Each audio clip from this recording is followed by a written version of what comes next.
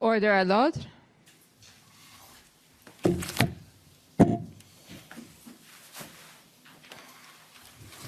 The Public Order Emergency Commission is now in session. La commission sur l'état d'urgence est maintenant ouverte. Good morning. Bonjour. Another beautiful day in Ottawa.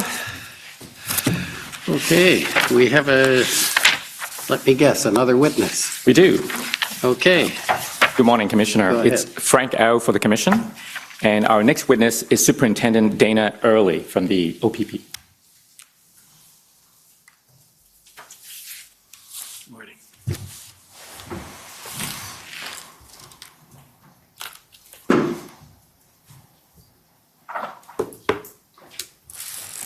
Superintendent Early, will you swear on a religious document or do you wish to affirm? Yes, the Bible, please.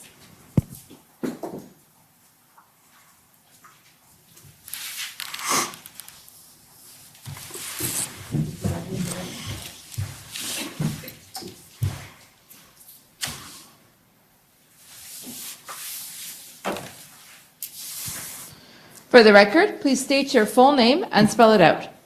Dana Early. Dana is D-A-N-A. Early is E-A-R-L-E-Y. Do you swear that the evidence to be given by you to this commission shall be the truth, the whole truth, and nothing but the truth, so help you God? I do so swear. Thank you.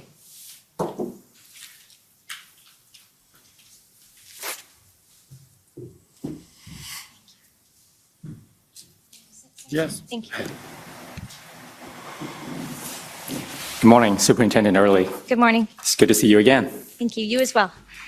So you attended an interview with me and my Commission colleagues back on the 9th of September, Yes, I did. and a summary of that interview was prepared afterwards. I understand that you recently had an opportunity to review that summary, and there's some corrections you'd like to make. Yes. So if we can bring up that document, it's WTS 6022.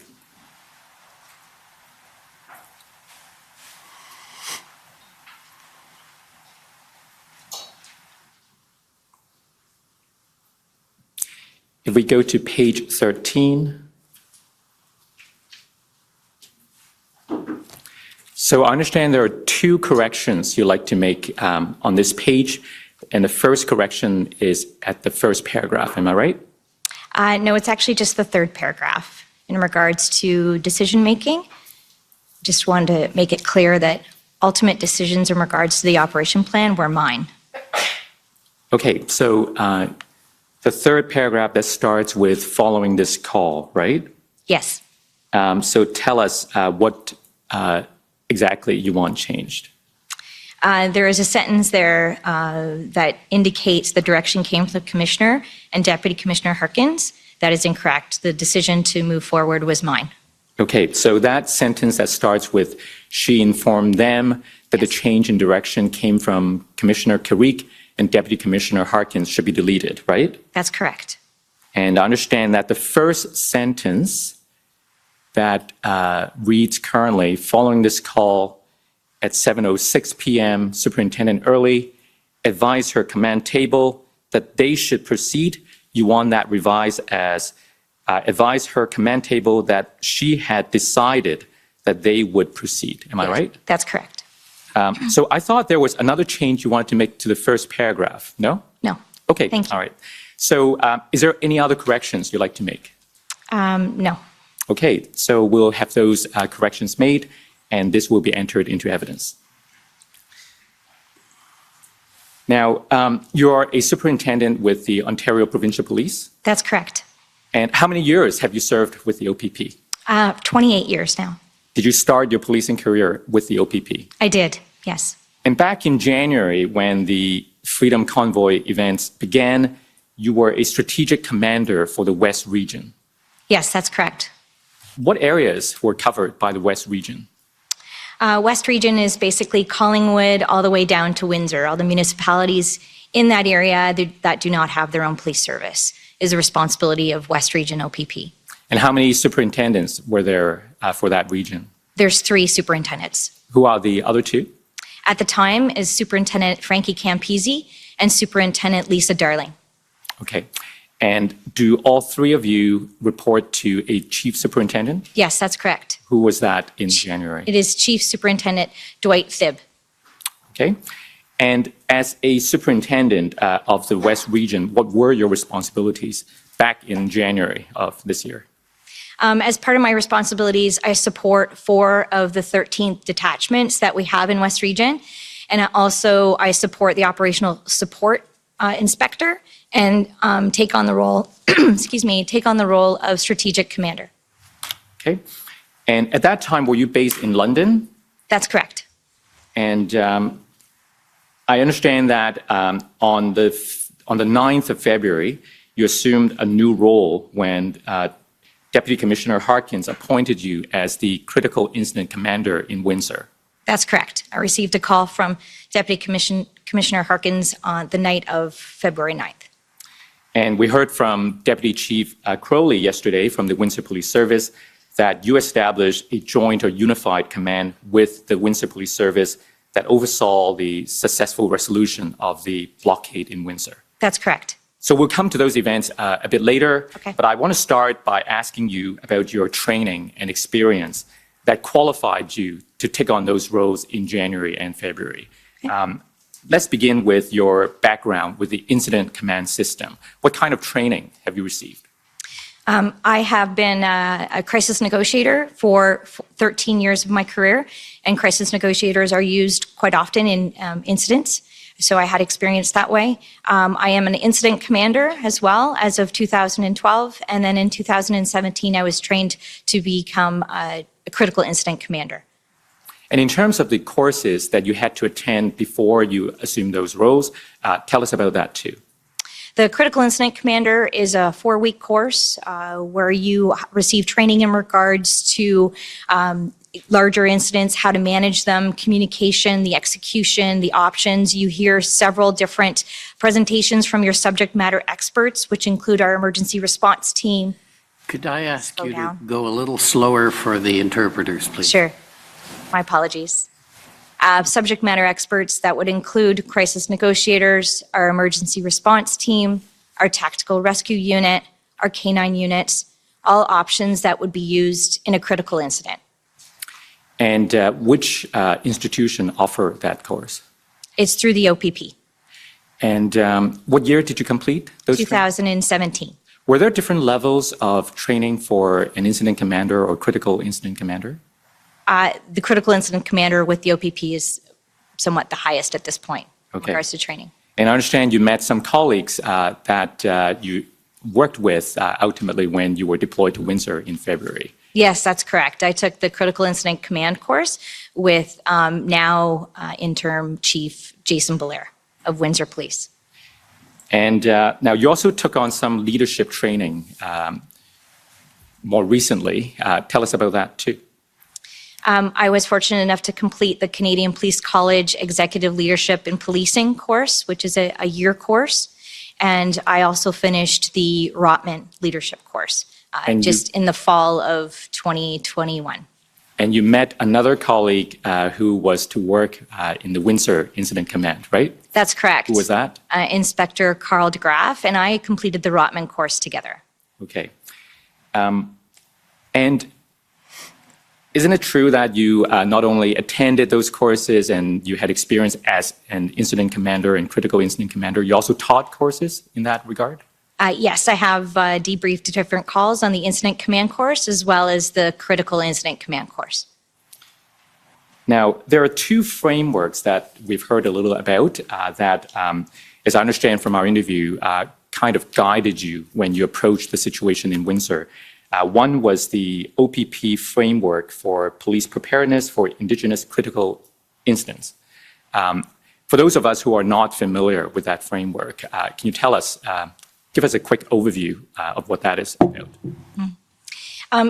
It stresses the importance of communication and a tiered response, almost like a step ladder, that you explore different options amongst during the incident to see what option would be best to safely resolve it.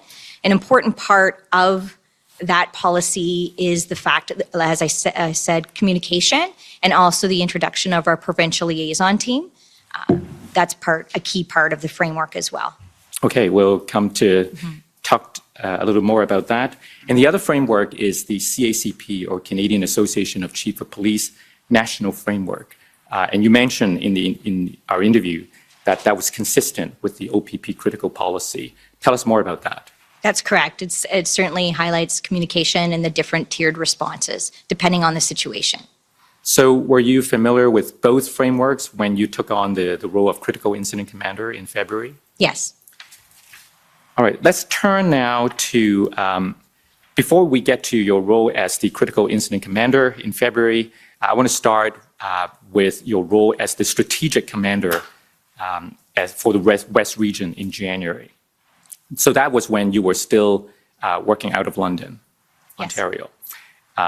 And what you talked to us a little bit about your responsibilities as the strategic commander, but what specifically were your involvement with respect to the Freedom Convoy or the protests traveling through the West?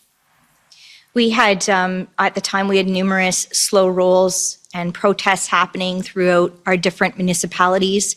I had oversight on the events, worked with the operational support inspector and each detachment commander to ensure that we had the proper resources to effectively look after the protests or slow rolls that were going through our municipalities. Now, when Commissioner Carrique testified at the hearing, he told us about a blockade on Highway 402 on around February the 6th. Were you familiar with that incident? Yes, I was involved in that incident. Tell us about your involvement. On February 6th, which was a Sunday, we became aware that the protesters had blocked the bridge, the Blue Water Bridge in Lambton County. As a result, our provincial liaison team, as well as our frontline members, were deployed to the area. Provincial liaison team were able to develop a rapport and a relationship with the protesters. And ultimately, there was a number of different trucks that weren't able to cross the border at that time. And one of them ultimately was a friend of one of the protesters. And one of the truck drivers, I believe it was livestock, he was traveling with something that needed to be in a certain area by a certain time. PLT liaised with the truck driver that was stuck and with the protesters, and were able to work out the opening of the bridge. So that was a success. The bridge did reopen. We also learned around that time that that group, or similar to that group of protesters, were planning on doing a slow roll on Highway 402 that week. So we liaised with the organizers of the slow roll and to try to find out as much information as possible so that we could have the proper resources in place. Mm-hmm. So first, with respect to the incident on the Blue Water Bridge, how long did it take to resolve that event? I'd have to make reference to my notes, but I know it was maybe 2 hours, most 2 to 3 hours. So it was really short. Yes. And was Highway 402 the highway that led to Sarnia, the Blue Water Bridge? That's correct. And would that be within the OPP jurisdiction, the police? Highway 402 is correct. Okay. Now, you spoke about other slow roll events, and we heard a little bit about that yesterday from Deputy Chief Crowley. What other protests or slow rolls were happening in the West region around that time? If memory serves me, we almost had a slow roll in each municipality, but ones that I can recall specifically would be Essex County, Norfolk County, Brant County, South Bruce County, Huron County. So there was quite a few. And as the strategic commander at that time responsible for these events, what steps did you take to monitor the situation or to prepare for any further escalation of the events? Each event was specifically assigned to the detachment commander. He or she would then assign an incident commander to have oversight of the specific event happening in their area. They would also work with our provincial liaison team to find out as much information from the protesters. And we would ensure from a regional level that they had the supports that they needed. Now, were you a recipient of the OPP Hendon reports? Yes. And did you read them regularly? Yes, but I focused on the areas that were involving our municipalities. So turning our attention now to Windsor, we heard yesterday that there was a Hendon report on February the 4th that deals specifically with the potential blockade. So if I could take you to that report. The document number is OPP 50825.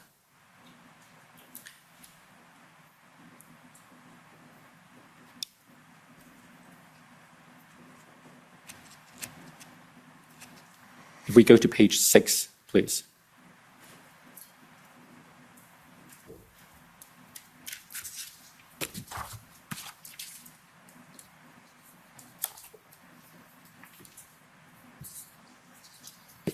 If we go down, so you see the second bullet says commercial truck drivers and supporters may conduct slow rolls on roadways near the Ambassador Bridge over the next 3 days and may attempt to block the bridge on February the 7th.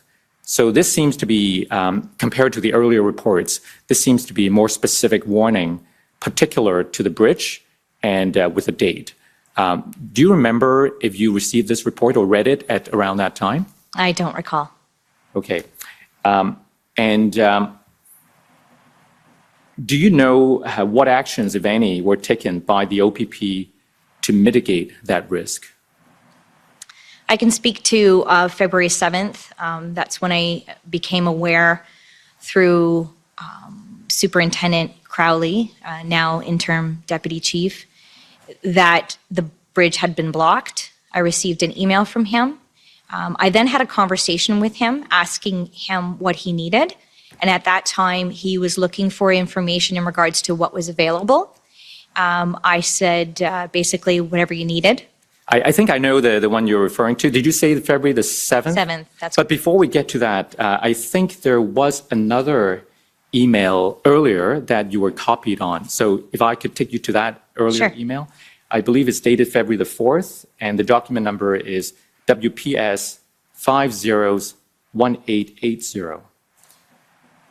So for context, I believe this is an email from Chief Superintendent Thip Okay. to Deputy Chief Crowley, and you were copied on that. So you see the headings, Windsor slow roll Yes. / bridge protest. So you weren't the direct recipient, but you were copied on this. Yes. And so in this email, Chief Thip talked about the prospect. So if we go to the second line, he said, should intel be received or action by demonstrators taken to shut down the Ambassador Bridge, don't hesitate to reach out for joint assistance. And then you were copied because you were overseeing the emergency response team for the region. First of all, what were your responsibilities as for oversight over the emergency response team? What's the emergency response team? So as part of the strategic commander, that's one of the teams that I support. So it's an oversight in regards to, do they have the proper resources, training up to date? I work with their team lead in regards to making sure that they have what they need. So in this email, it seems like the OPP was taking a kind of wait and see approach. Is that fair? We were waiting to see what Windsor actually required. So in this email, Deputy Chief Crowley was obviously being given my name because of my role as strategic commander. And beyond waiting for a further request from Windsor, was there anything that, in your view, the OPP could do proactively to mitigate the risk at this point before the blockade materialized? Not that I'm aware of. Okay. Well, let's go then to February the 7th. Now, you mentioned an email from Deputy Chief Crowley. Yes. I believe that email is actually dated February the 8th, if we're thinking about the same email. So I'll call up that document, WPS 5 zeros, or 6 zeros, WPS 60374.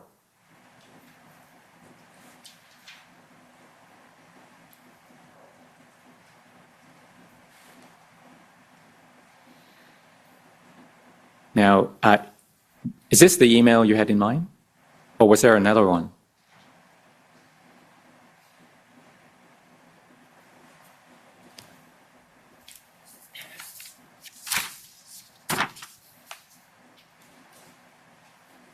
There was one prior, and we had a conversation as well. Okay, so tell us about that earlier exchange. It was basically confirming that the bridge had been blocked and that he was looking for an awareness of resources available. We then had a conversation. I wanted to confirm if he was asking for resources or if he was just trying to figure out options at that time. So I learned that he was trying to figure out options of what was available. And it was at that time that we had decided to send together, jointly, we decided to send provincial liaison team members to Windsor to see if they could assist. Mm-hmm. So is this email a follow-up to that earlier exchange? It is. And so when he was asking you, I know your people are very spread out, but my ask at this point is if we were to need POU or PLT down here, what would availability be? Mm-hmm. So it seems like he's ascertaining the potential availability of OPP resources. Absolutely. He's looking for options. And you mentioned earlier that you were sending some PLT members to Windsor. That's correct. Was that before or after this email? That was immediately after. I believe they went down that day because the email's at 2 o'clock in the morning. So I wouldn't have got it until I woke up in the morning. But so the sending of the 2 PLT members was a response to this request? That's correct. What about POU? He asked about POU here as well. Again, he confirmed that he was just looking for options, so we discussed options. So this is February the 8th. Now, we heard yesterday that Chief Masuno from the Windsor Police Service sent a letter on February the 9th, the following day, to Minister Jones. I don't think I need to call up that document, but for reference, the document ID is WIN 401648. And in that letter, Chief Masuno requested a minimum of 100 officers. Now, was that request before or after you were appointed as the critical incident commander to Windsor? I wasn't appointed until the night of the 9th. Okay. So it would So probably before. before. And we saw also on February 9th a document prepared by Deputy Chief Crowley. Before I take you to that document, I want to take you first to something you said in your interview about the relationship between resource request and planning. So we go to your summary at page 9, please.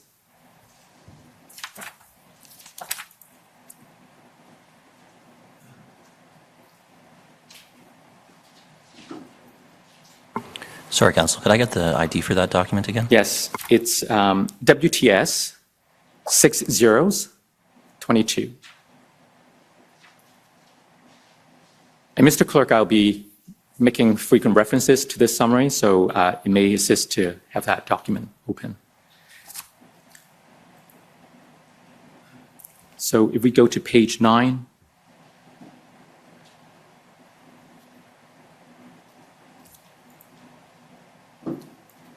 So Superintendent, you see under the heading, relationship between resource request and planning, you told us that when you took command on February the 9th, Windsor Police Service did not know the specific numbers and types of officers it required, and that the on-the-ground situation on February 9th dictated bringing in additional frontline and traffic officers to ensure public and officer safety. OPP accordingly sent as many officers as possible. After Superintendent Early arrived in Windsor on the morning of February the 10th and began to develop a plan, she was able to develop more specific numbers and types of resources required to ensure that police had options to respond to various contingencies.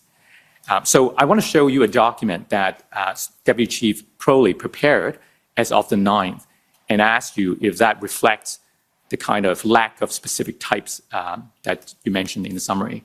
And that document is WPS 60610.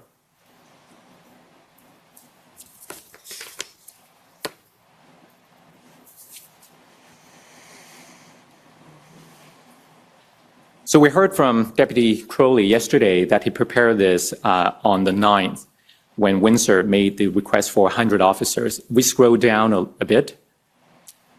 So it talks about different shifts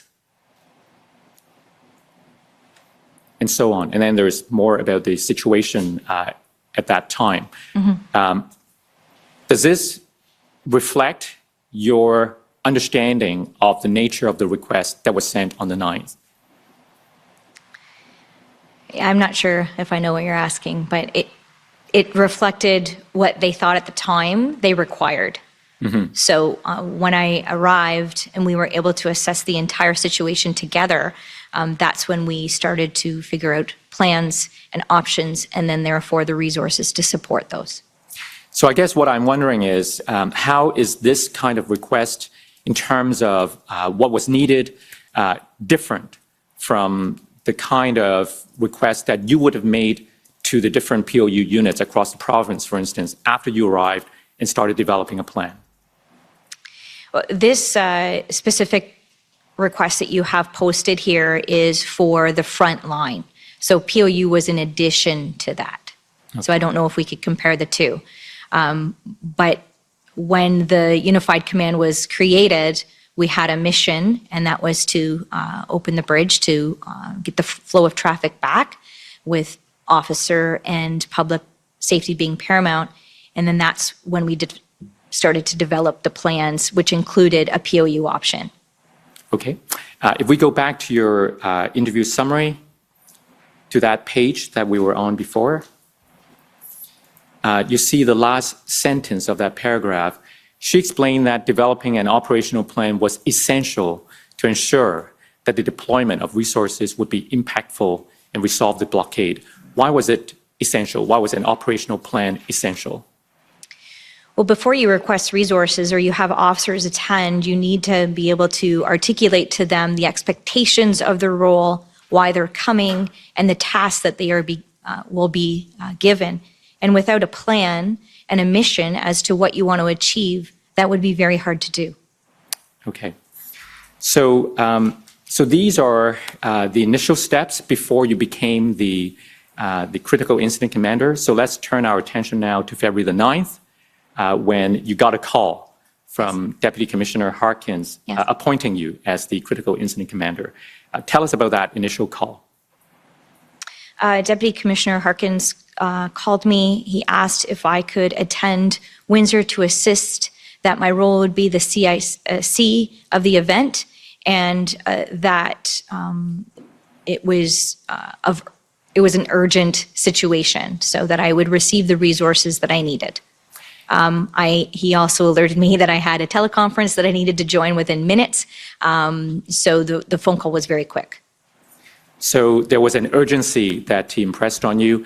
And just to understand the nature of the role of a critical incident commander, we've heard evidence before about the different tiers of command. There's the strategic command, there's the operational command, and there's the tactical command. Now, you were operating as a strategic commander before this appointment. Yes. And what is the role of a critical incident commander? Is it operating at a strategic or operational level? It's at an operational level and specifically assigned to an incident. So what was the objective of your appointment as the critical incident commander? Or for short, I'll just call it the operational commander. The mission was to restore the flow of traffic to and from the bridge and into Canada and the U.S. With respecting the Charter of Rights and keeping public and officer safety paramount.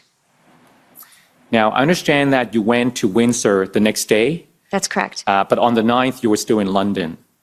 Yes. What time did you get that call from Deputy Harkins? It was approximately 7:30, 7:45, and then I was on teleconferences until well into the early morning.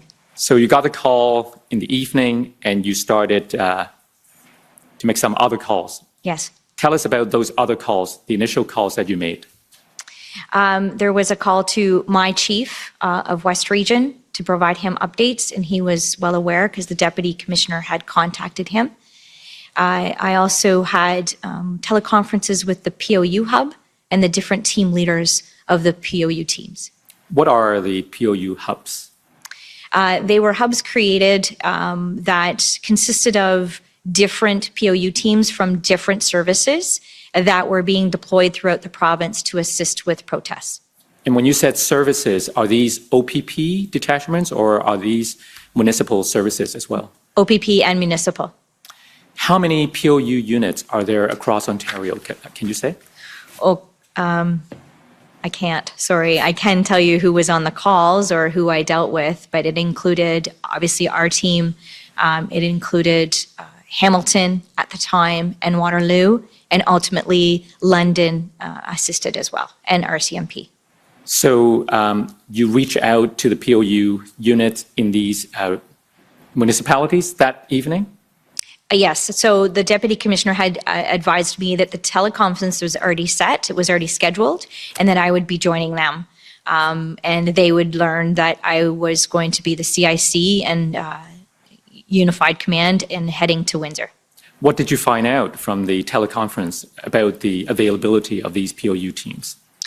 We discussed numbers and what was available. We discussed relative, to the incident, in regards to when could they attend, who was available to assist with planning.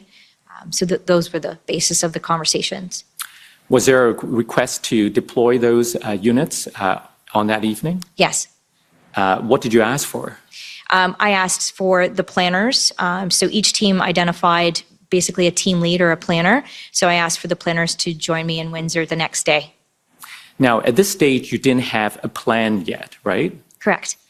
So if we go back to what we talked about earlier, about the need for a plan to inform the asking of resources, what did you ask for and what could reasonably be expected at this stage? I needed them to become very familiar with the incident and all the details of the incident and then create a plan. What about numbers? Well, I needed to know what would be available. But again, it wasn't until they had a plan that they would say that this plan requires this many officers. Okay. So you talked about how you spoke to the chief. I believe that's Chief Thip. That's correct. You spoke to, you were engaged in these teleconferences about the POU availability. Who else did you call? I believe it was 2 teleconferences. Well, it was with the chief and 2 other teleconferences with POU hubs. What about, did you make contact with Windsor Police Service at all? I did. I spoke with Deputy Chief Crowley. And tell us about that conversation. He provided an oversight and the situational and situational awareness for me in regards to what they were dealing with at the moment. We talked about logistics, obviously, when I would be arriving. I gave him an overview of the teleconferences I had been on in regards to POU. Mm-hmm. Now, if I could take you to another OPP document, it's OPP 404540. I understand that that night, the last thing you did that night at 11:59 p.m., you sent an email to your superiors summarizing the situation in Windsor as you've gathered. So I'm taking you to that email. If we go to page 14, please.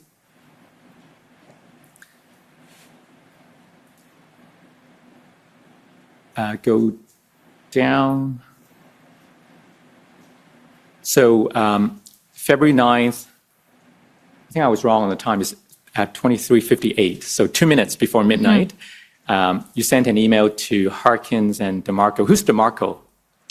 That is Deputy Commissioner DeMarco. Okay. How many deputy commissioners are there? There are 3, and there's a provincial commander as well. Okay. So you sent an email to these 2 deputies, and you summarize the situation as you found them in Windsor. If we scroll down further, there are many bullet points. I want you to help us unpack the situation a bit based on these points. What did you learn? What's the situation on the ground in Windsor? I learned obviously about the numbers, what they were dealing with in regards to attendance as well as vehicles, the types of vehicles. I also learned the area that they had kind of blocked, the length of it, where it is located in the city. I also learned about an arrest that was made. So there was a person who had jumped the curb and into the crowd. That person obviously was charged and arrested with dangerous drive, and that the crowd became very agitated when the arrest occurred. And they actually took the opportunity to expand the area that they had been in. I learned too from Deputy Chief Crowley that the crowd itself was somewhat unorganized and disjointed, hard to kind of figure out exactly what they wanted or to communicate or negotiate with them. And at that time as well, he explained that there had been a number of transport trucks and vehicles on the bridge, but they had all been removed at that point. So I made the decision that I asked Staff Sergeant Jamie Smith of Essex OPP, so he would be the closest incident commander, to attend the command post for the evening. I also asked that our situational reports be implemented. So it's basically a template. We introduced those to the command post, and I asked for those to be provided to me every 2 hours until my arrival. And then they continued while we were there. So that's what you did that first night. That's correct. If we go back to your summary, I want to take you to page 3.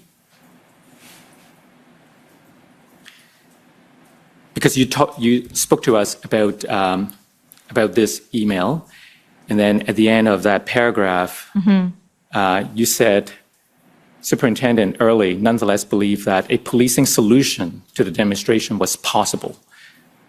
What did you mean by that, the policing solution in your mind? I still believed and was hopeful that negotiations could occur and that we could develop a rapport and a relationship with the protesters through our provincial liaison teams. Was that an approach informed by the 2 frameworks that you told us about? That's correct. Now, before we go to the next day, earlier that day, before you got the call from Deputy Harkins, I think you told us in the interview that you watched a morning press conference where the mayor of Windsor, Mayor Dilkins, requested resources without specifying the numbers. Do you remember that? Yeah, I don't remember specifically watching it, but I do know that a request was submitted. Right. So, and during our interview, you shared your perspectives on making public announcements of this nature. Tell us about your view on this.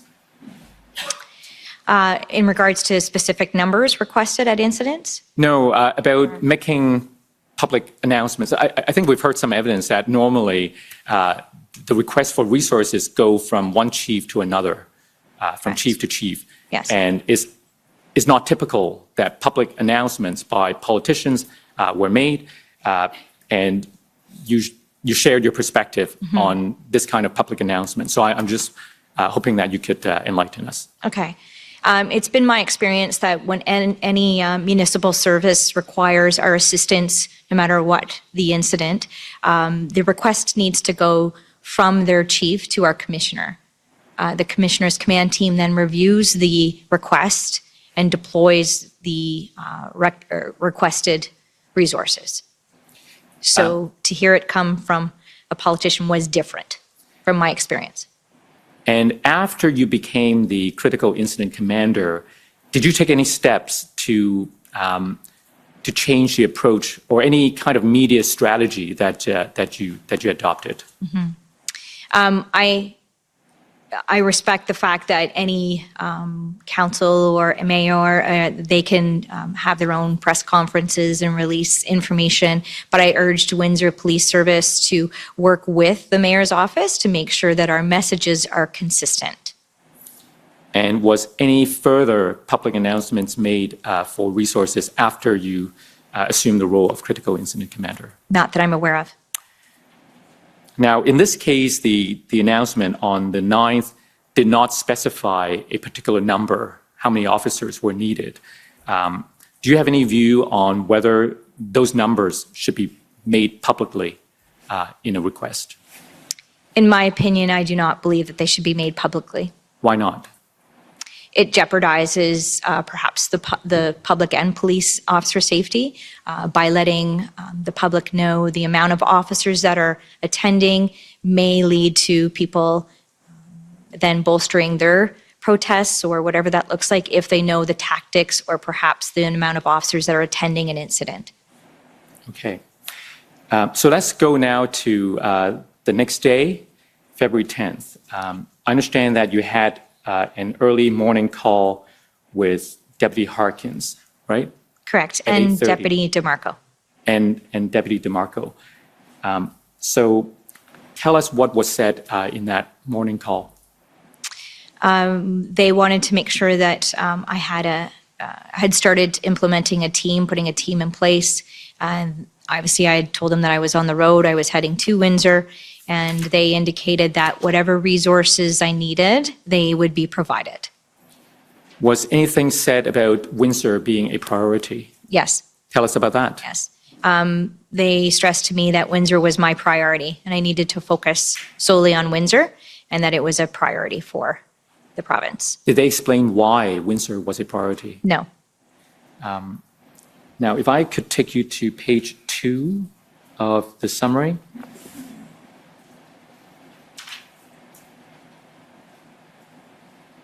So if we go to the third paragraph, near the middle of the paragraph, do you see the sentence that starts with during a February 10th, 8:30 a.m. call? Yes.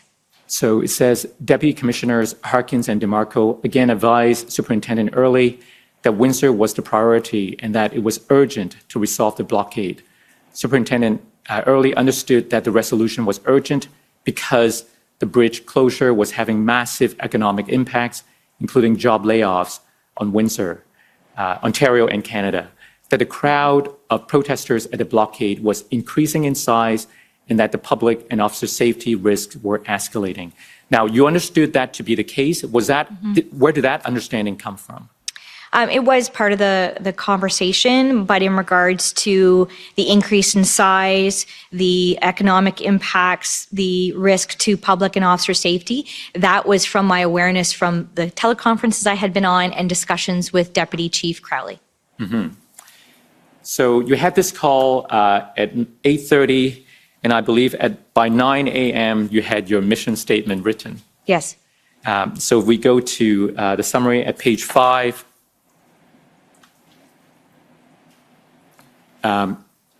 we excerpted your mission statement, I believe, from your notes. Thank you. And it reads, the OPP and our policing partners will keep the peace, enforce legislation, establish and maintain the safe flow of traffic and respecting individuals' charter rights to peaceful assembly and freedom of speech, with public and officer safety being paramount.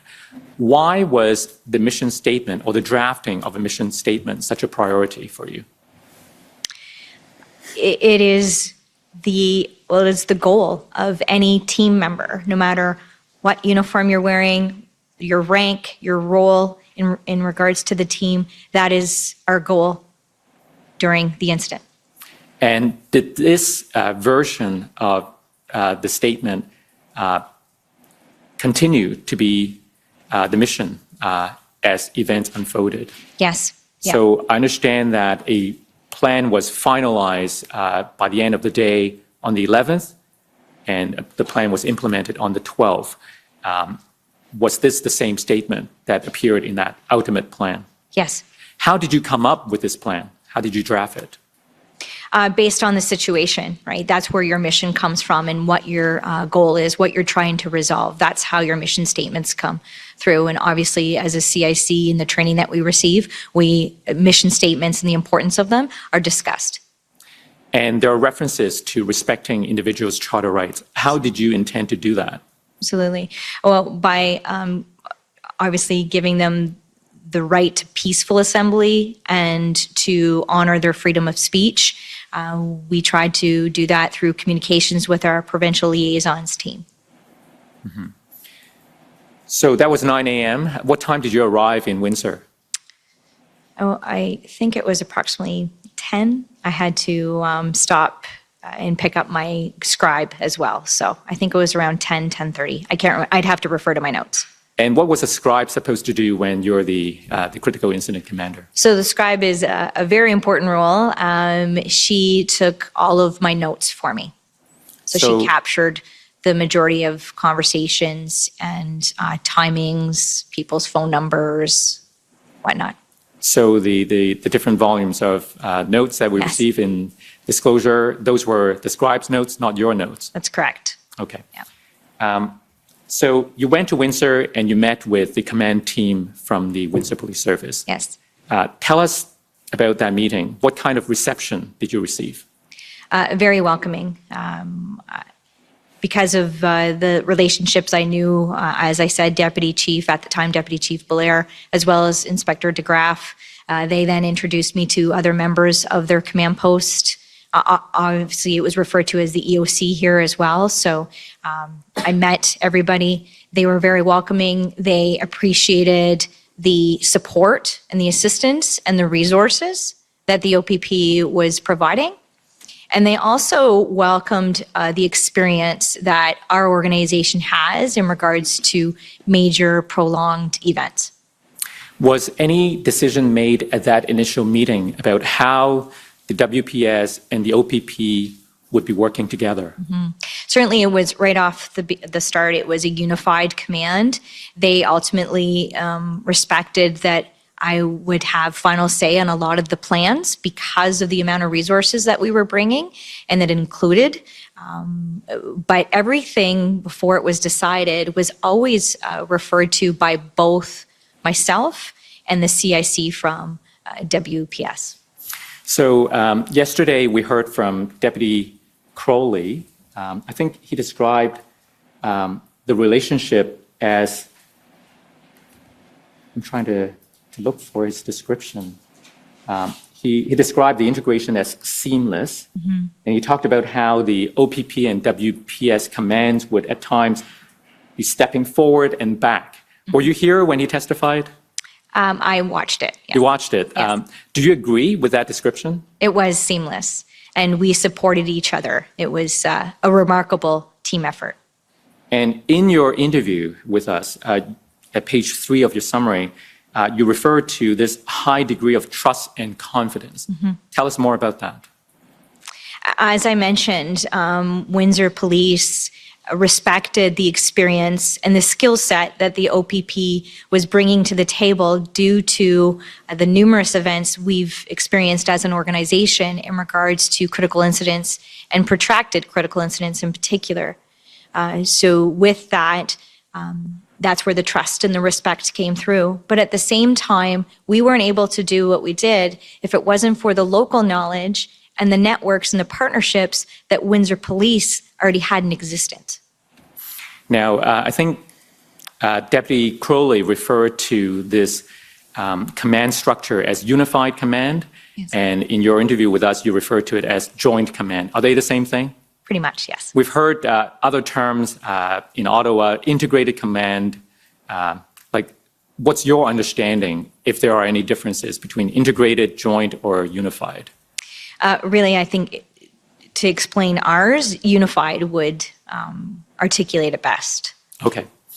And in terms of the expertise that the OPP was bringing, I think yesterday Deputy Crowley referred specifically to maybe planning and specifically the POU planning. Can you elaborate on that? Yes, so when I arrived in Windsor, I requested the subject matter expert in regards to POU planning, Inspector Jason Unin. I contacted him and I requested he attend to offer his expertise in regards to a plan. Sorry, name again? Inspector Jason Unin. Okay. Well, let's talk about the command team then, because after you arrived in Windsor, I guess one of the first things you did was to assemble a command table. Yes. And during our interview, you said that you wanted broad representation at the command table and subject matter experts in all the essential areas to ensure that those areas are covered. What are the major areas that you had to cover? Those areas consisted of traffic, crime, provincial liaisons teams, media, and logistics and resources. In addition to that, we also were able to set up a staging area. So there was a team that was in charge of the staging area as well. What about intelligence? Absolutely. Yes, intelligence as well. And how was intelligence represented at this command table? They deployed a team leader to sit in the Emergency Operations Center with us, and a team member as well. So they were constantly feeding us any intel that they were getting. And I'd like to mention too, all those subject matter experts that I just listed off there, it wasn't just OPP, but Windsor had the same representation. So for example, on Intel, we had OPP Intel as well as Windsor Intel in the command post with us. So you had subject matter experts from both OPP and Windsor Police Service represented at the table? Correct. And they included intelligence, I think you mentioned PLT. Yes. POU, you mentioned Inspector Yes. Unin. Who was responsible for logistics? Inspector Wendy Burrow as from OPP, as well as Inspector Jen Crosby from Windsor Police Service. What about other agencies, such as the CBSA? Yes. So CBSA was included in the command post. They had a representative there, a team leader, as well as the Windsor Fire had representation, and Windsor Emergency Services, so paramedics. Why was it important for these other agencies to be included at the command table? All of those everybody who had a part of our command post provided us with different options, right? And options are very much needed in an incident like this. So it's important to create an environment that's inclusive, and communication is key so that everybody could provide ideas to resolve the situation effectively. Because the situation itself was very dynamic and fluid, we wanted to make sure that everything was covered. If you think about fire or EMS, that they were in the loop just in case we needed their assistance, which at times we did. I understand you also set up a system where you had alternates so that you can go to sleep. Yes. Who was your alternate? Superintendent Derek Needham. And was there a similar system for the Windsor Incident Command? Yes.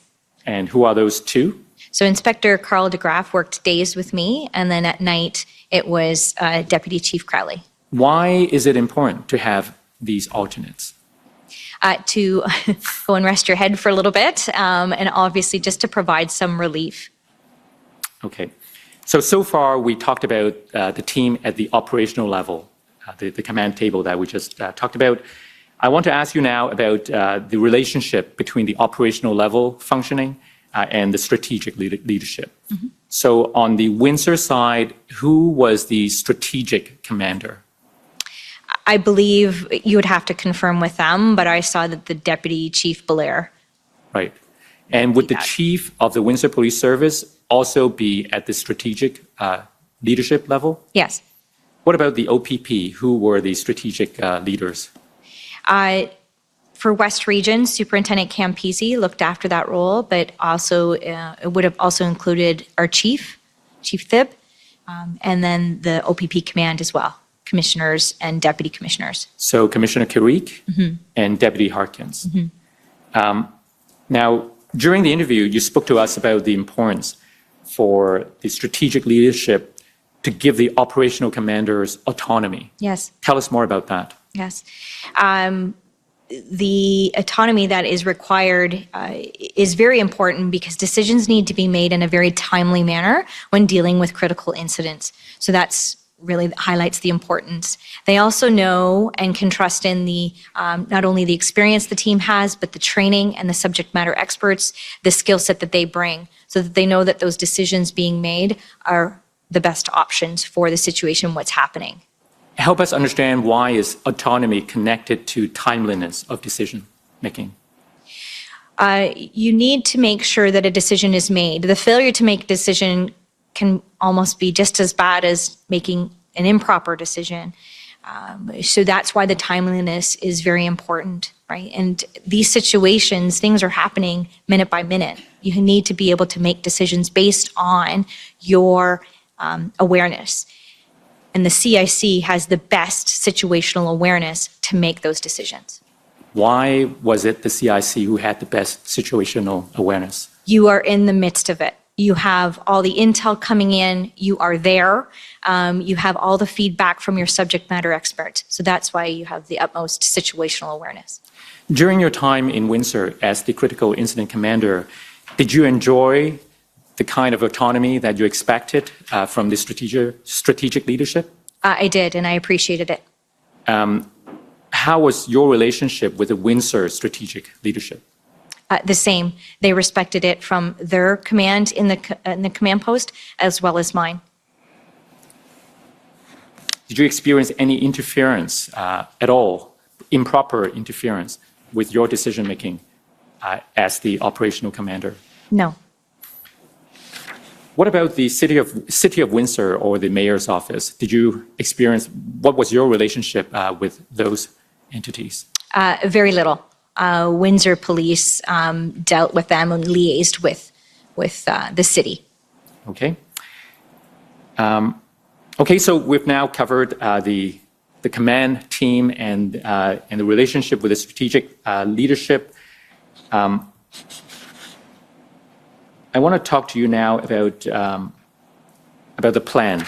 We talked a bit about the plan, and I understand that you came to Windsor on the 10th, but by the end of the day, on the 11th, you had a plan finalized and ready for action. Am I right? That's correct. How did that come about? The remarkable team that I had.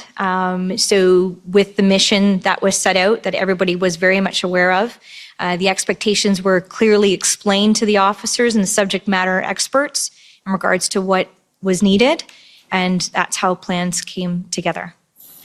Now, let's talk about the different elements of that overall plan. During the interview, you mentioned many sub-plans. Yes. And you said those are necessary as part of the contingency planning. Yes. And they involve areas like traffic, towing, mass arrest, prisoner transport, and some of the other areas that we talked about, intelligence, PLT, POU, and so on.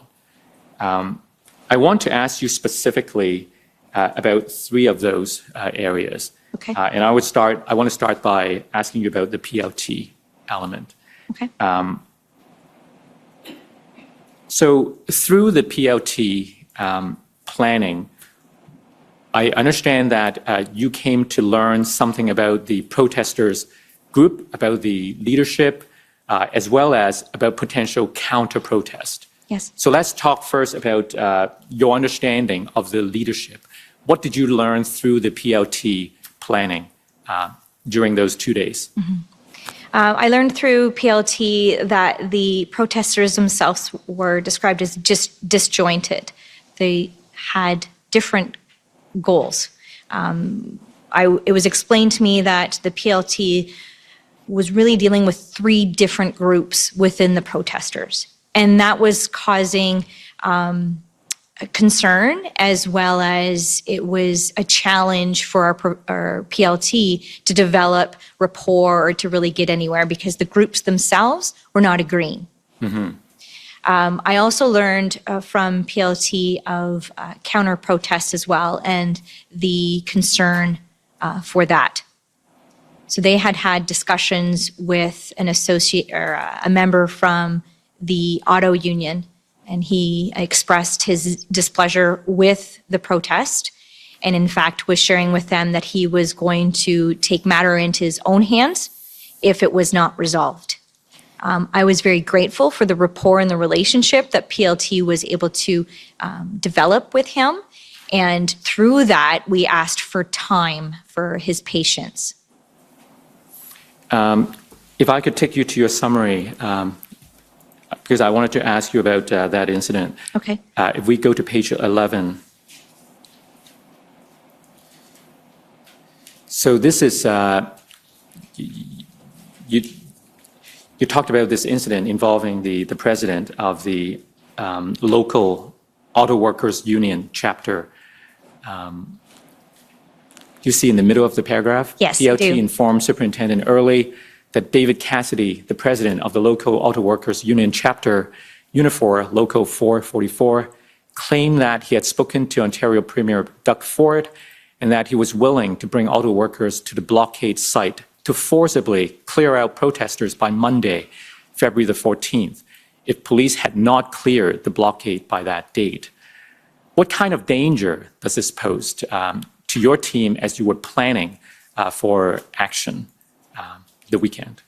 This is extremely concerning as a CIC, and it was just other options now that I had to consider, that not only the protesters perhaps would not like the plan of action, but we may have counter protesters attending as well that would create significant issues for public and officer safety. So was this an example of how you incorporated PLT in planning for contingencies? Yes.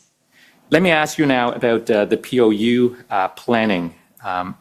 So you mentioned earlier that Inspector Yunin was in charge of that aspect. Yes. And I understand that on, was it the 10th or the 11th, that you had a number of meetings with him and he advised you. So let's go to your summary. Maybe that will help Thank us you. both. Page 6 of your summary.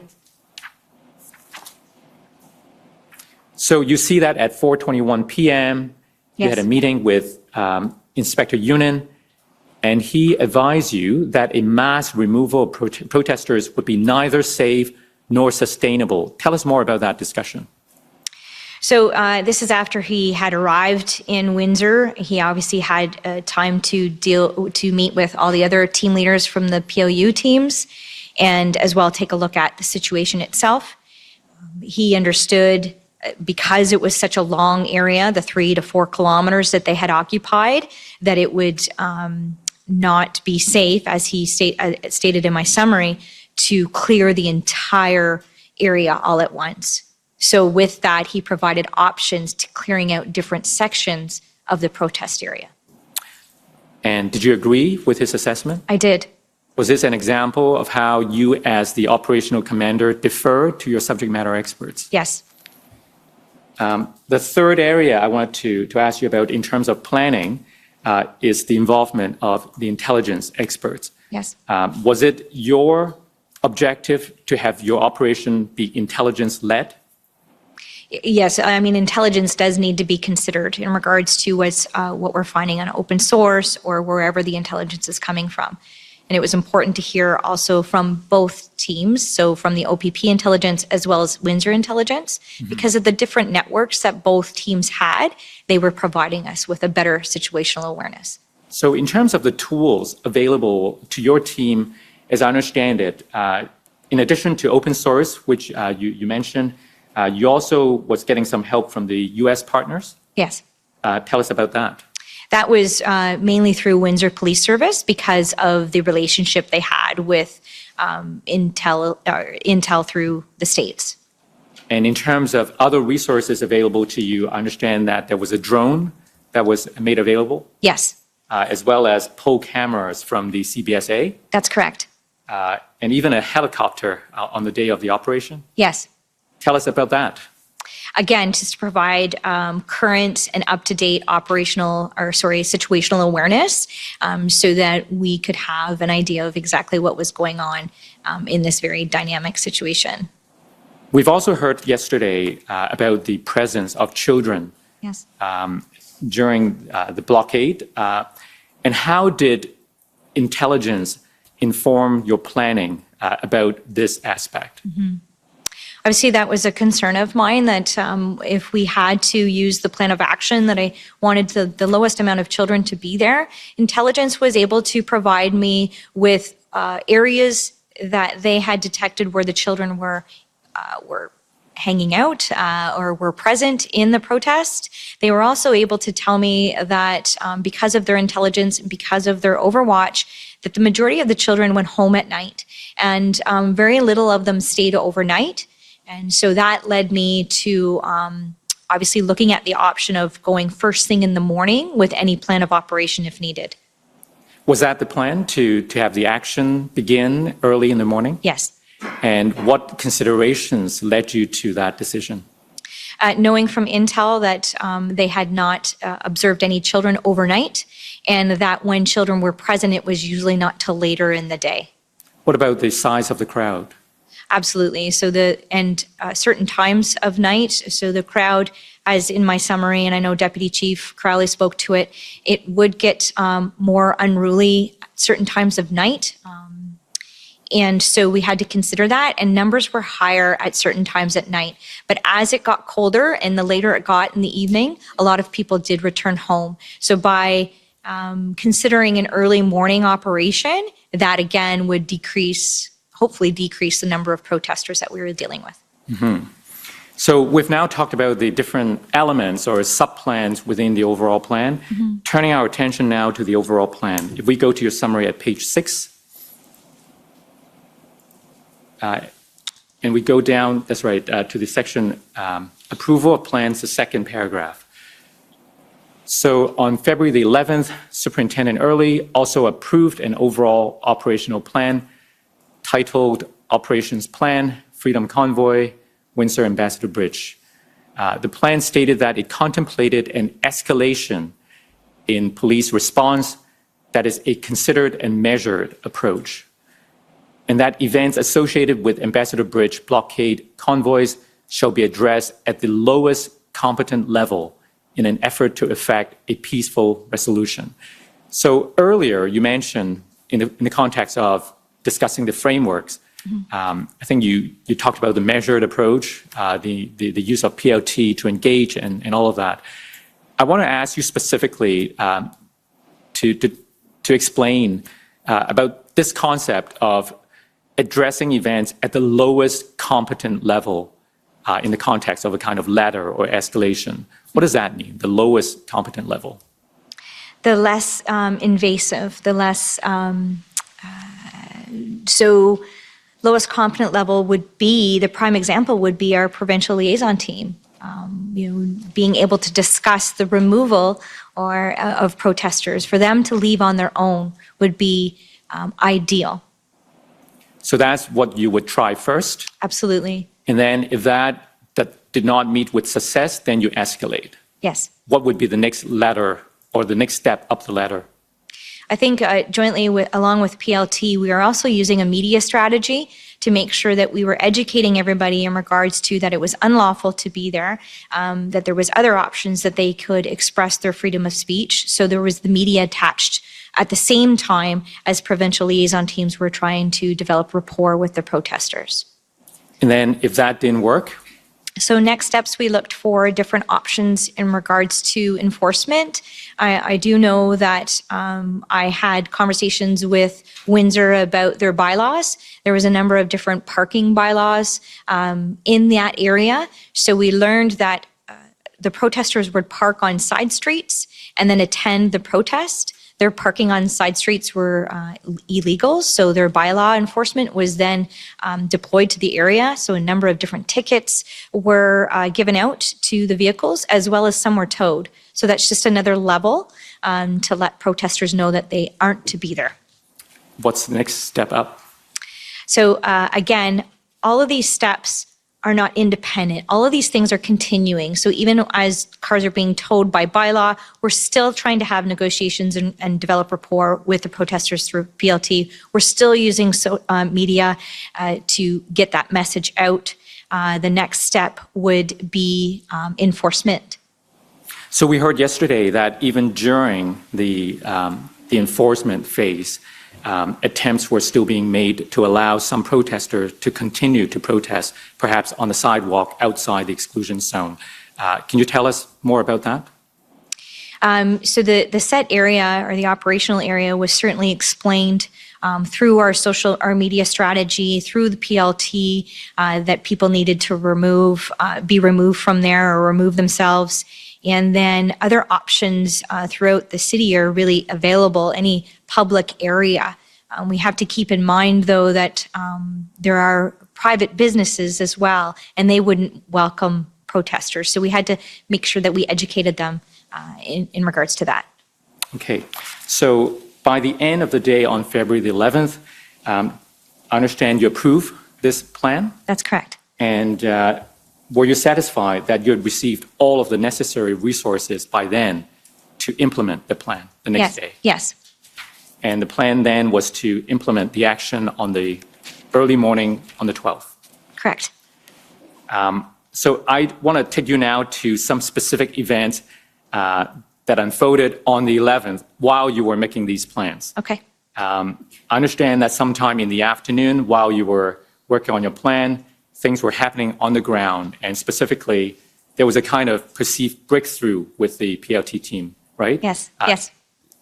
Tell us what happened.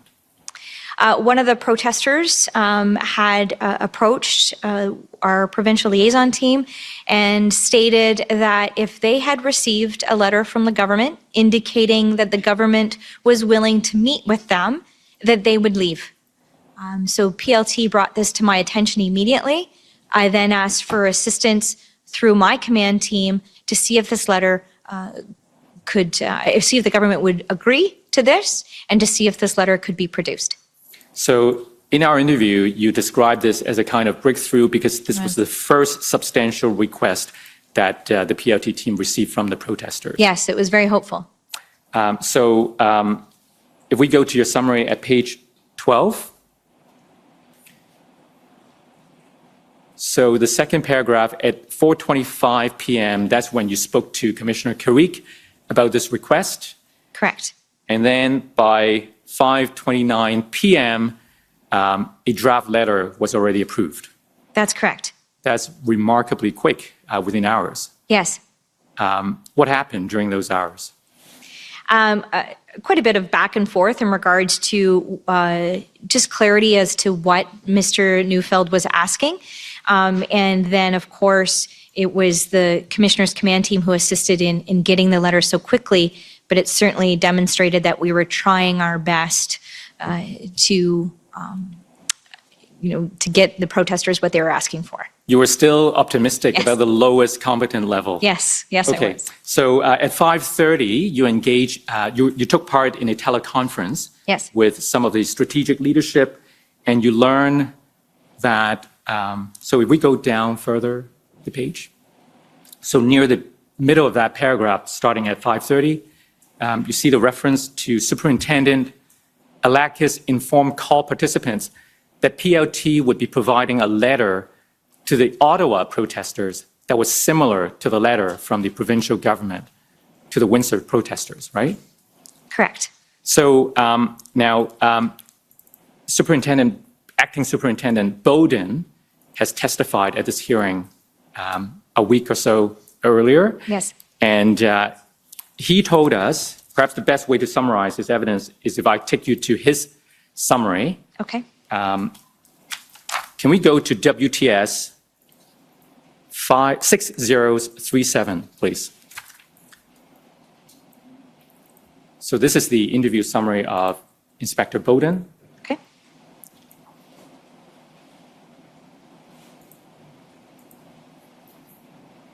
If we go to page 4, go down. So you see that on February the 11th, the same day you were dealing with this breakthrough in Windsor.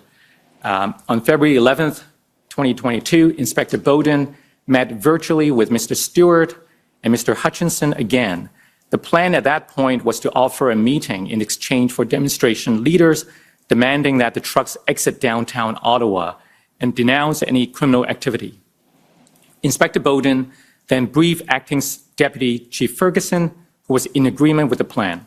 Later that day, Inspector Bowden also exchanged emails with OPP Superintendent Alakis about the actions being taken in Windsor and what kind of reaction that might create among the demonstrators in Ottawa. So things were happening in Ottawa, and you were dealing with rapidly developing situations in Windsor. Yes. So going back to your summary, this call at 5:30, when you were informed by Alakis, Superintendent Alakis, about this development in Ottawa. Remember the middle of the paragraph? Yes.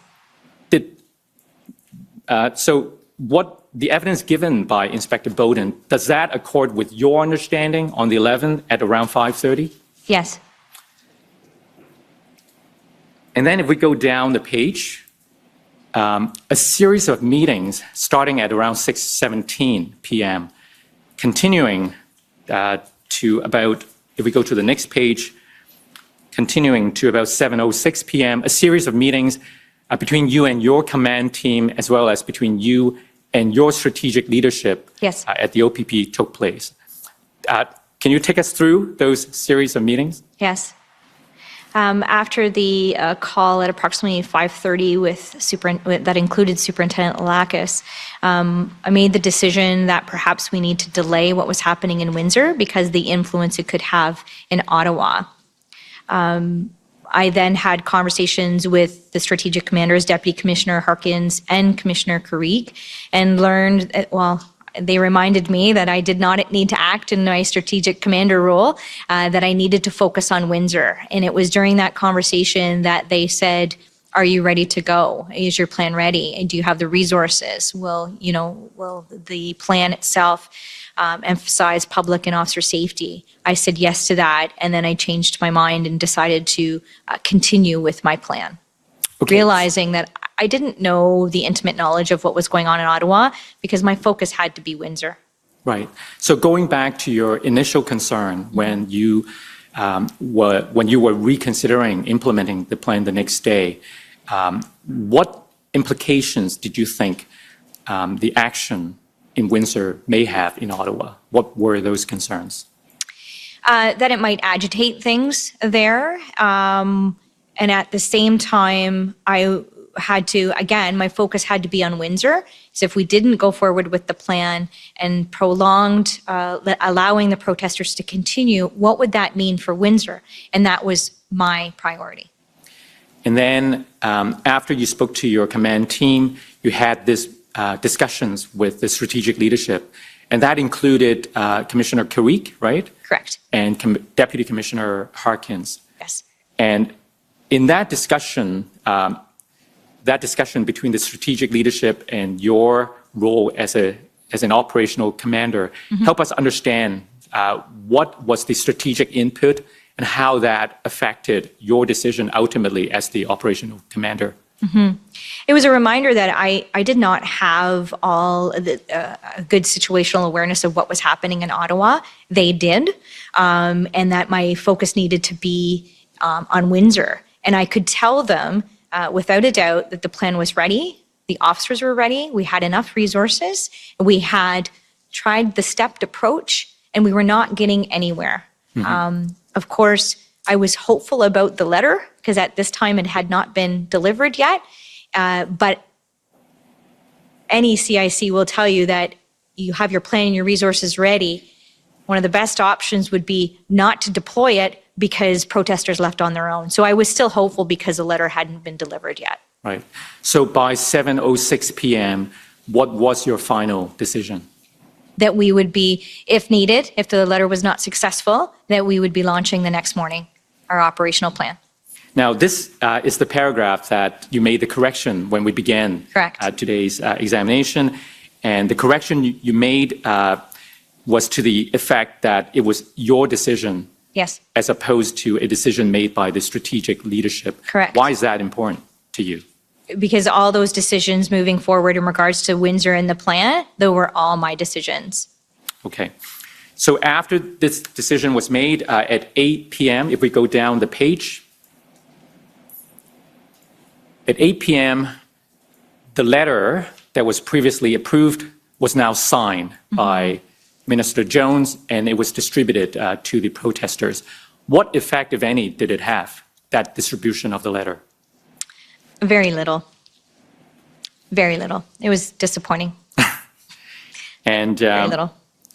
and tell us about what was going on by then with the protesters. Well, because of the time of day, we had seen this throughout the week. That was kind of the heavier times for numbers of people. Somewhat, I would describe as a party atmosphere was happening from usually 8 o'clock on during the evenings, and this was no different. So the party atmosphere had certainly began. Again, it was just very disappointing that the letter had little effect. Although I appreciated all the efforts getting the letter. That wasn't what you were hoping for. No. So now, was it time to escalate up the letter? Yes. Okay. So that takes us to the end of the day on the 11th. My colleague, Mr. Commissioner, Ms. Hedorali will continue the examination with the events the following day. Okay, thank you. Is this a good time for the morning break, and we can come back in 15 minutes? It would be. Okay, so we'll take the morning break, come back in 15 minutes. Thank you. Thank you. Thank you, sir. The commission is in recess for 15 minutes. La commission est levée pour 15 minutes.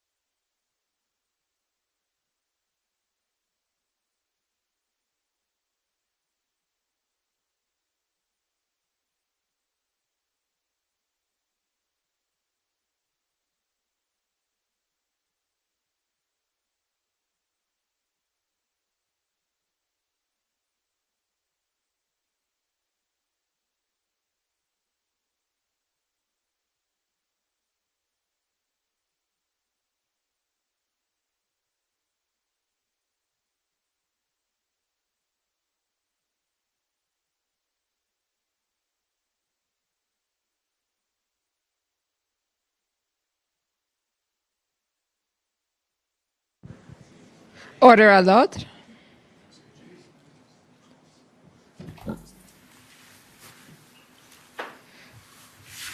The commission is reconvened. La commission reprend. Okay, go ahead. Good morning, Superintendent Early. Morning. My name is Sajida Hidarali. I'm Commission Counsel, and I will be asking you some questions this morning. Great, thank you. I'm going to continue where my colleague left off on February 11th. A lot of things happened that day. On that day, the Ontario Superior Court of Justice also granted an injunction prohibiting a blockade on the Ambassador Bridge. Can you explain briefly how you used this injunction and if you found it helpful in clearing the blockade? The injunction was another tool that could be considered by myself and my team. We also made sure that the injunction was included in the media strategy so that everyone was aware that it existed. So that's how it was used. I saw it as a tool. I'd like to pull up your notes, please, at OPP 40s 4551.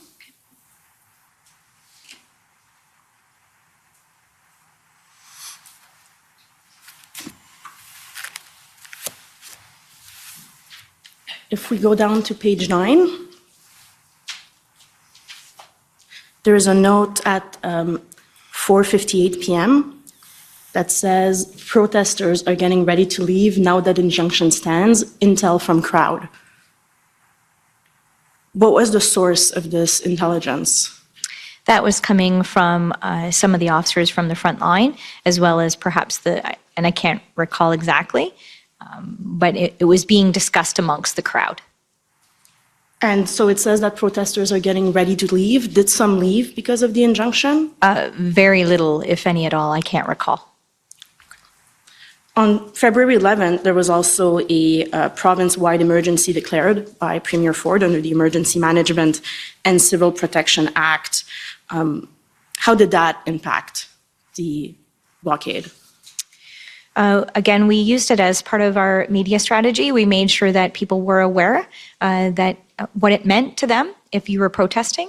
We actually did up information pamphlets for the crowd that explained some of the consequences of the act and had provincial liaison teams distribute those.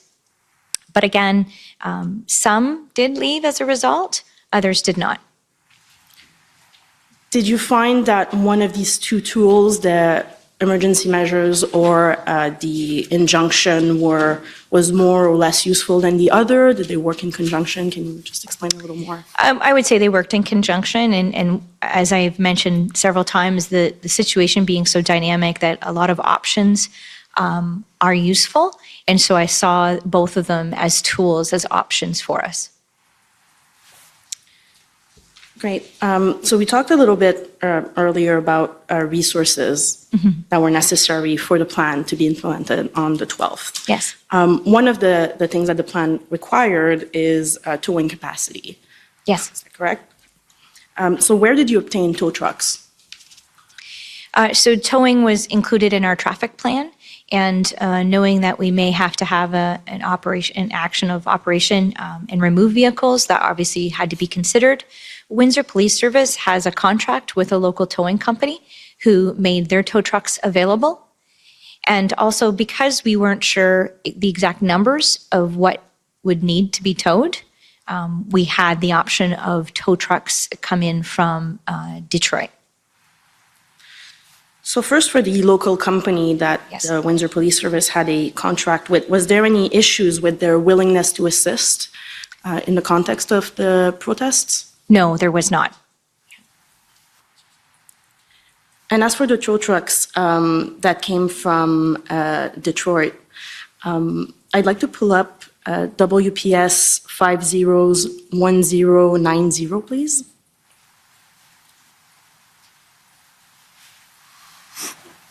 This is an email from Chief Menuzzo to Deputy Chief Belair that forwards an email from the Michigan government.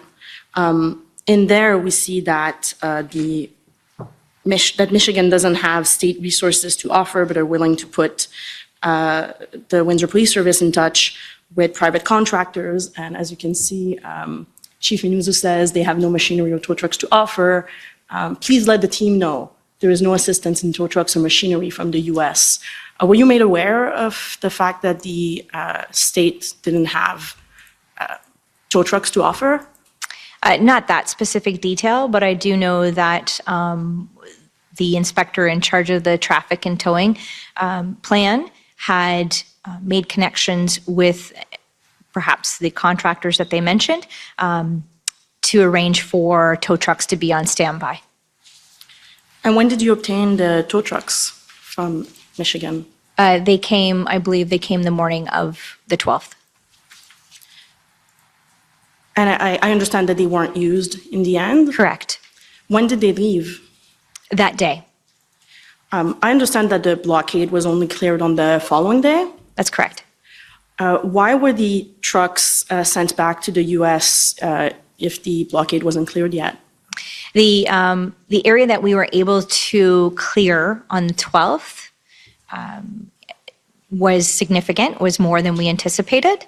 And so the area that we needed to continue to clear on the 13th did not have a large amount of vehicles. So we were confident that the tow company from Windsor would be able to support what we needed. As for other resources that were required, I understand that you also arranged for road barriers to hold areas that were cleared. That's correct. What did you get to use as road barriers? What kind of resources? Windsor Police were able to use their, obviously the connections with the city to use large trucks, and as well they had a certain amount of cement barriers that were available to them. And then we worked through our partnership with MTO to work with one of their contractors to bring in more cement barriers. Were there any issues in securing any of these resources? No.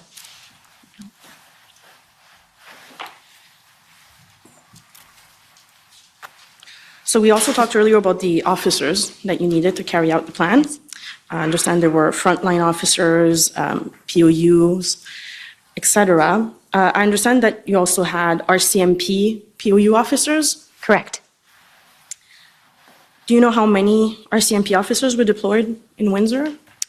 I'd have to refer to my notes, but I believe it was a POU team consisting of approximately 40, and then an additional, they send their emergency response teams with their POU, so I think there was an additional 10 there. And then we also had assistance from the RCMP officers that assisted on the front line as well. Do you know where the RCMP officers came from? No, I did meet some of them, and they were from all over, really. I'd like to pull up doj.ir.6011, please. At page 55.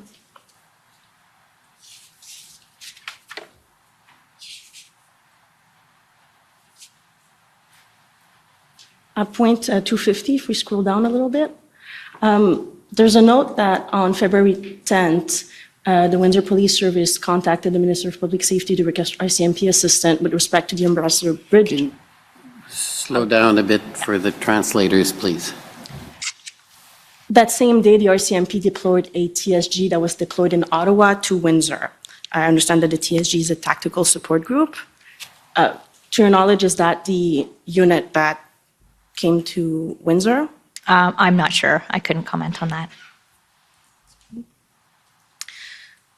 We can pull that out, Mr. Clerk, thank you. I understand that OPP also deployed PLT Correct. members to Windsor. One of the recommendations that you made in your witness summary is that there should be a PLT unit in the Windsor Police Service, and PLT training should be provided to Windsor police officers. Could you please expand on why you made that recommendation? Mm-hmm. The efforts and the achievements of our provincial liaison team, not only in Windsor, but any incident that they attend is remarkable. The community, as well as our organization, we have a responsibility to try to develop that rapport in incidents where we don't see eye to eye, just so that everybody can be heard. And the provincial liaison team allows that to happen within our different groups within our societies and our communities. And so that's why I would urge that any really police service have some sort of team that allows for that rapport and that communication piece. Would you make a similar recommendation regarding POU training, that all municipal forces perhaps should have that sort of training? I think depending on where the municipal service is and any key infrastructures that may be targeted, that has to be consideration. And if, in fact, they can't have a team, perhaps they need to have some sort of memorandum of understanding with another service that could facilitate a POU unit for them if needed.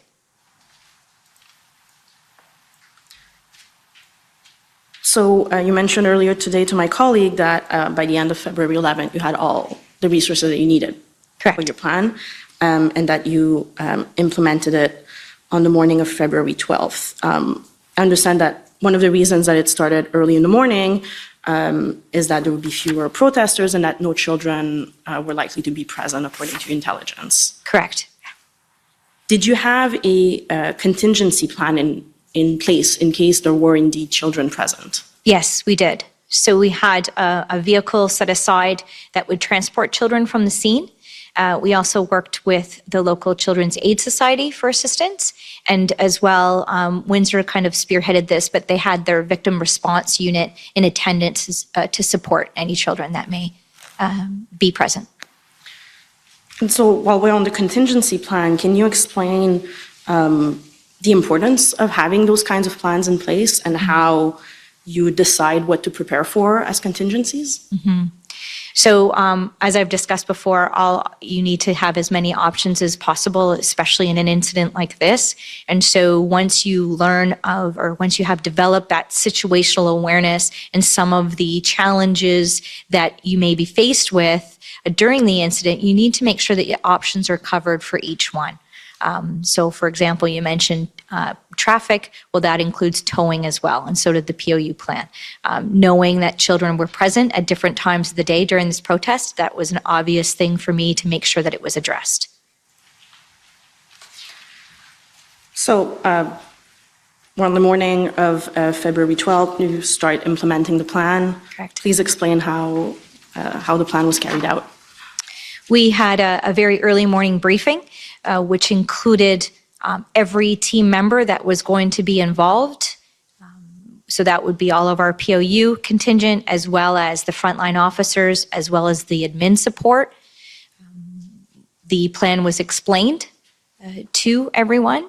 I addressed everyone and thanked them for their support and efforts. It was shortly after that that we then staged at the areas that were set out in the plan. Before the plan was to move forward, PLT was to again address the crowd and let them know that, with POU standing behind them, let them know that POU would be attempting to clear the area and giving them another opportunity to leave the area on their own. Another important part of the plan is that we always left an area open so that if somebody wanted to leave the operational area while POU was present, they could do so on their own.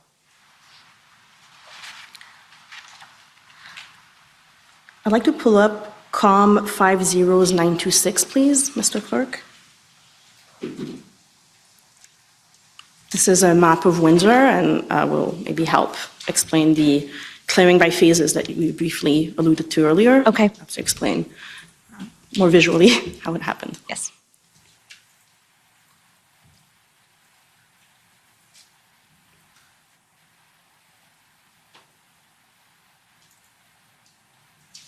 So you explained earlier today that the plan was to clear the protesters in phases because the area was perhaps too large to do it all at once. Yes. Can you explain a little further what the phases were and how they were carried out?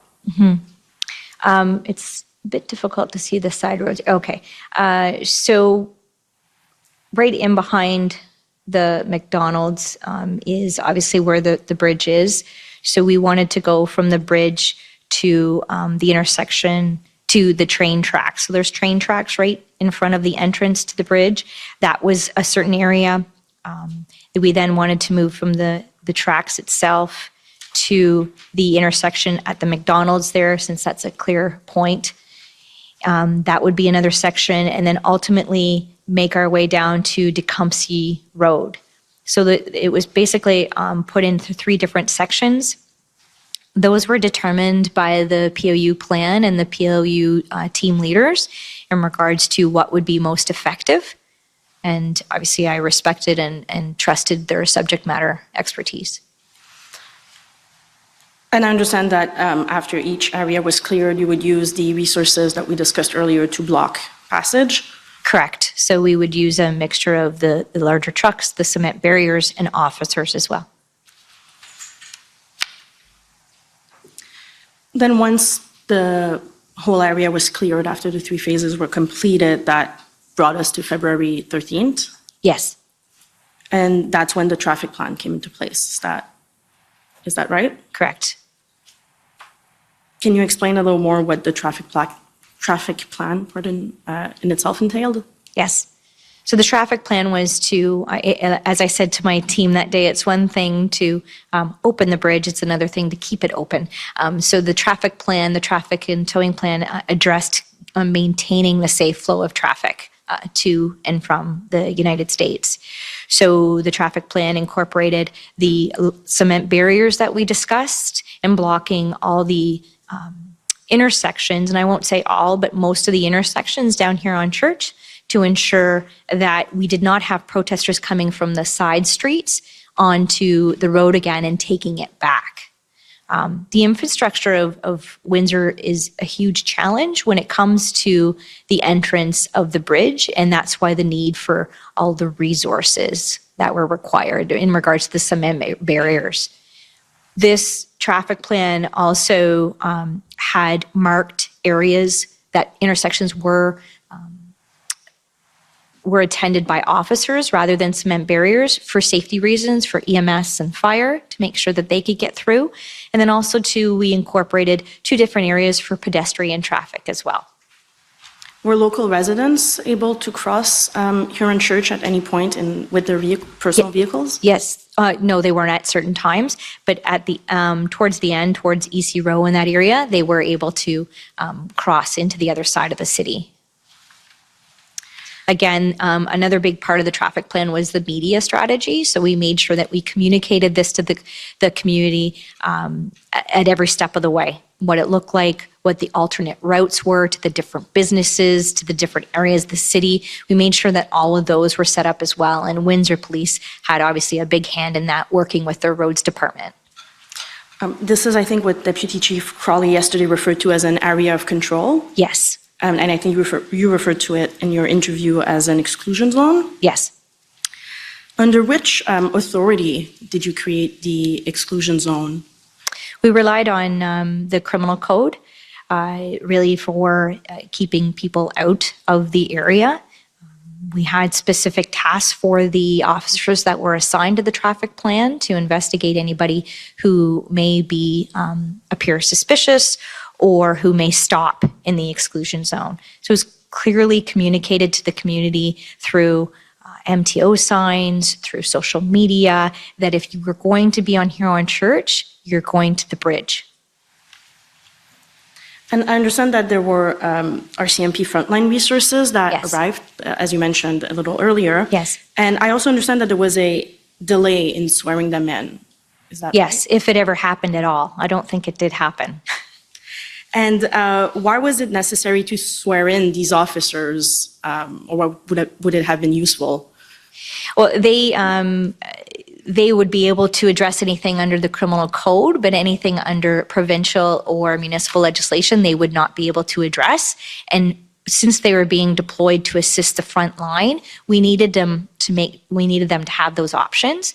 So what we did instead, because of the delay, is that we made sure that they were partnered with another police service, so OPP or Windsor, that did have those abilities. And it's one of the recommendations that you also made in your interview, that the process for granting RCMP officers provincial and municipal authorities be streamlined. Yes. What was the difficulty in getting them sworn in?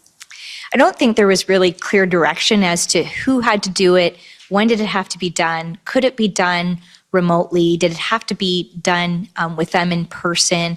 So there was a lot of phone calls back and forth with myself along with Windsor Police Service at a time where really we should have just been left alone to focus on the incident itself. So that's what I mean by more streamlined before our CMP officers arrived to assist. And did it cause any delay that you had to change your plan to pair our CMP officers with OPP or Windsor Police Service officers? No, we just looked for a different option because obviously we needed them on the front line, so that's what we did instead. Right, so if we go to the next day on February 14th, the Emergencies Act was invoked by the federal government. Yes. In your view, did it have any impact on the situation in Windsor? Well, things were much different then because the traffic was flowing, and it's hard to say if it had any difference, but I do know that, again, it was communicated through our media strategy that people were aware of the additional act being legislated and what it meant to them and the definition that of certain things, obviously a bridge that fell under the act. Yesterday, Deputy Chief Crowley mentioned that it may have been dissuasive to the protesters to come back. Would you agree? I agree. Mm-hmm. Again, it was another tool that we were able to use. Was there a clear plan that you were aware of that the protesters wanted to re-blockade the Ambassador Bridge after it was cleared on the 12th and the 13th? Yes, we continued to observe and receive intelligence that indicated, I think it was on the date of, and I know it's in my notes, on the date of the 15th or the 16th, there was a Facebook posting that was called Take Back the Bridge. And it was associated to all the things that were then transpiring in Ottawa. And basically the posts were saying, all the police are gone to Ottawa, so let's take back the bridge. That's something that we watched very closely. Also, Windsor Police had a group of protesters on a regular basis, and I think Deputy Chief Crowley spoke to that would meet during the convoys on a regular basis. So we maintained kind of intelligence on, what will that group bring. But certainly there was the fear that they would think that numbers were being deployed to Ottawa and then try to take advantage of that and take back the bridge. I think your notes, and I can put them up if that would be helpful, also mention that once the injunction is expired, they are looking to block it again. Yes. Was that also a consideration that the injunction was going to expire? Yes, there was intelligence that indicated that. That's what they were considering. So did you think that the renewal of the injunction on February 18th was helpful in preventing that? Well, to those who, were going to try to take it back after it expired, yes. So as of February 20th, I understand that you adopted a demobilization plan. Correct. What is a demobilization plan? It was a plan to obviously demobilize our resources, not only for officers, but just kind of to give the incident entirely to Windsor Police Service as soon as they could kind of sustain it themselves. Also keeping in mind and respecting the fact of that they had calls for service, they had a city to police as well. So we did it in a staged approach. It also included demobilizing certain areas of the traffic plan. So on a daily basis, sometimes on an hourly basis, we would monitor the traffic flow along with the intelligence, along with the reports from our provincial liaison team and what the front line was seeing to see if there was areas we could perhaps remove some of the barriers. So we evaluated that constantly and opened intersections a point at a time. You can see in the demobilization plan that we actually had some dates set out for each intersection to be considered. Some of those dates were met. Other dates were actually opened intersections earlier than we anticipated. Maybe for the record, we could put it up. It's WPS 60719.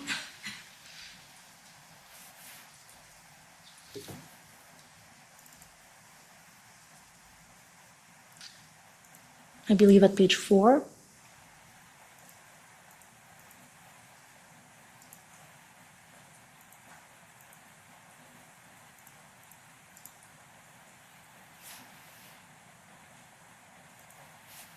Perhaps scroll down a little bit. Is it too low? Is this what you were referring to? That's correct.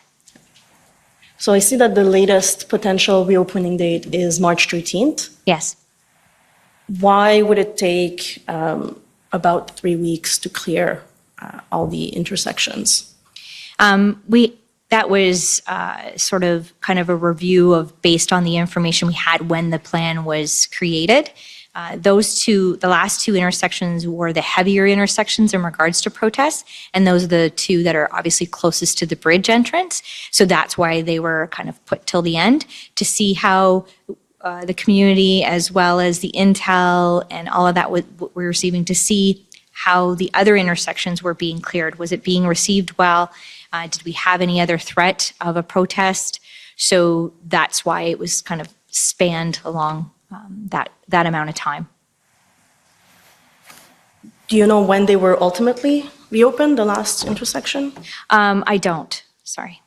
I understand you stopped being critical incident commander in Windsor on February 23rd. That's correct.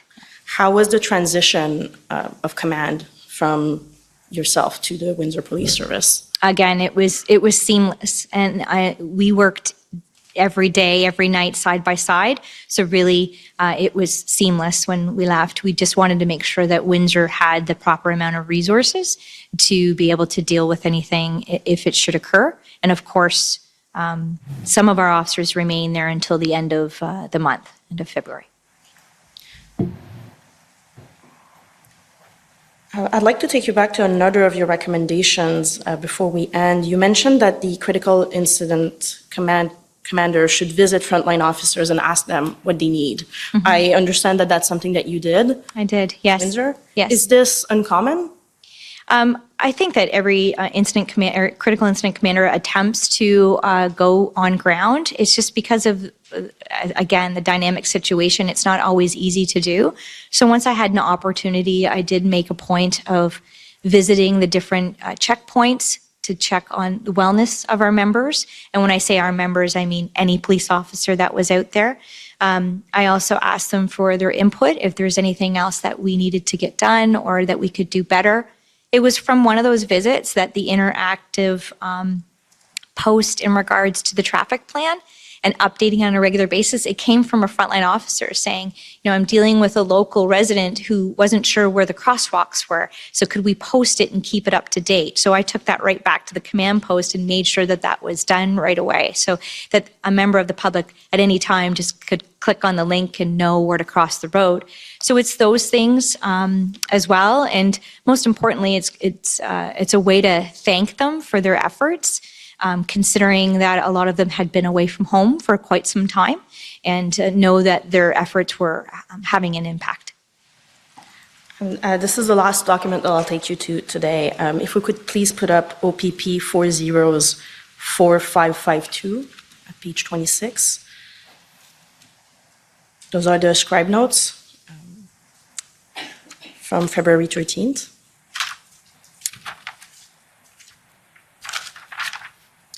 At 12:17, so if we can scroll down a little bit, Commissioner Carrick thanked you for having performed to perfection on world stage. What for you made the Windsor operation such a success? The team, absolutely the team. It was a remarkable collaboration and cooperation.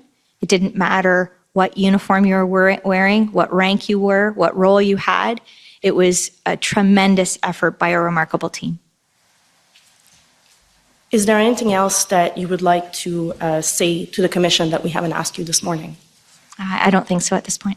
Thank you. Those are my questions for you, Superintendent. Thank you very much for your time. Thank you. Okay, thank you very much. Thank you, Commissioner. So I'd like to first call on the Government of Canada. If you have any questions.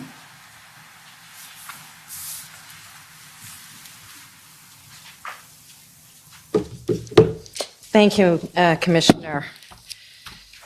Good morning, Superintendent. Good morning. My name is Andrea Gonzalez, and I'm one of the lawyers representing the Government of Canada in this inquiry. I just want to begin by going back to the information you received. I guess it was late, you had many late nights, late night on February 9th, as to the state of play in Windsor when you were assigned the role of critical incident commander. In response to questions from Commission Counsel, you'll recall that he pulled up the bullet point email that you sent to the two deputies. Yes. One of the concerns that was raised with you early on, I gather, was the dynamics of the crowd that was engaged in the protest activity, right? Yes. Under your direction, PLT teams became engaged early on trying to identify leaders, right? Yes. But as you understood from the PLT teams, the protesters were disjointed and disorganized, I think were your words, right? Yes, correct. In this kind of a situation, police don't know whether the group will even listen to someone who puts themselves forward as a leader, right? That's correct, especially in this instance because nobody was really being identified as a leader. Right, and there was, I understand you spoke about the three groups, there was some infighting among them. Yes. And the demands of the group, to the extent they were even known, were problematic. Yes. Right, I think I saw in your notes of February 10th at OPP 404543 that the protesters had no desire to leave and wanted to remain until all restrictions were lifted. That was your understanding? Yes. Your bullet point note to the deputy chiefs also talked about the crowd being agitated, and that was true at various times through the protest, right? That's correct. In your notes, again, February 10th, I saw that you described a wilder crowd arriving at night. Yes. That's when the drinking and the pot smoking would begin. Yes. Yes. And Inspector Yunin described it, the crowd dynamics as being violent. You remember that? Yes. We heard evidence from Deputy Chief Crawley yesterday, but I just want to confirm you were also aware from the briefings you received that there had been threats to surround and storm police station. Yes, as well as the tunnel. The tunnel, right? Officers were swarmed when they tried to arrest the individual whose car jumped the curb. That's correct. There had been threats when attempts were made to tow two vehicles prior to your arrival. Yes. You heard about a possible protest at the Windsor airport? That I did not. Okay. No. You heard about a smoke bomb that was set off by demonstrators at one point? Yes. And a bit later on in the piece, but there was a bomb threat called in about a bomb that was behind the police lines. Is that correct? That's correct. There had also been threats made to the mayor. His address was posted online. You knew about that. Yes, I was aware. And this was all you would accurately say, or you'd say was accurately described as a volatile situation. Yes. Then you throw into the mix the presence of children, right? Correct. One of your biggest concerns throughout the piece. Yes. And I take it that the concern about the presence of children was based on what officers were seeing actually happening on the ground at the protest site, right? That's correct. Not just information being collected online. No, we were witnessing it. You were witnessing it. Yesterday, in questions to Deputy Chief Crawley, one of the counsel for one of the parties pulled up a situation report that was dated 0400 hours. that indicated no children were observed on scene. That was 0400 hours on February 12th. Can you explain how that reconciles, if it does, with the information you received of children on site? So it was always very apparent that the children on site were at certain times in the day and that they were not staying overnight. So the information at 0400, the children were not present, did not surprise me because information before revealed that the children were going home at night and not returning till sometimes 9, 10 a.m. Okay. You also spoke, you testified in response to questions from Commission Counsel about the increased risk of counter-protests. Yes. Right? And the president of the Auto Workers Association, who understandably they were quite upset by the ongoing blockade of the bridge. Do you recall the words that he used when he indicated that they wanted to come and counter-protest?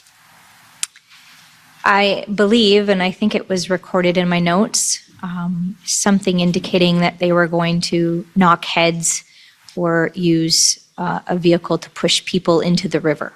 Yeah, that was on February 11th, OPP 404550, page 21. He said that they intend to come on Monday with 1,000 people to crack heads or bring heavy equipment and push them in the river. That's pretty concerning as the critical incident commander, correct? Yes. And as time wore on, local residents are becoming more vocal in their opposition to the protest. I understand you were briefed at one point on counter-protesters intending to damage protest vehicles. Yes. All that. You spoke about the injunction that was ordered by Chief Justice Morowitz of the Ontario Superior Court on February 11th. And I understand your view is that although this was one of the tools available, it was not particularly useful. I did not see a significant change in the incident.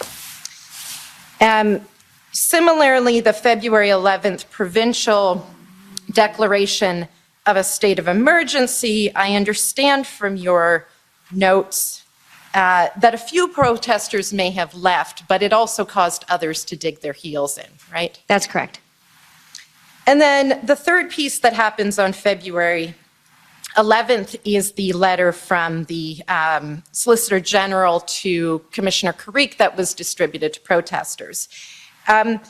And I just want to confirm, you testified in response to Commission Counsel's questions that you had been made aware of a similar letter that would be handed out to protesters in Ottawa. You recall that evidence? Yes.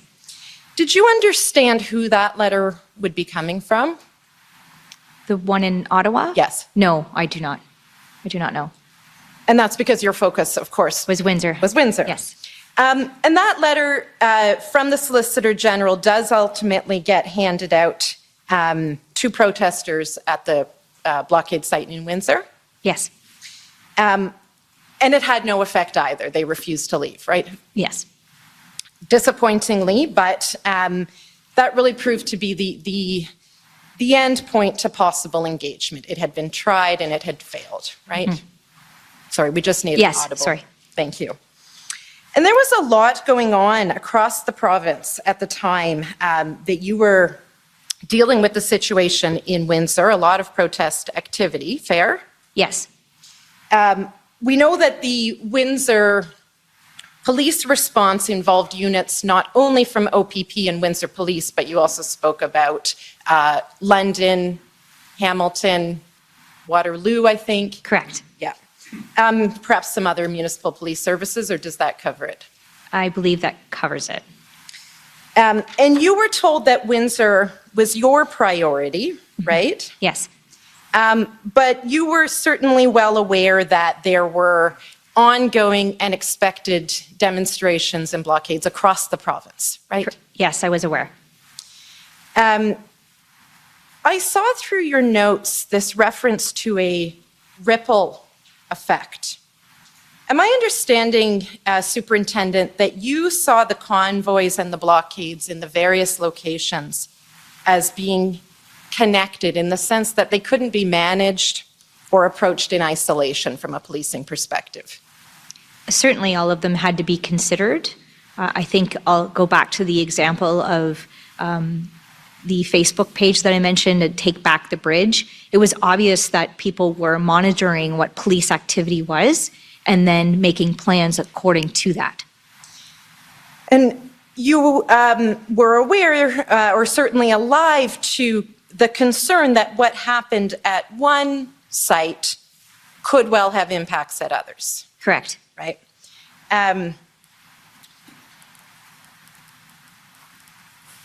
Now, after the 11th, everything, fair to say, had been tried, and the time had come for the operational plan to be implemented, right? Yes.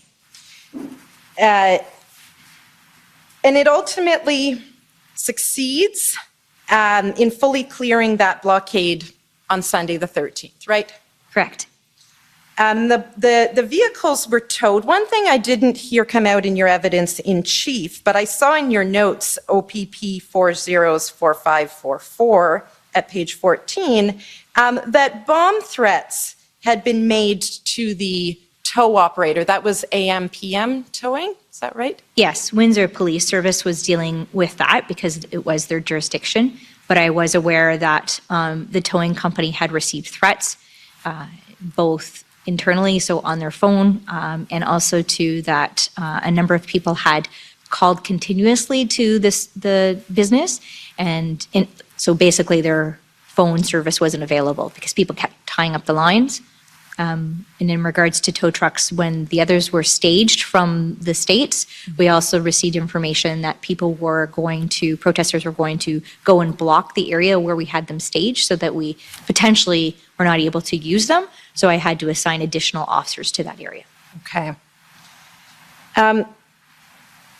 It's fair for me to say that even after the operation had successfully cleared the blockade, you were deeply concerned about maintaining that road clear, right? Yes, That was your single biggest concern, in fact, was maintaining the hold, somewhat precarious hold on Huron Church Road, right? yes, And I saw in your notes, perhaps we could turn them up, OPP 404556 at page, well, it's stamped page 16, but I think in the electronic document it would be page 17.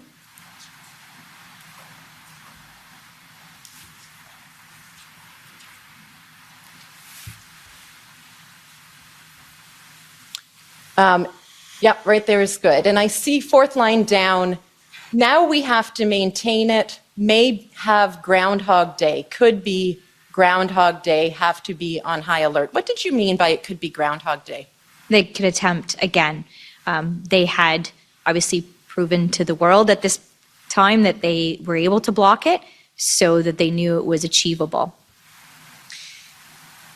And this ongoing risk that the protesters would return and resume the blockade, I take it that your concern was informed not only by what you saw in Windsor, but your experience with these ongoing slow roll protests, even going back to January. Yes. And as the POU operation loomed in Ottawa, you made clear that you couldn't spare resources from Windsor to assist with that, right? I made it clear that I needed a contingent of POU officers still available. Right. And in fact, after the blockade was cleared on the 13th and the bridge reopened on the 14th, I understand there were threats to block the tunnel. Those threats came in very shortly after the bridge was cleared. Yes. You mentioned the 15th, there was a convoy of vehicles believed to have been traveling to Windsor that was intercepted. Yes. On the 16th, if we could pull up OPP 50209.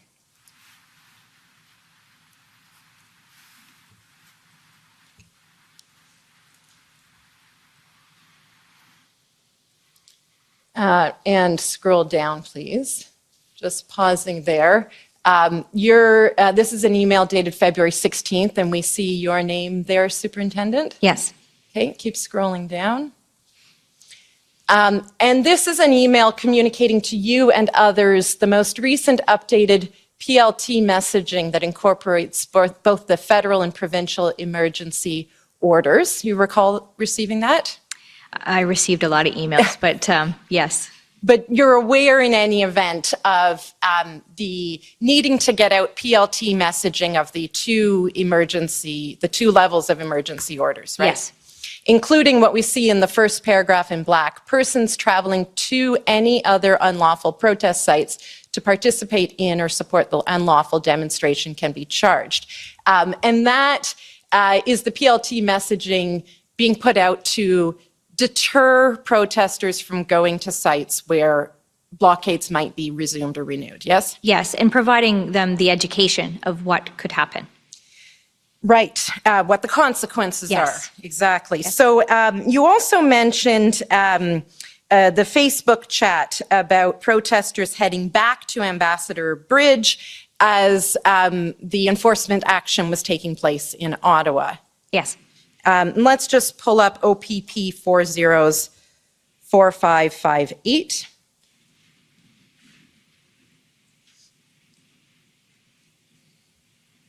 I've come to learn this is what we call fast facts. Yes. And this is pages 92 and 93. Let's just start at 92. Scroll down, please. A little bit more. There we go. The bullet point towards the bottom of the page. Private chat on Facebook by a group by the name of Windsor Convoy for Freedom. Quote, all police are in Ottawa, so let's take the bridge back. That was a concern. And there's another one on the next page. I don't have to take you there. And of course, Superintendent, you testified before about the concern of the presented by counter-protesters, the volatility if we have these two sides colliding, right? Yes.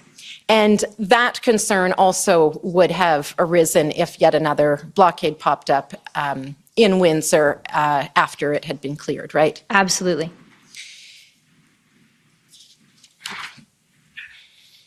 And it's because of these concerns that you planned for the gradual rather than the sort of immediate demobilization in Windsor, right? That's correct. In fact, OPP POUs were not removed from Windsor until February 24th, as I understand it. Yes.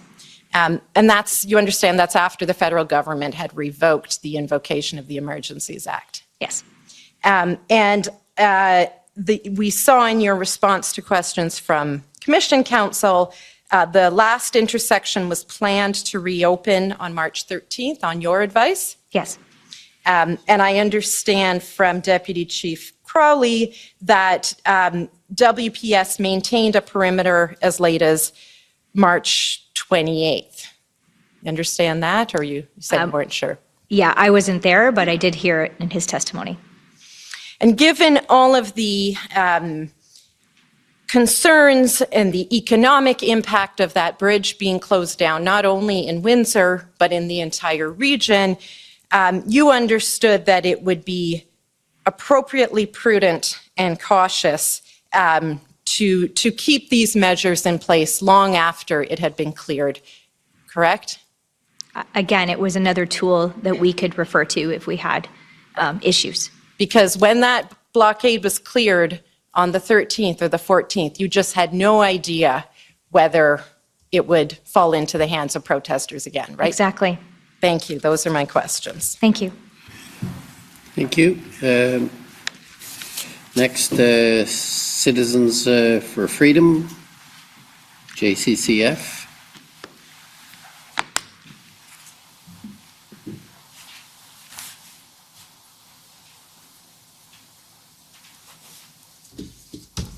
Good morning, Superintendent. Good morning. My name is Alan Honor. I'm a lawyer with the Democracy Fund, and we share standing with the JCCF and Citizens for Freedom. Superintendent Early, since this inquiry started, we've heard evidence about the importance of police independence and about how politicians should not interfere with that independence. you will agree with me that police autonomy is very important. Yes. And can we pull up ssm.can.nsc.402845? And Superintendent, you will not have seen this document before, but it's a readout of a conversation between the Prime Minister and the Premier of Ontario on February 10th. I just want to take you to parts of that document and then ask you a question about it. So can we scroll down just a little bit more? So if we look at this document now, the Premier and the Prime Minister are saying hello, and in the first big paragraph, Premier Ford says, "The bigger one for us and the country is the Ambassador Bridge and the state ground there. What I think is we got to stop the spread of these protests." And he goes on to say that the Attorney General is looking at legal ways to give the police more tools. Do you see that?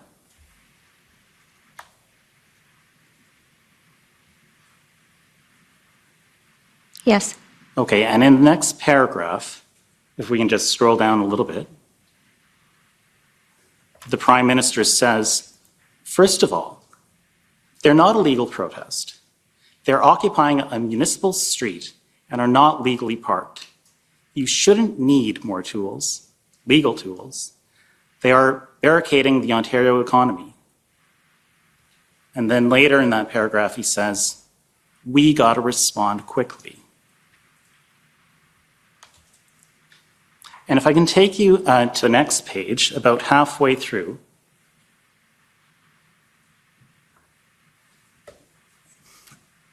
just from what you're seeing on the screen, the third paragraph from the bottom, the Prime Minister asks, has Windsor asked anything of the OPP? Have they made a formal request? And if you look at the Premier's response, he says, they've put that request in through the Solicitor General. I spoke to the Mayor, and that was the plan. You see that? Yes. And can we go to the top of the third page? And so we see the Prime Minister is asking, what are the next steps? And Premier Ford says, they'll act, but without directing them, it's hard to describe their game plan. They'll have a plan, unlike Ottawa, where they didn't have a plan. I'll get briefed tomorrow from the Solicitor General and we'll keep you updated. This is critical. I hear you. I'll be up their ass with a wire brush. Now, Superintendent, the question I wanted to put to you is, and I just want to be clear, you did not experience any political interference from anyone when you were carrying out your duties as the critical incident commander. No, I did not. And do you know of anyone else in the OPS, the OPP, the WPS, or any other police force who experienced inappropriate political pressure? Not that I'm aware of. Okay, thank you very much. I'd like to just switch gears for a moment here. You told us earlier today about a telephone conversation you had with, I believe it was Deputy Commissioners Harkins and DeMarco, and that was on February the 10th. And you told us today that they told you that Windsor was your priority and that it was a priority. Yes. And when I read your witness statement, I saw you said that. You described it as a priority, but you also described it in a different way. I won't take you there, but what you say in that statement is that they told you that Windsor was the priority.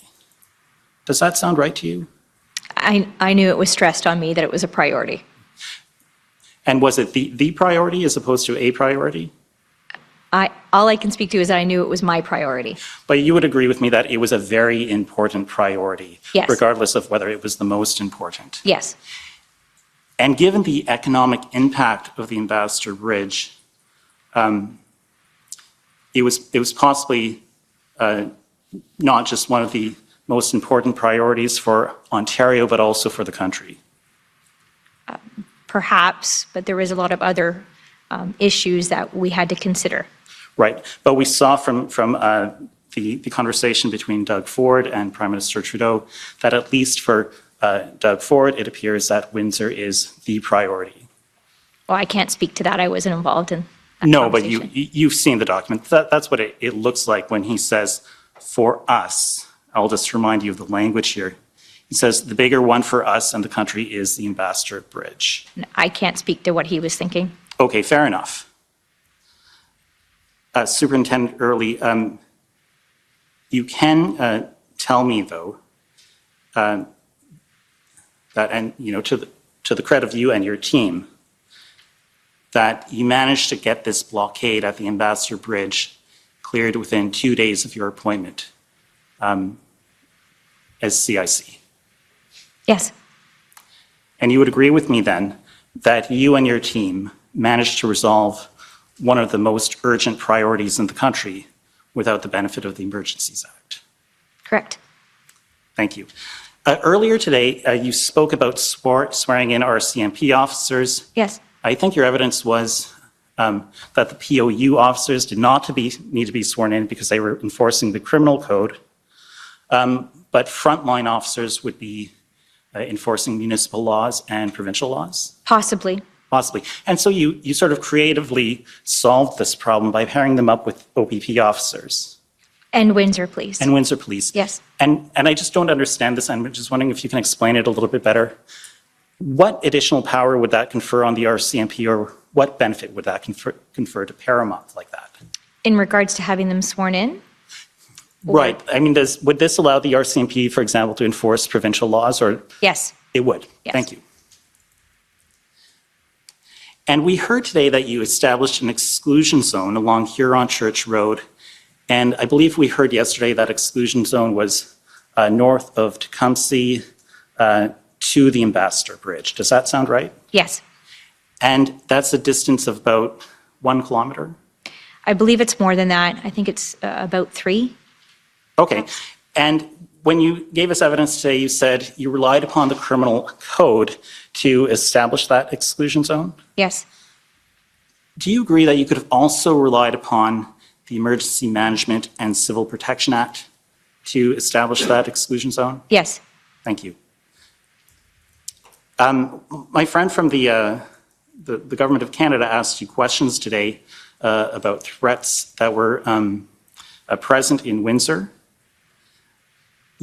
But you told us today that you've read the Hendon reports Yes. insofar as they concerned the municipalities under your care. Yes. And you would agree with me that in Windsor there was no extremist rhetoric. That I can't speak to. But if it was in the Hendon reports, you would agree with it. Yes, I mean, it was Windsor's responsibility to be reviewing the Hendon reports in regards to activity in their area. Okay, well, it's OPP 401688. I won't bring it up. Let me just move on. Can we pull up OPP 403038? Can you tell us who Karen Johnson was or is?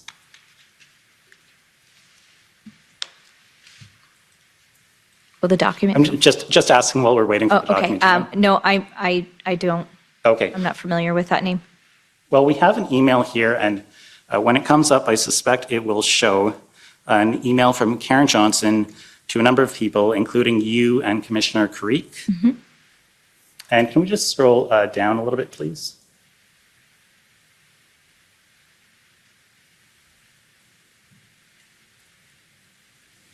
A little bit further.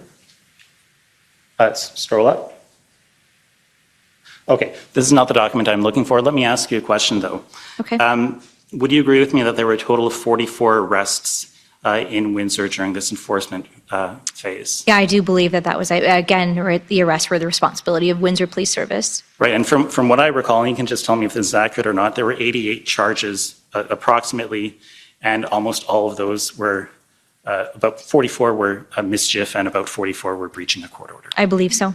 And none of those are violent offenses. Pardon? Those two offenses are not violent offenses. Right. Thank you. They can be. There's a potential of violence in any offense, really. But if somebody was to commit a violent offense, they would typically be charged with something like assault or assault with a weapon. Yes, or assault perhaps. causing It all bodily depends harm. on the reasonable and probable ground. Right. Kidnapping, Exist. forcible confinement, Right. murder. None of that. I'm just about to wrap up here. I just want to ask a question about maintaining the roads, because you told my friend that maintaining the roads was a priority, and you said to I think your officers that clearing the bridge is one thing, but maintaining the road is another thing. And I understand you were able to maintain the road. You're speaking about here on Church Road. Yes. Is that right? And you were able to maintain it by installing jersey barriers along the side of the road from the bridge to the 401?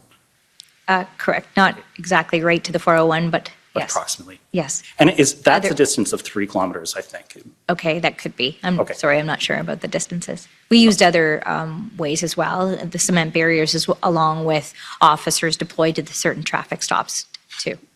Right, and you had a traffic plan that you employed when you were doing that, right? Correct. And that traffic plan, I won't bring it up, I think I'm out of time, or very close to it. It's dated February 13th, 2022. You Yes. have a couple of minutes. You're I you're not near your time. I'll look at you when when you're close to it. Well, I'll wrap up anyway and try and get some goodwill. Superintendent Early, I take it it's obvious that if the traffic plan is dated February 13th, 2022, it was not contemplating the use of emergent powers conferred by the Emergencies Act. No. Thank you very much. Those are my questions. Thank you. Thank you. Next is the City of Windsor.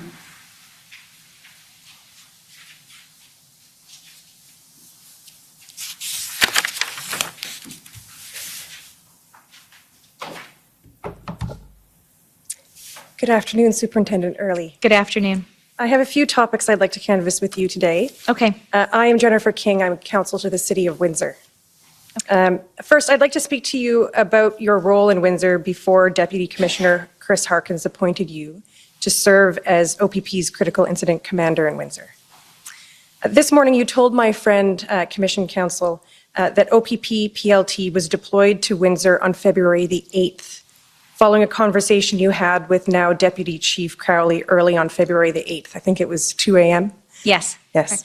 It is my understanding from the OPP's institutional report, and perhaps I'll stop there. Have you had an opportunity to review OPP's institutional report? Yes.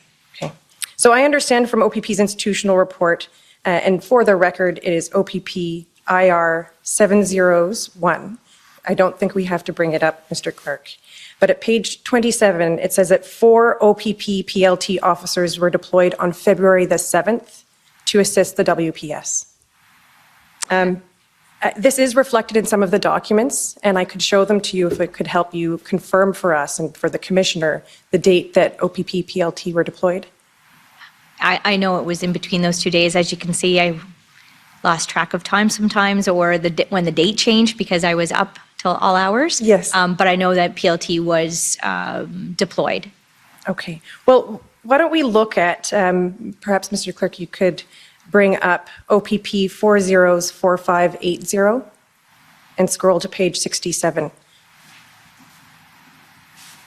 Superintendent Early, Commissioner Carrique produced texts with Deputy Solicitor General D. Tomaso that have been produced to the Commission.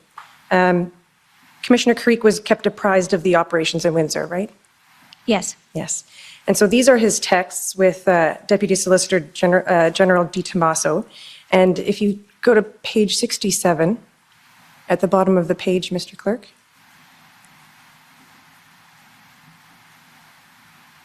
The times on this, so we have to go back, I believe it's 5 hours. Around noon on February the 7th, Commissioner Creek texted the Deputy Solicitor General, OPP, PLT engaged. Do you see that? Yes. And would he have gotten that information from you? This is February 7th, before you were appointed, correct? So I don't know if he received it from myself or from the chief or perhaps Acting Superintendent Marcel Baudin. Okay. There are other documents that refer to PLT being engaged by February the 7th. Does this assist you in confirming for the commissioner the date that OPP PLT were engaged? I know that the discussion was had that they would go and attend and assist. Okay. Yeah. And so it makes sense to you that it would have been February the 7th based on Yes. this? Okay, thank you. You spoke with my friend, Mr. Au, about Mayor Dilkin's public announcement that you said you watched on February the 9th. Yeah, I don't remember watching it, but I was certainly aware of it. Okay, so do you remember whether or not you heard about it or whether you saw it yourself? I had heard about it. And it was on February the 9th? Yes. Okay. You were not yet appointed? No. No? So the mayor and Chief Mizuno, former Chief Mizuno of the Windsor Police Service, held a press conference at noon on February the 9th. I don't have to bring it up, but there's documents about that press conference. Does it make sense to you this was something that you would have heard around Yes. middle of the day? Yes. Okay. So this was a joint media briefing delivered by Mayor Dilkins and Chief Mizuno. Do you recall that? I do recall. Okay. It was Mayor Dilkins' evidence yesterday that his public comments were reviewed by the chief of police or her staff so that there were no surprises when Windsor delivered a message. Did you hear him say that yesterday? No, I did not hear him say Okay. that. Other than the direction that you gave, that you discussed earlier, that requests for resources should not be made publicly, you were not engaged in communications, were you? With the mayor? No, Or with- sorry, media communications. That came from the city? Or, sorry, I'm not sure. That came from the city or WPS. I understand from your statement or your witness summary that WPS continued to have responsibility for media releases and messages, right? They worked alongside of our media officers, our OPP media officers, and everything was brought to the command table for review. Okay, and you had no concerns with media releases or messaging after you arrived in Windsor? No. Have a couple of brief questions about the injunction and the continuation of the injunction. Earlier today, you described the injunction as a tool or an Yes. option for police. Yes. Can you confirm you never raised any concerns with the city of Windsor about seeking the injunction? I did not raise concerns. No. And you raised no concerns about the continuation of the injunction? No. You spoke with my friend Commission Counsel about the traffic plan, and this has been discussed in your cross-examination as well. I just wanted to confirm that the purpose of the traffic plan was to ensure the flow of traffic from Highway 401 to the Ambassador Bridge, correct? It was to ensure that a protest did not occur again. Yes, but yes, to keep the flow safe. Keep the flow safe and keep the flow of traffic over the Ambassador Bridge Yes. clear, yes? Okay. And the concrete barriers were installed on your direction? Yes. And this was to better manage future risk of vehicles being used for blockades, right? Exactly. Excellent. Those are all my questions. Thank you. Thank you. Okay, thank you. Questions by former Chief Slowly's counsel?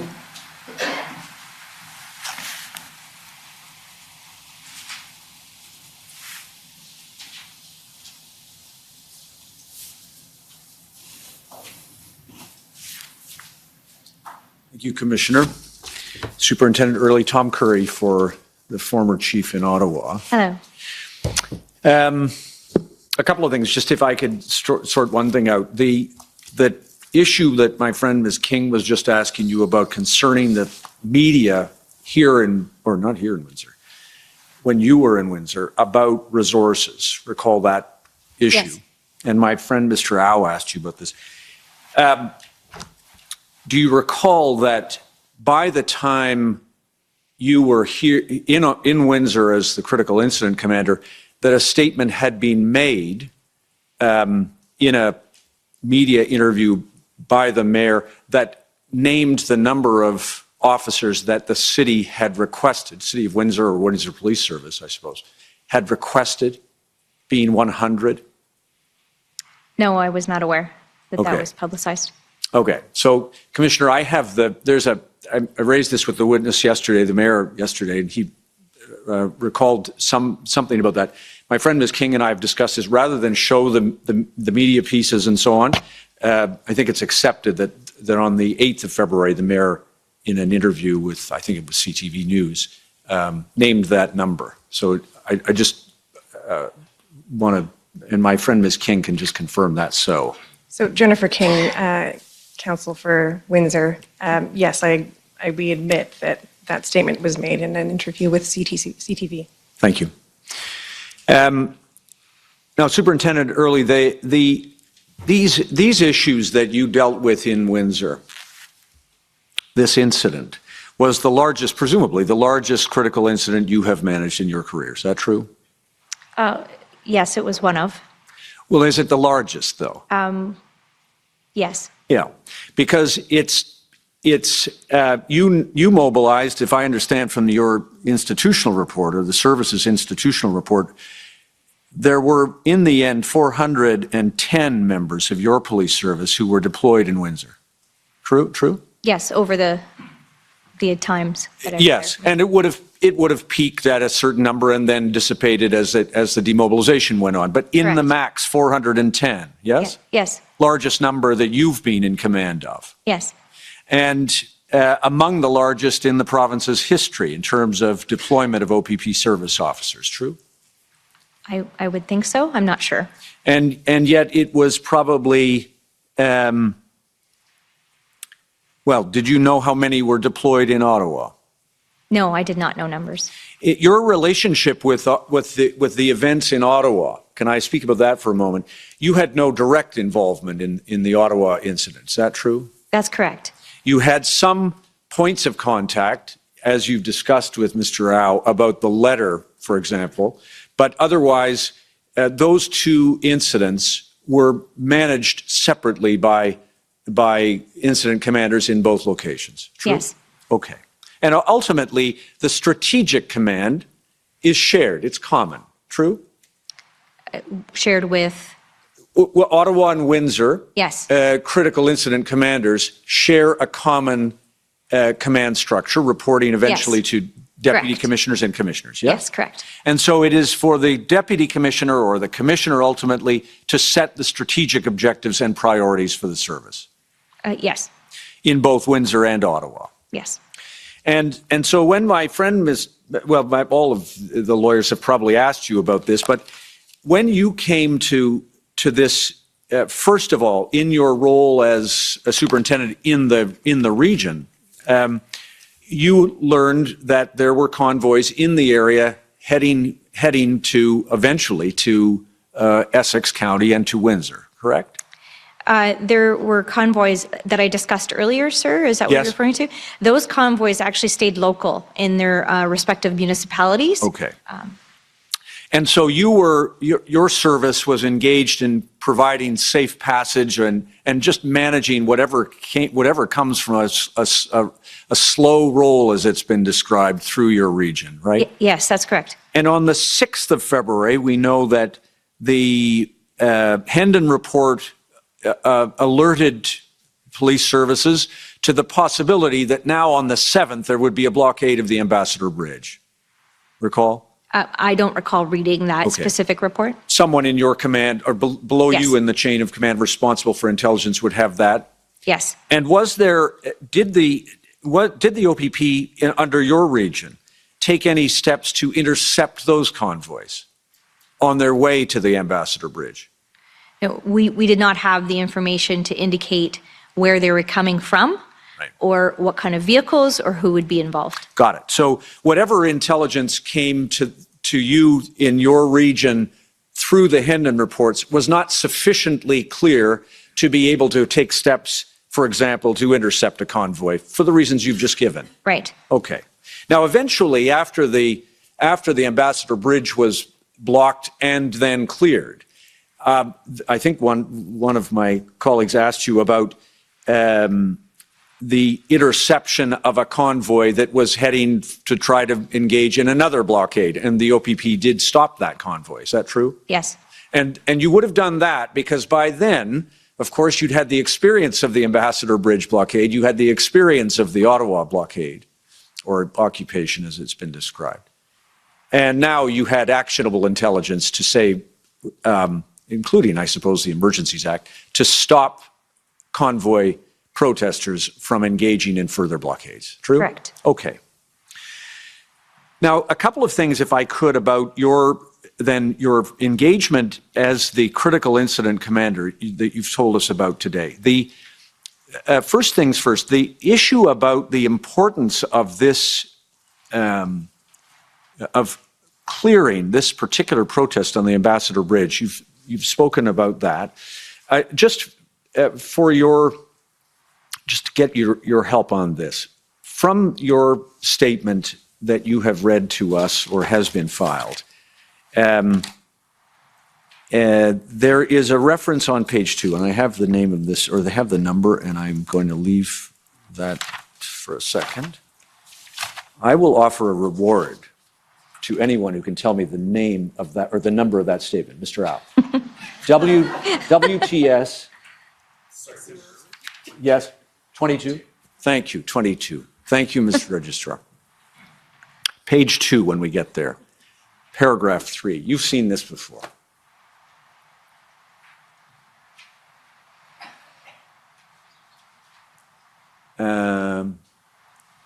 Upon, thank you. So this is a simple thing, but during a February 10th, 8:30 a.m. call, middle of the paragraph, do you see it? Deputy Commissioner Harkins, Commissioners Harkins and DeMarco again advised Superintendent Early that Windsor was the priority and that it was urgent to resolve the blockade. That's true, isn't it? Yes. And it was obvious in terms of setting the strategic direction, that is the role for not just Commissioner Creek, but also the deputy commissioners to say what are the priorities, Yes. right? And in respect of the priorities, the rank order of these priorities, when they spoke to you about it being the priority, it was understood that it was the priority for the Ontario Provincial Police Service, correct? I understood it to be my priority, so it was my priority that I needed to focus on. Yes, of course Yes. it became your priority because you were the critical incident commander, but when they say it is the priority, you understood it was the priority for the service. True? I understood that it was a priority and I would get whatever resources I needed. Yes, that followed, and that's important. But it was when they spoke to you at 8:30 in the morning on the 10th and said it was the priority, it's the priority for the service. I can't speak to that. You'd have to ask them. Okay, well, we won't get a chance to do that. But you understood that whatever else it was going to be, that task was being handed to you. Yes. And when they said at the top of that statement, and we have your notes, of course, but I'm just in the interest of time. Upon Superintendent Early's appointment, Deputy Commissioner Harkins and Deputy Commissioner DeMarco communicated to her that Windsor was a priority and that she would receive whatever resources she needed, you needed. Yes. You understood that. Yes. And so prior to your ever picking up a pen and writing in your notes the mission statement, Yes. you knew that whatever resources you needed, you had. Yes. And in fact, they had already begun to roll out prior to your drafting the mission statement. Correct. Now, of course, the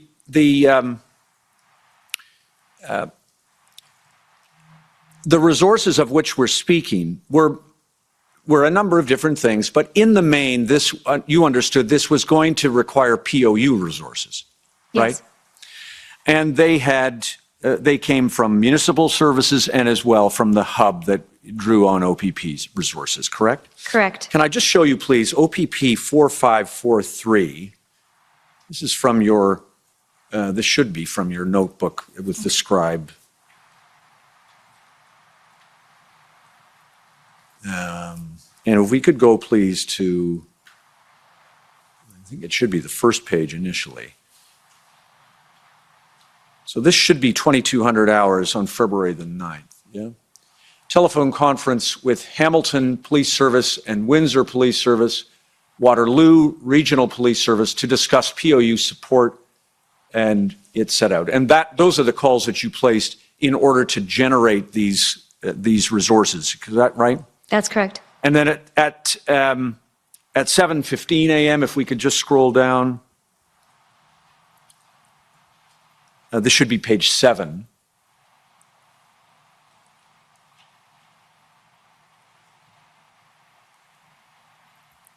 So now we're 7:15 on the, I suppose, the 10th. Yeah, Jamie Sheridan called to advise that he and his Waterloo POU team would be leaving for Windsor at approximately 1100 hours. They were rolling. That's correct. And then at 8:30 on page 8, please. Just at the bottom, there it is. Telephone conference with Deputy Harkins. Just scroll down, if we could please a little bit. And DeMarco. Deputies advised whatever is needed for plan will be available. Province focus is Windsor. And that goes to the point that I was making earlier. The provincial focus is Windsor for obvious reasons. The Ambassador Bridge is vitally important, right? Right, those were, from the teleconference. When you write down, or the scribe rather writes down, province focus is Windsor, those are the words spoken by one or both of the commissioners, deputies. It's in the context of the conversation. Got it. Harkins speaking with RCMP today and will forward POU command. RCMP can send POU team of 150 people. Advise deputies, Amy Ferguson, perhaps? Angela Ferguson. Angela, thank you. Short form for Angela. Will be POU commander for OPP. Waterloo Regional Police Service will arrive approximately 1300 this afternoon. Harkins advised there is an urgency to get this resolved. Did he need to explain to you why that was urgent, or did you understand the importance of the Ambassador Bridge? I understood. Of course, by then it was in the popular press as well that this blockade was causing enormous disruption. Yes, and I had also had conversations with Deputy Chief Crowley at this time and had more of a situational awareness. Understood. Now, and then you wrote out your mission statement at 0900. Can I see that at page 9, please? Now, these mission statements, there it is. Is that your handwriting or the scribe? Scribe. Okay, so you dictated this maybe in the car, I don't know. Yes. The OPP and our policing partners, and it carries on, I won't read it all. The mission statement in Windsor is very similar to the mission statement that was used in Ottawa. Have you ever seen that one? No, I have not. Are the mission statements, I don't want to diminish the importance of mission statements. I like mission statements too. They're very important. But these are very generic, general statements that are used in a number of different OPP operations. Is that fair? Yeah. The elements are very simple. The elements are similar, yes. Right. But each situation would dictate the final mission. Right. So statement. safe flow of traffic, for example, is the thing that makes this Windsor specific. Yes. This one looks awfully much like the OPP mission statement for Caledonia, doesn't it? I haven't seen that one. Did you go It's to been a Caledonia? while. Were you involved in Caledonia? I wasn't on the front line, but as a strategic commander, I was involved somewhat. And do you recall the mission statement? I don't. Do you agree with me that it would, I don't want to pull it up, but do you agree with me that the mission statement for a protest like Caledonia would have similar elements? They would have similar elements. The only thing that's missing is free-flowing traffic, because Caledonia it involved an occupation of a different kind, right? Correct. And do you agree that that one was a very difficult demonstration to try to resolve and was not really ever resolved by a policing solution? It was a challenge, yes. And do you agree it wasn't resolved by a policing solution? I'd have to look at my notes, or I don't recall. I wasn't involved. Sure. On the What ground. was you were a strategic commander there? For some of it, Okay. yes.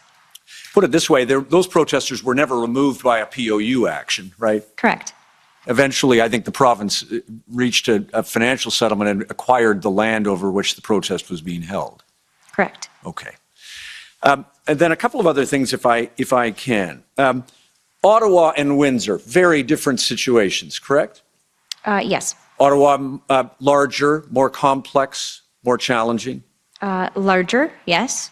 more complex? Each incident had its complexities. Yes, and but of course, challenges. I'm asking if you can rank them. If you can't, just tell me. But isn't it obvious that Ottawa is a more complex problem even than the one in Windsor? I would say that it had different challenges than the incident in Windsor.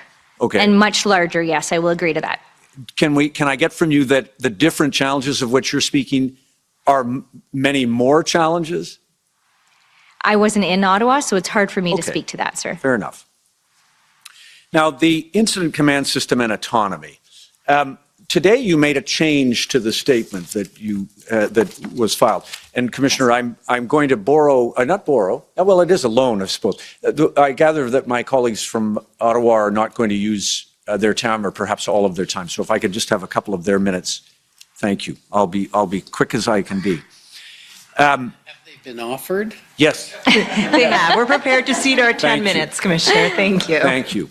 So, Superintendent, I'll just be brief with a few other things. Today, you made a change to the statement. Do you recall that? Yes, I do. And did my friend Mr. Al raise that with you this morning before you came here? No, I raised it when I reviewed my statement Okay, when did you review it? Just today? within the last couple days. Okay. Had you reviewed it before when it was sent to you, or was it, did they send it to you after they took it in September? Yes, they did. And I you didn't- read it but didn't Yeah, and I notice didn't that? catch it then, no. Okay. The reason I ask is because yesterday I asked Deputy Crowley about whether he knew about that aspect, and I wondered if that's what prompted this. Did you see that yesterday? I watched his testimony. Okay, good. Is that what prompted you to catch this? No, absolutely not. I caught it prior to that. Okay. And the line that you wanted to take out, or did take out, was she informed them, the commissioners, or the team rather, that the change in direction came from Commissioner Creek and Deputy Commissioner Harkins. And you would say, instead of that line, more accurately, you made the change after your conversation with Commissioner Harkins, Deputy Harkins rather, and Commissioner Creek. That's correct. Now they have the two senior commands, Deputy Chief or Deputy Commissioner Harkins and Superintendent Commissioner Creek, have overall strategic command, right? Correct. And so they set the strategic direction that the critical incident commander implements. Yes. So there's nothing wrong, am I right? There's nothing wrong with Commissioner Creek and Deputy Commissioner Harkins telling you that you should not delay your operation while a letter goes to the protesters in Ottawa, but to get on with the operation in Windsor. That would not be overstepping their authority, would it? I see it as overstepping. The operational control of the incident was mine. That decision had to be made by me. Yes, but of course so what happened in the sequence, and this is important because my friends, I predict, are going to say that what you did in Windsor informs what should have happened in Ottawa. So this is important for reasons that you may not appreciate, but let me just ask you. If I understand it, what happened in Windsor is that a protester, Mr. Neufeld, Correct. came to a PLT officer and said, "We'll all leave if you give us a letter from the government." Yes. And so you mobilize the government to write a letter, and the Solicitor General writes a letter to say, "We'll meet with you if you denounce your unlawful actions," and everybody goes home. Yes. And that letter gets to Mr. Neufeld. Yes. And of course, what does he do with it? It's shared with everybody, but it did not produce the reaction we were hoping for. Do we know anything about Mr. Neufeld? I don't. Did you at the time, or did you leave it to PLT? I left it to PLT. Okay. I'm sure the information would be Right. available in my notes, but Okay, fair enough. I couldn't find it, but I'll admit there are a lot of records. And at the same time, you said, well, we can't give Mr. Neufeld a letter from the provincial government, from a minister of the Crown, without provoking, possibly, a reaction from the Ottawa protesters who aren't getting a letter from the Solicitor General. I did not say it in that way, but I made sure that since a letter from the government was being issued to the protest in Windsor, that people were aware across the province that that was happening. Got it. And you said, stop the presses, let's not take action until we give a letter to Ottawa, to the Ottawa protesters. There was discussion in regards to that, yes. And then the commissioner, well, first of all, the deputy commissioner rang you, correct? Yes. And expressed the view that that was not the strategy he wished to follow. It was suggested that I reevaluate because I was not aware of the details of what was happening in Ottawa as he was and as the commissioner was. Yes. In other words, they've got strategic command. Yes. And they and may I just please go back to that statement, 22, yeah? WTS 22, please, page 13. I'll just be a second with this. Thank you. During a 6:47 p.m. call, and we have the scribe notes, but I'll do it this way. On the same date, Deputy Commissioner Harkins told Superintendent Early not to pause enforcement out of concern about the potential impact on the Ottawa protesters. That's true? That's true. I shared with him that I had decided to pause it based on that, and then he shared with me insight in regards to what was going on in Ottawa, and that if that was the main reason, not to pause enforcement based on that. Got it. And so he called you at that time? I don't recall if he called me or I was updating him. Well, so if we just scroll up a little bit, I think he called you because, stop, Superintendent Early advised her command table at 6:17 on the 11th, she had decided to pause the enforcement action. Yes. Scroll down. During a 6:47 call, Deputy Harkins told you not to pause enforcement. So do you now recall that word got to him and he had a different view? I don't recall if I called him or he called me, to be honest. Okay. I'd have to. Well, if you called him, it was to check in with him, was it? It was to bring in an update. Okay. And when you did, it was that you were pausing. It was, it was a And Commissioner, discussion of my decision. thank you. Deputy Commissioner Harkins said, don't pause. We discussed my reasons for wanting to pause, and he said if it was solely based on Ottawa, that you should not, not to worry about it, to remain focused on Windsor. Thank you. And that's And at the bottom, you pointed out the risk. Yes, You advised of the risk that police enforcement could have impacts on Ottawa and lead to an increase in aggression and violence by protesters in Ottawa, correct? no, though the aggression and the violence by protesters was in regards to the response to the operational plan that was going to move forward with in Windsor. But what does that have to do with, I'm not following that. Isn't it Ottawa that you were concerned with? Because look at the last sentence. You advised Deputy Commissioner Harkins of the risk that police enforcement action could have impacts on Ottawa and lead to an increase in aggression and violence by protesters. Mustn't those protesters be the ones in Ottawa? It would be protesters wherever across the province, and so that's why we were discussing it. Okay. But it includes Ottawa at least. Yes. Deputy Commissioner Harkins confirms that he's aware, and then a few minutes later, you have a call now with Commissioner Carrick and the deputy. Yes. And am I right that the deputy got Commissioner Carrick on because he wanted to emphasize the message to you that he was giving, which is you should go ahead and clear the Ambassador Bridge? They supported me moving forward with the plan. Yeah, well, when you say support, you see, Superintendent, what they supported was a different decision than the one that you had taken to the command table. You wanted to pause. Yes. And they said, don't pause. They provided me with information that made me change my mind that the pause was not necessary, that we were ready to go, and reminded me that Windsor was my priority. I mean, I know that can sound like it's semantics, but it's not really semantics because it's not information they provided to you. It's direction they provided to you. Isn't it? It was a discussion. I did not find that it was directive. It was a discussion that we had about my reasons for pausing. They simply took a different view than you about the importance of not giving a letter to the Ottawa protesters, right? No, the letter was going to be given regardless. Well, okay, then pausing but you wanted to give the letter to Ottawa and then let it go and do its work, right? That was what my first option was, and that's what I was considering.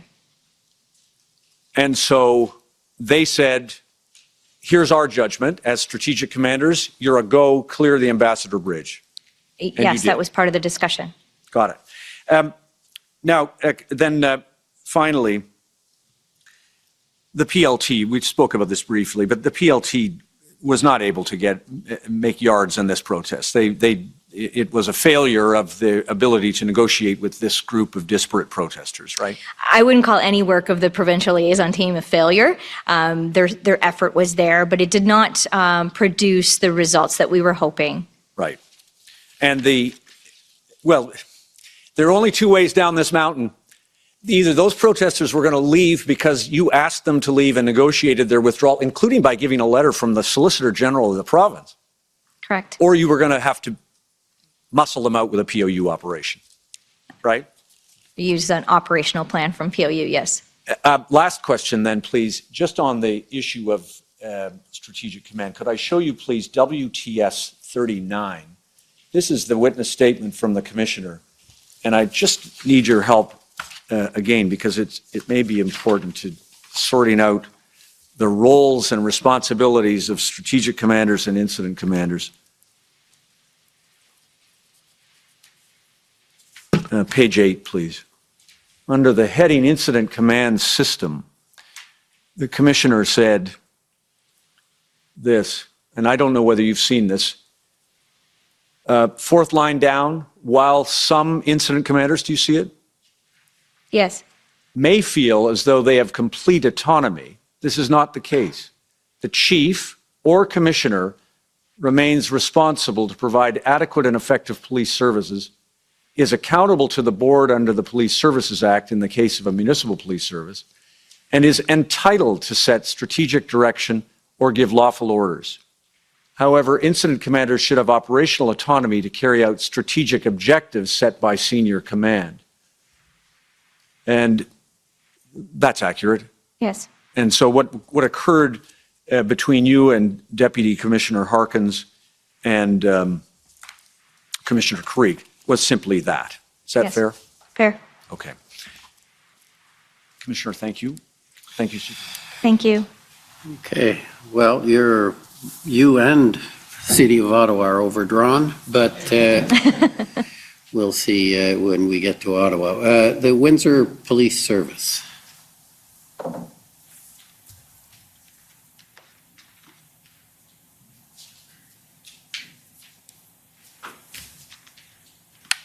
Thank you, Mr. Commissioner. Good afternoon, Superintendent. Good afternoon. My name is Tom McCrae. I'm here for the Windsor Police Service. I only have a couple of questions. Okay. I believe you told one of my friends earlier today that Windsor Police Service was responsible for the arrests that were made. Yes, it's their jurisdiction. And I take it that they were also responsible for developing the arrest plans. Is that correct? They worked with me, like every other plan, to create the arrest plan. And the prisoner transportation plans too? Yes, we worked alongside of each other to create those plans. Thank you. There's an organization that I've learned about called the Ontario Women in Law Enforcement. Are you aware of them? Yes. And I understand that you were awarded, together with members of both the OPP and Windsor Police Service, with the Teamwork Award this past June. Is that correct? Yes. And I also understand that it was Deputy Chief Crowley who put you up for that award. Is that correct? Yes, that's correct. Those are my questions. Thank you. Thank you. Okay. City of Ottawa. We ceded our time, so we have no questions, Commissioner. Thank you. Ottawa Police Service.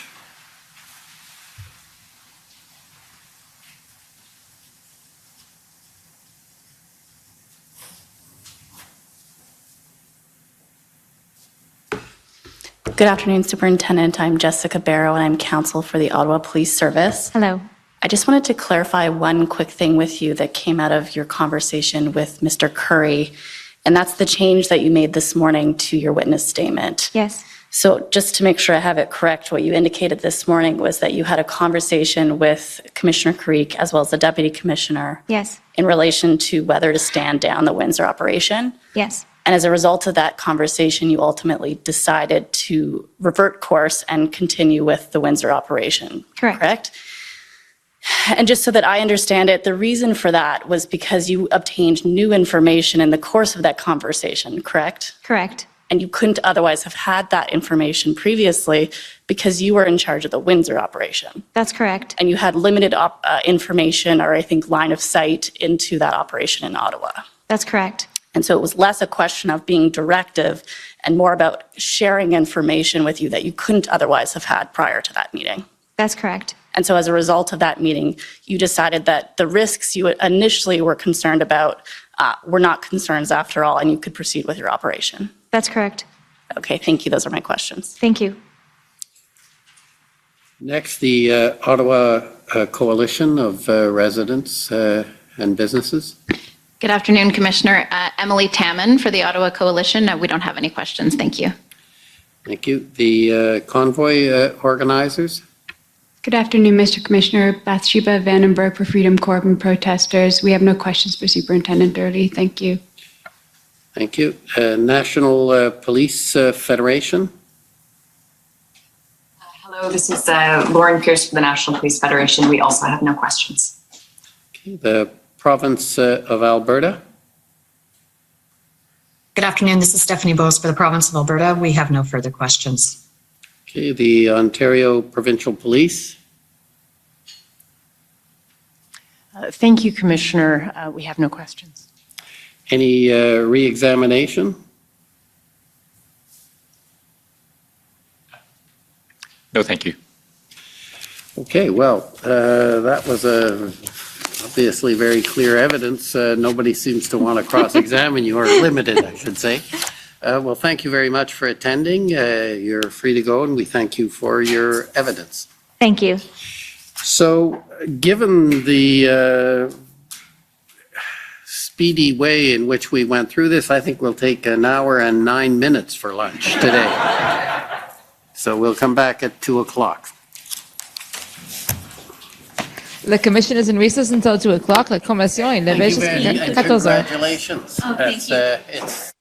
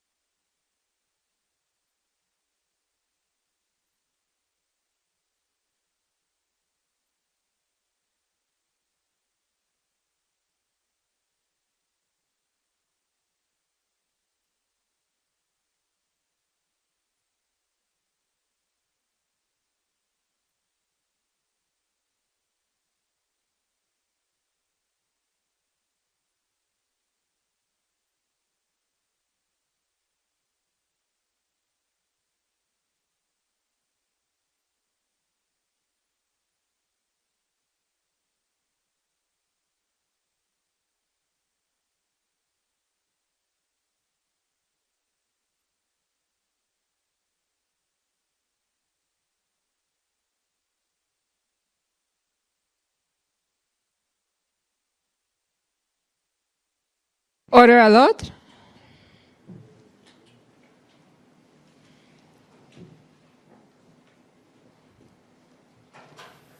The commission is reconvened. La commission reprend.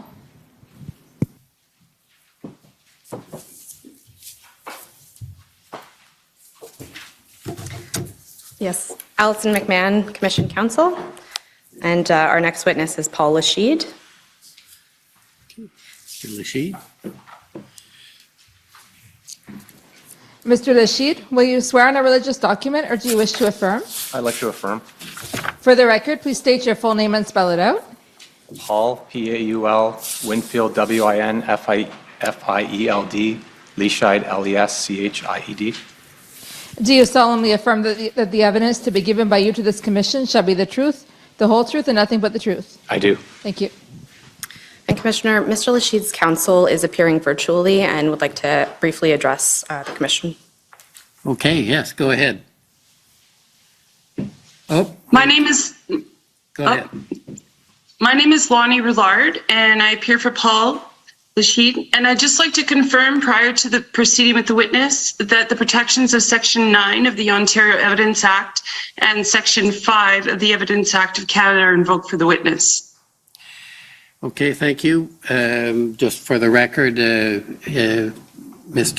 Lachid is under subpoena, and I will deem that the witness has objected to answer each and every question on the ground that his answers may tend to incriminate or may tend to establish his liability to a civil proceeding at the instance of the Crown or of any other person, and if but for the acts invoked, the witness would, or this act, the witness would therefore have to been excused from answering the questions. Then, although the witness is by reason of this act, or the federal and provincial act, compelled to answer, the answers so given shall not be used or admissible in evidence against him in any criminal trial or any other criminal proceeding against him thereafter taking place, other than a prosecution for perjury in the giving of that evidence or for the giving of contradictory evidence. So is that adequate then? Yes, thank you, sir. Okay, with that introduction, I think we can proceed with the examination. Go ahead. Thank you very much.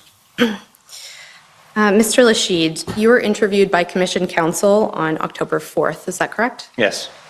And Mr. Registrar, if we could please pull up WTS 6049.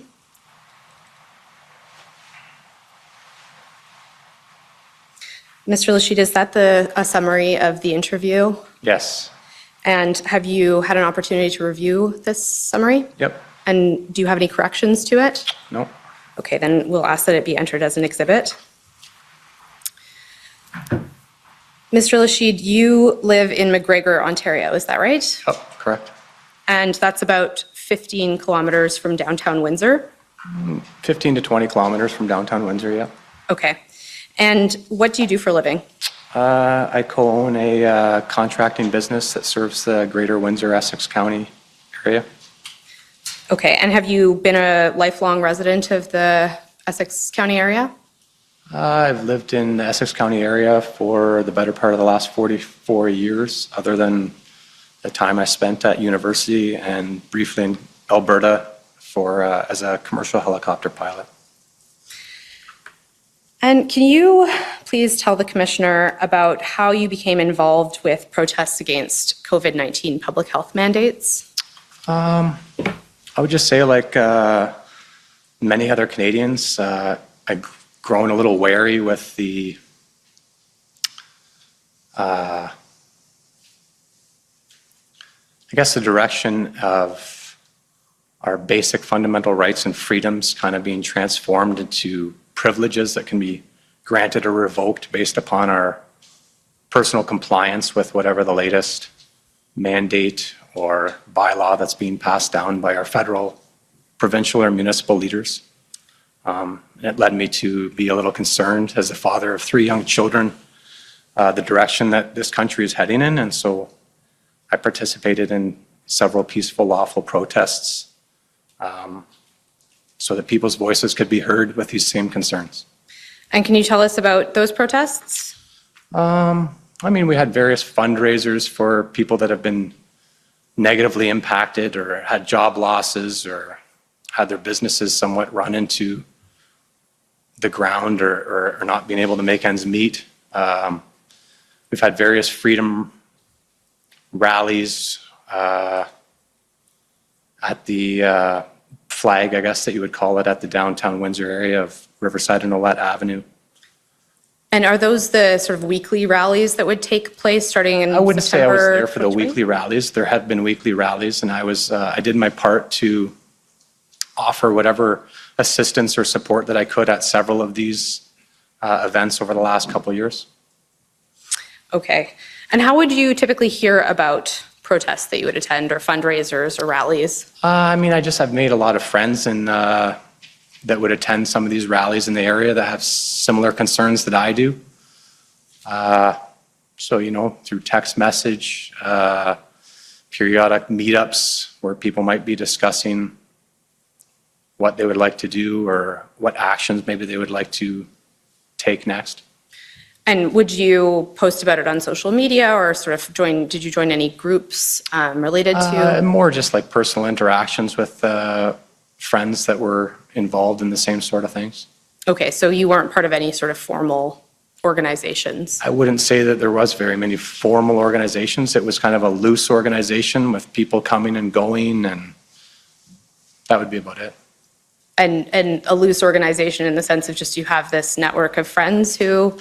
I mean, like I said, it would be some people that were involved with this maybe prior to me getting involved, and then I would meet certain people over the course of these events, and that would be about it. Okay, and did you help plan any of these rallies, or? I mean, I offered support where I could. I thought I was a calming influence on a lot of these events when perhaps maybe things got contentious, or offer support in terms of setting things up. We would have a sound stage perhaps, and I would offer support in moving things from point A to point B, or hauling things from somewhere to wherever the venue happened to be at. Okay. And I understand that in January 2022 and continuing into early February, there were slow roll protests on Huron Church Avenue. Is that right? And were you aware of those protests? I was aware of those, yes. Did you participate in them? No, I did not. Like attend them in any way or anything like that? No. Okay. And were you at that time following what was happening in Ottawa with the Freedom Convoy? Yes. Okay. And how were you monitoring that? Was it through social media, through traditional media? Mostly social media, and then I had a couple friends that were heading up there at various points during the Ottawa demonstrations. Okay. And we'll come back to that. But you didn't participate in any of the events in Ottawa, did you? No. Okay.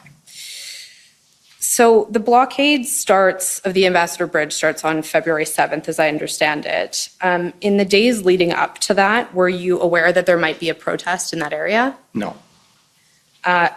So we've heard evidence over the last day and a half that there were social media posts about a slow roll and potential blockade, but that was not something that you saw? I knew that there were slow rolls going on. Was there rumors about this event or that event going on? There's all kinds of things being shared across social media, but I was not aware of any organization for an event that was going to start on February 7th. Was a blockade of the Ambassador Bridge something that you had heard rumors about? Very loosely. You might have heard somebody suggest, oh, well, that would be an interesting idea, but nothing that would ever have been something that I was involved in discussing. Okay. And you attended the blockade for the first time on the evening of February 7th, is that right? Correct. And around what time would you have arrived? I would estimate around 9 p.m.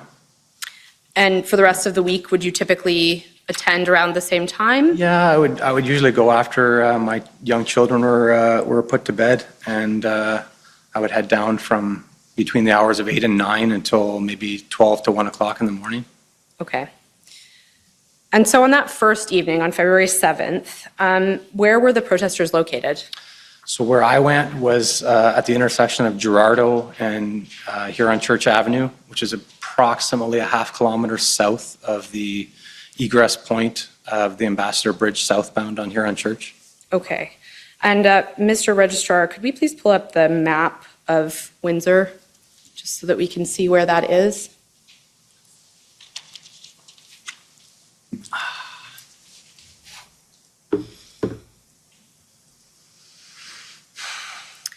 And so, as I understand it, the egress point, as you referred to it, is north of College on Huron Church. Is that right? Correct. So would that be in the vicinity of that purple icon? Yeah, somewhere between the purple and maybe just a little bit south of that. Okay. And Gerardo, that's down the, So Gerardo would be, if you see the second cross street, I see you, there's a little, where it says Dot Avenue beside it, and you see like an intersection there. Mm-hmm. That would be where the intersection of Gerardo and Huron Church would be. And that's about halfway between College and Tecumseh? Correct.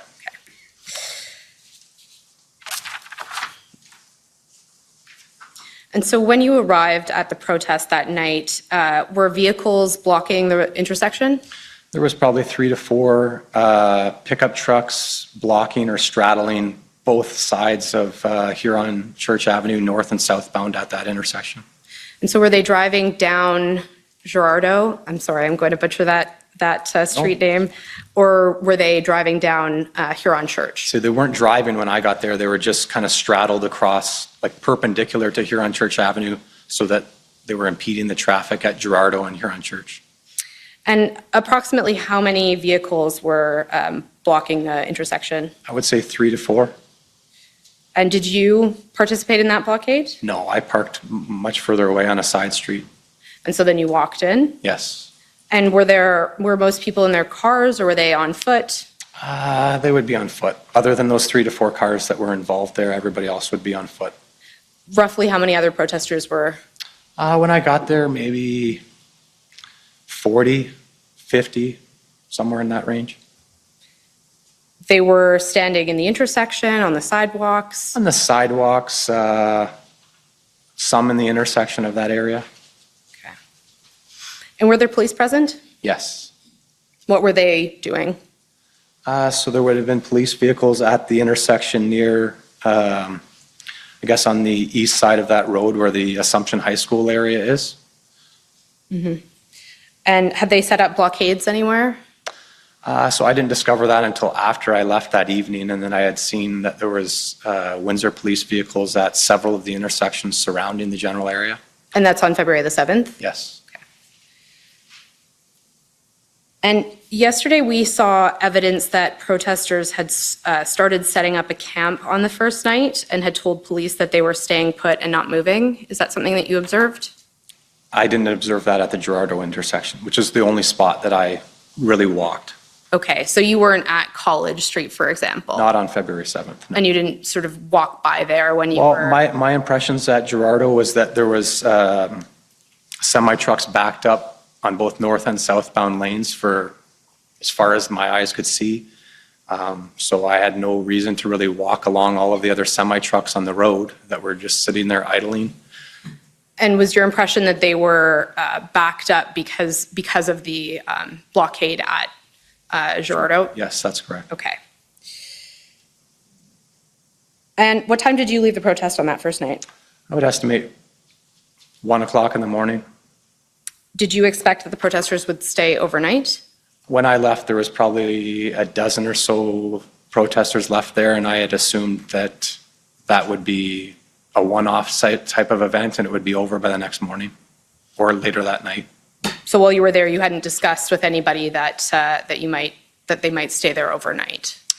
I think I might have asked, like, is anybody planning to stay here beyond the evening? Because the numbers had dwindled as in the 3 or 4 hours that I was there.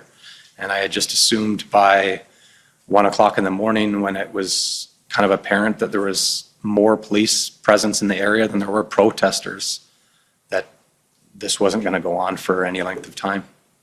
Okay. And you attended the protest again the next night, is that right? I mean, I remember asking a friend the next morning, is anything still going on at the Ambassador Bridge or Huron Church area? And he said, yeah, it's still going on, which I was very surprised of. And so, yeah, I went down the second evening about the same time. And was that friend somebody who had stayed overnight at the protest? No. Did you know any of the people who were in the trucks blocking the intersection that night? I had never seen any of the people in the 3 or 4 pickup trucks or SUVs that were there that night prior or since. And so on the second night, the protest is more centrally located at College Street. Were the lanes all blocked in every direction on, was Huron Church blocked in both directions? So on that second night, the protests seemed to be centrally located at the southbound egress point from the Ambassador Bridge. So those lanes would have been blocked. Northbound, I believe there was maybe 1 or 2 protest vehicles on the northbound area, but the entire perimeter, I guess, of the College Huron Church intersection was cordoned off by police vehicles.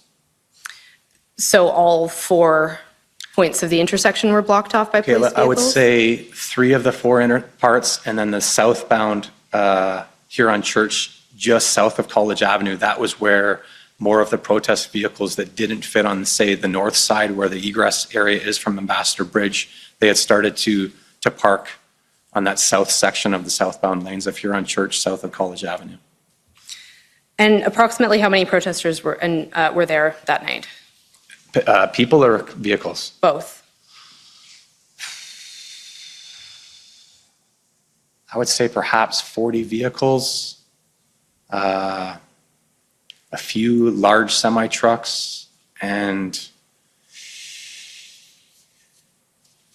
probably between 100, 150 protesters. Again, the numbers fluctuated over the times that I was there, usually dwindling as the evenings got later. And did the crowd dynamic change as things got later? I would say from my interactions with other people, the crowd dynamic might have changed from the daytime to the evening times. But from the times I would get there at 9 till 1 o'clock, which was my average times that I would have been there, dynamic would have stayed the same, just the numbers probably would have dropped off as people left to go home. And could you describe what the atmosphere was like when you attended the protests? I mean, there would be music. The national anthem would be sung, periodically. There would be food being shared amongst anybody and everybody that wanted to be part of that. Generally just a peaceful gathering of people that were there for various reasons. And did you talk to other protesters about their reasons for being there? Not really specifically. It's probably largely assumed the reasons. I mean, I think I spoke to a few of the truck drivers who expressed their reasons for being there was more in line with the fact that they were about to face losing their ability to cross the international border without compliance with the mandates to cross and drive their trucks to and from the United States. But there were personal vehicles there as well, and individuals who weren't truck drivers? Exactly. And did they have different goals? I don't think I really spoke in depth with some of the strangers that I was meeting for the first time about why they were there. Mm-hmm. I think it was just assumed to me that they were there celebrating or expressing their peaceful right to protest. And on the Tuesday, what was the police presence like? Well, it certainly had grown. Definitely seemed to be a little bit more organized than on the first night when things were a little bit more new. They generally seemed to be, from the ones that I was able to interact with or witness other people interacting with, very friendly and cordial with the protesters that were there. Did you interact with any of the police officers? Not more than to be a party and perhaps talks that they were having with other people, other than to offer hellos or greetings to some of the officers that might have been in the areas where I was. Okay. And were they telling you anything about your right to be there or encouraging you to leave, anything like that? On that second night, certainly there was a lot of, I shouldn't say a lot, there were some police officers that would suggest we support your right to be here, or we're happy that, maybe not the word happy, we're in support with what you're doing here, and everything seems to be peaceful. That'd be about it. So they weren't advising you that you had to leave or be arrested? No. Okay. And were there more barricades on this night than there had been the previous night, or was it pretty consistent? I mean, the previous night, I wouldn't suggest that there was, I didn't remember seeing barricades. I would say that there was police cruisers at intersections, and I guess if that represents a barricade, that would be what I would say on night number one. And then night number two, they would have some of those construction, like the orange construction, wooden barricades at some of the intersections in the area. Okay. And I understand from your interview summary that some protester vehicles were able to come and go from the protest area? On that second night, yes. Okay. And how did that work if there were the wooden barriers and cruisers stationed along the intersections? So I remember noticing between somewhere around midnight and maybe 12:30, a couple trucks that, semi-trucks or large-sized trucks had entered or had to go around the Tecumseh Road Huron Church intersection to go down some of the residential streets that would be west of Huron Church. And you could hear the horns. And they entered, I believe, at College Avenue and Huron Church, where there would have been a police cruiser and orange barricades. And upon them arriving at the intersection, I saw the police officers get out of the vehicles, remove the barricades, and allow the trucks to enter into that intersection, and then basically direct them to park on the southbound lanes of Huron Church Avenue, south of College Avenue. And did you see any other cooperation between the police and protesters? I mean, generally, I think on that second night, there was an ability for vehicles to leave later on in the evening if they were not planning to remain parked on Huron Church Avenue that night. I'm not exactly sure where they were facilitated to come and go. I know there's a couple intersections there that would allow you to exit to the west of Huron Church. And perhaps they were, the cruisers maybe would have allowed some of those trucks or passenger vehicles to exit at that point. I don't remember actually witnessing how they were getting out.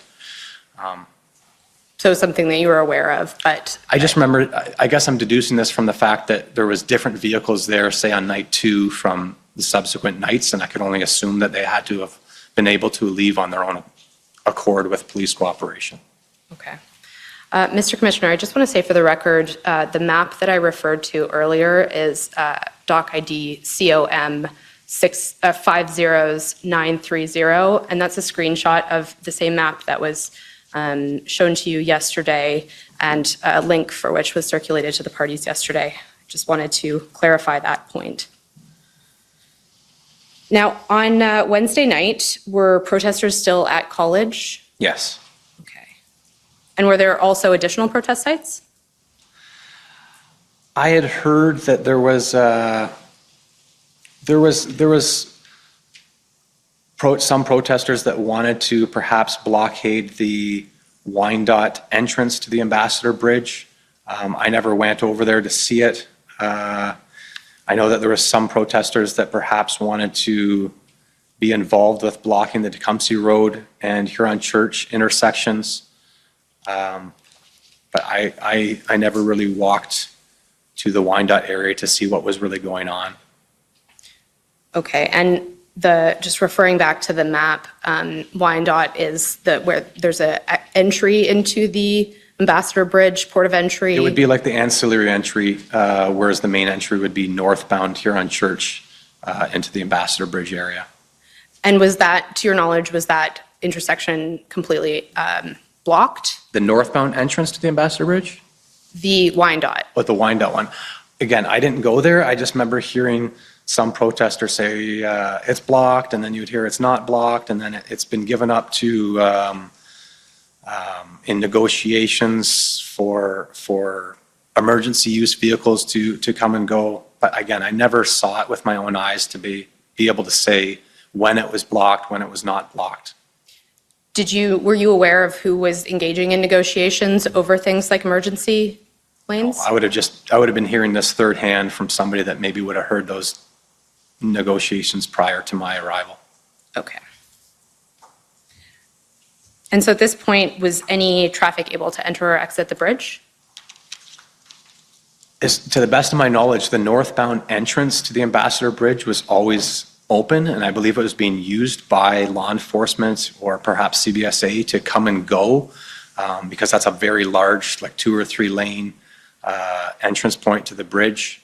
And it was secured from night number 2 until the end of the demonstration by law enforcement, and it was never really impeded by protesters, although because Huron Church was basically blocked by or secured at Tecumseh Road by Windsor Police Services or other law enforcement, that you couldn't get to that northbound area as a vehicle. No vehicle could really get into that area.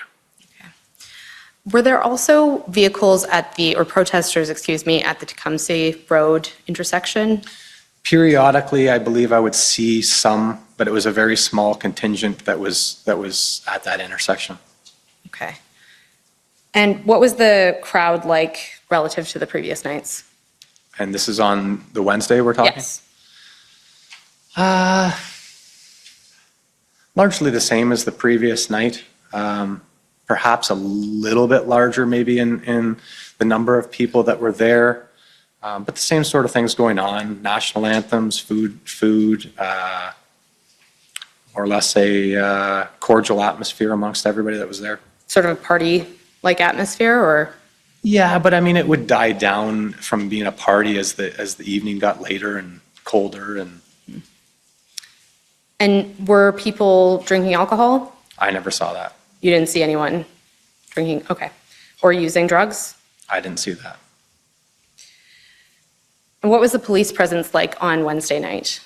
So it started to become more apparent that it looked like they were preparing, I believe seeing police vehicles that didn't look recognizable to me as Windsor Police Service vehicles there. I remember seeing around midnight or 1 o'clock, like a green pickup truck with several, what I could only estimate would be like SWAT team type members dressed up in the back of a truck, kind of coming out of that northbound entrance area into the Ambassador Bridge, and they would come and, I don't know, either do whatever that was that they were practicing to do, or if they were trying to gather information, and then they would leave. And it looked to you like they were not Windsor police officers? It didn't look to me like a vehicle I had ever recognized as a Windsor police vehicle, and I believe it was like a green, like F-250 or F-350 style vehicle. So moving to Thursday night, in your witness statement, you said that the police started to encourage protesters to leave the area. Is that correct? I would say that was on Friday, I think, is when I would gather that I started to hear some of those suggestions. Okay, it was on Friday, and that was a change in messaging from what you'd heard previously from police? Yeah, I would say so. And how did the protesters react to that message? I think most of the protesters were still were of the opinion that they were not going to leave until some level of achievement had been made for the purposes of their demonstration. And what would some level of achievement be? Perhaps maybe a discussion with somebody that they were seeking to have a conversation with. I guess I could only speak for hearing some of the drivers of the larger trucks that were going to be faced with losing the ability to to perform their job if they weren't going to comply with a mandate. And so that was their, in my estimation, reason for being there. Did it feel like the protesters were united on that point, or did people have different motivations? I would say some of the protesters, and certainly the ones that were in the profession of driving heavy trucks. But again, I'd be assuming what every person's reason that wasn't a truck driver was there, why they were there. But there wasn't sort of a formal list of demands that you were aware of? There was nothing like that. And before Friday night, did you believe that the protest was lawful and you could remain there without fear of arrest? Correct, yep. And on Friday, did that change? I mean, I was not aware of the details of the injunction. I had heard that it was being discussed. I showed up on that night the same way I had done the previous 4 nights to be part of a peaceful demonstration and observe with my own 2 eyes what was happening in the backyard of my own community that I've been a part of. What did you understand about the injunction that night? Not very much, to be honest. Okay. But you knew it had been granted? I wasn't sure when perhaps it had been granted. I just knew that it was in talks. That was about the extent of it.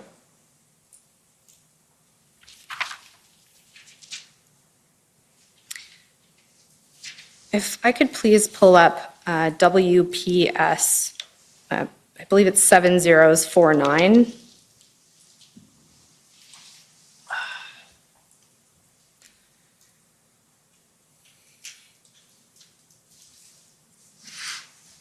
And it'll be page 16. So this is an affidavit that was filed in the injunction proceedings. And on page 16, there is a message to demonstrators, which I understand was distributed by the Windsor Police Service on February 11th. And you can see on the screen that it says, the Windsor Police Service wants to make demonstrators clearly aware that it is a criminal offense to obstruct, interrupt, or interfere with the lawful use, enjoyment, or operation of property. The offense itself is known to mischief of property.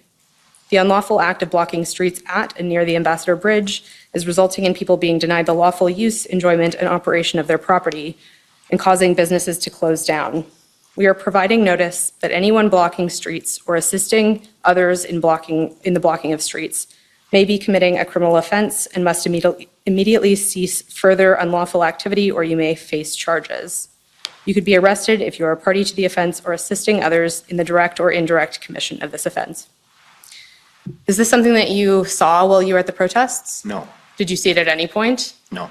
Is it consistent with what you were being told by the Windsor Police Service that night? No. I was never told any of what you just read off there. So you weren't aware that you might be charged with mischief, for example? No. Okay. I understand that Friday was the last day that you attended the protest. Is that right? Correct. And why was that? I think I just got the sense on that Friday that they were going to put an end to this protest. And the following Saturday, again, I was only able to go at these later times in the evening after I'd worked all day and again, put my children to bed at night. And on that Saturday, it was kind of clear that things were escalating to the point that this was going to come to an end, and there was no reason for me to head down to there. And on the Friday, Ontario declared a state of emergency. Were you aware of that?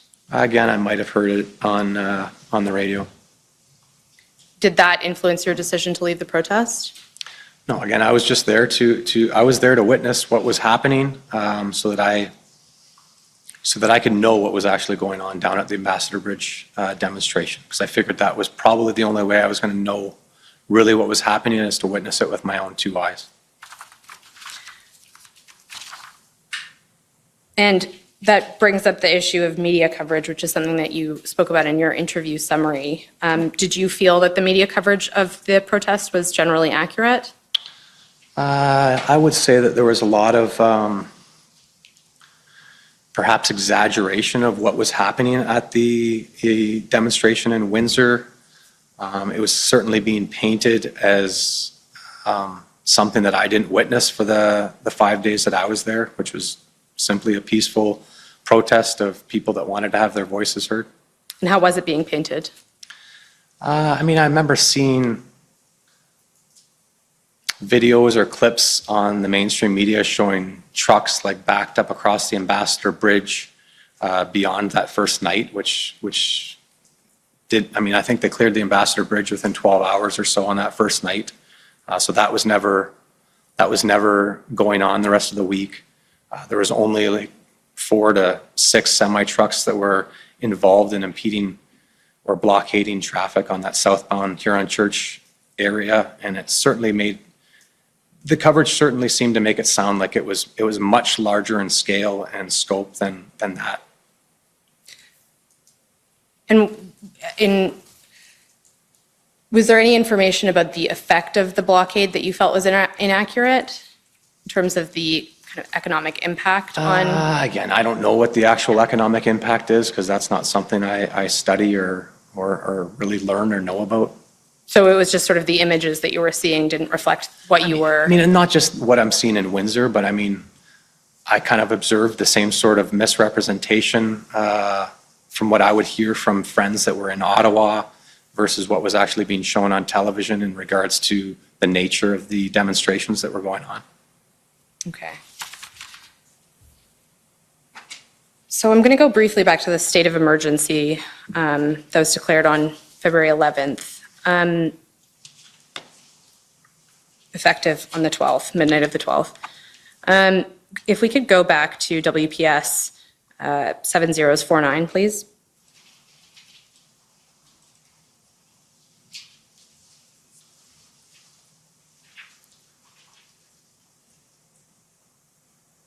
And page 19.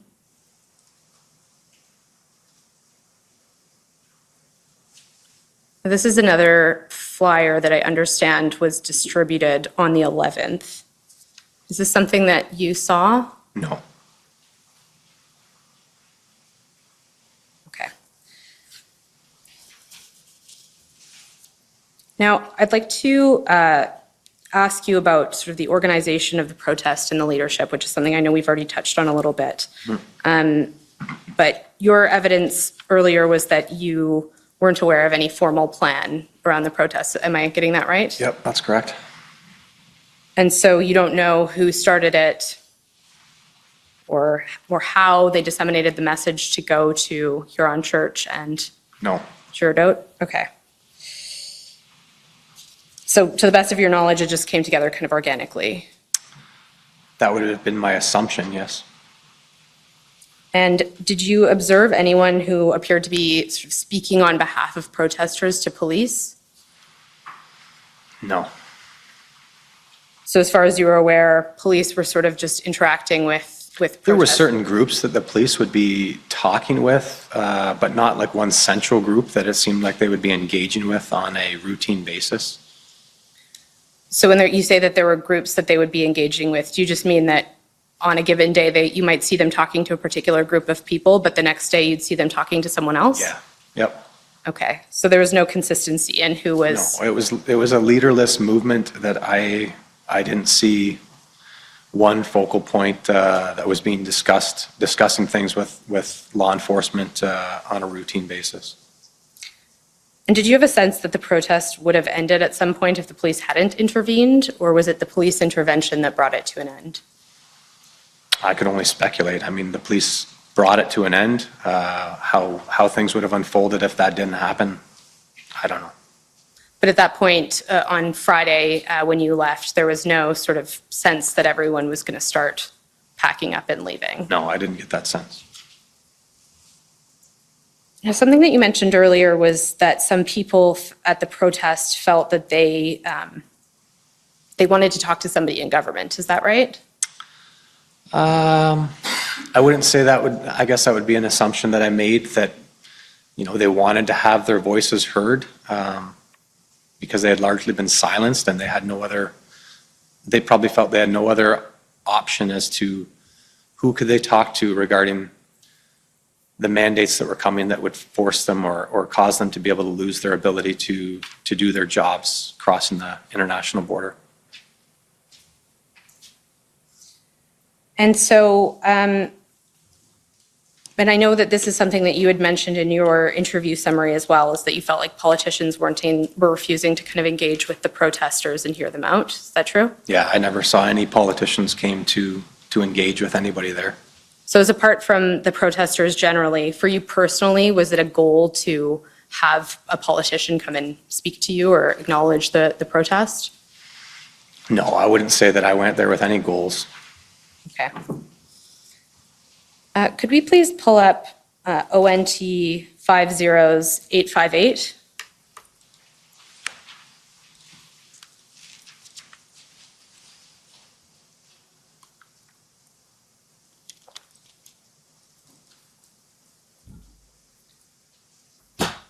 This, if you could scroll down a bit.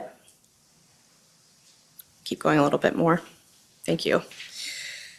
So this is a letter from the Solicitor General of Ontario, Sylvia Jones, to the Commissioner of the Ontario Provincial Police, which is dated February 11th. And it states, this letter is being sent regarding the protest activity occurring in Windsor and restricting access to the Ambassador Bridge, which must end. The Government of Ontario is proposing that a meeting occur within an agreeable time period between a select group of protest leadership and representatives of the province to allow their issues to be heard. To move forward with our offer to schedule a meeting, all protesters must leave the protest site immediately, denounce all unlawful activity, and encourage a period of quiet. This means no unlawful, unpeaceful, unsafe protest activity can occur between the time of acceptance of this offer until the meeting takes place. Have you ever seen this letter before? No. So it's not something that you was shared with you on the 11th? No. Was the offer set out in this letter something that you think you would have been interested in, or? Me personally, no. Why is that? I mean, I was there to observe what was happening and to support other people that were there for their particular reasons to conduct themselves in a peaceful, lawful protest. And so you don't think that other protesters would have wanted to accept this offer of a? I can't say that other protesters, there's probably other protesters that may have accepted this offer, but I can only speak for myself. Okay. Were you in contact with anyone involved in the Ottawa protests? I had some friends that had gone up to Ottawa, and I would interact with them or ask them how things were wherever they were at. And were these friends from Windsor, Essex County area? Yep. Okay. Were they involved in the leadership of the No. Ottawa protests? They were just protesters They were joining the movement? they were just people that wanted to go up and support in whatever ways they could from our region. And did you, were you in touch with anyone who was in the leadership of the Ottawa protests? I guess you'd have to define what do you mean by leadership of the Ottawa protests? For example, this commission has heard from Chris Barber. No. Pat King. I think I had a brief exchange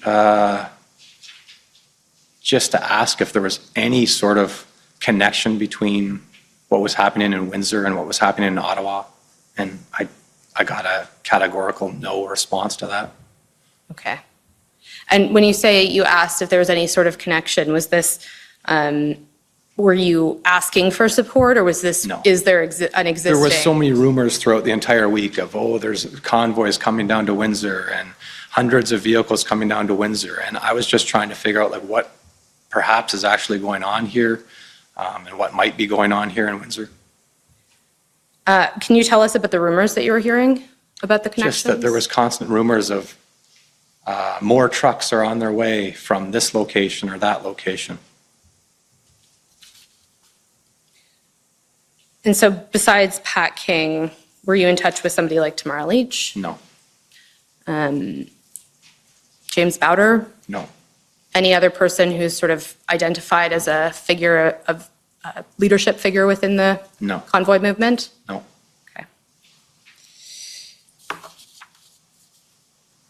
Was disrupting cross-border trade one of the reasons that protesters decided to blockade the bridge specifically?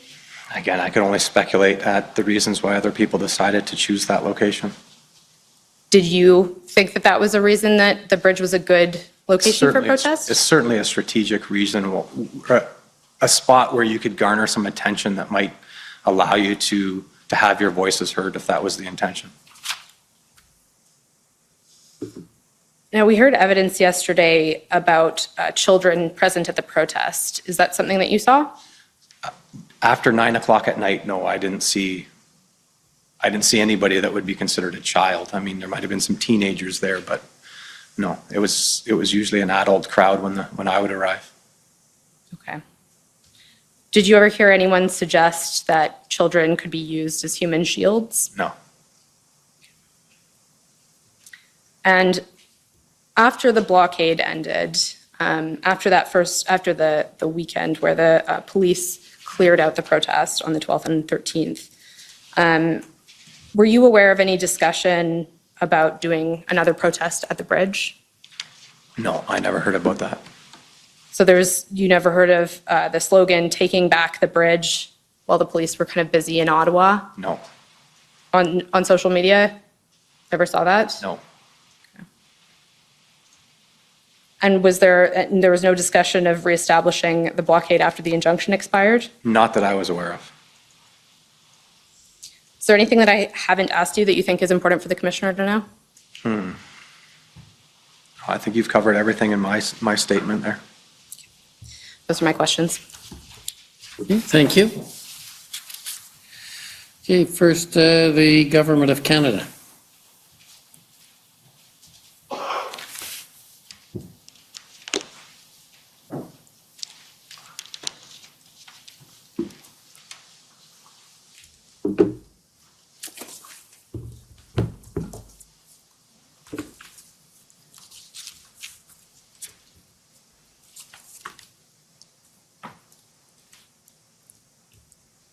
Good afternoon, Mr. Commissioner, Mr. Lashid.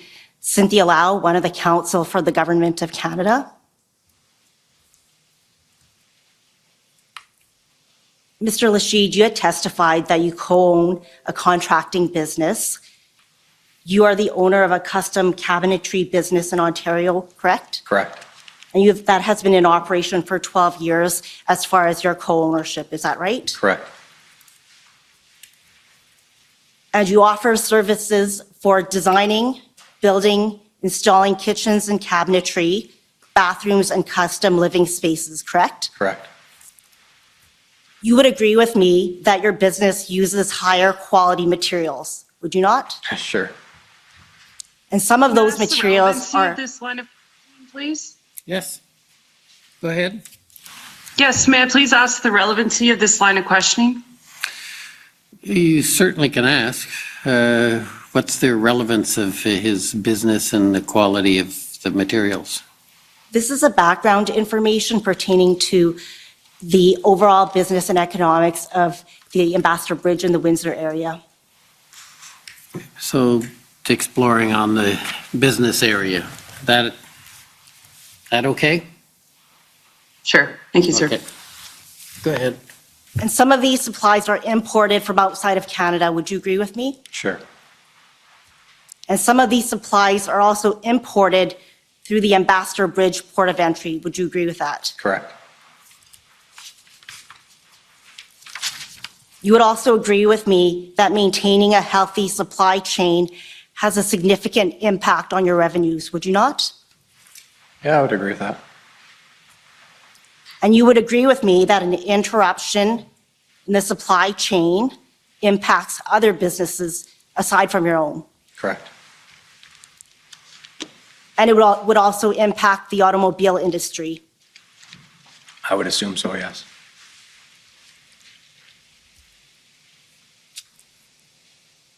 You had testified that you've been a resident of Essex County for approximately 44 years. Correct. And you also testified that it's a strategic spot to garner attention, to have your voice heard. Correct. You are aware of the importance of the Ambassador Bridge for the effective, efficient, free flow of trade and goods into and out of Canada and the US. Fair to say? Sure. And you're also aware that the Ambassador Bridge is a vital commercial land border crossing, are you not? Yes. And you would agree with me that traffic disruptions will affect Canada's economy and supply chain. Yes.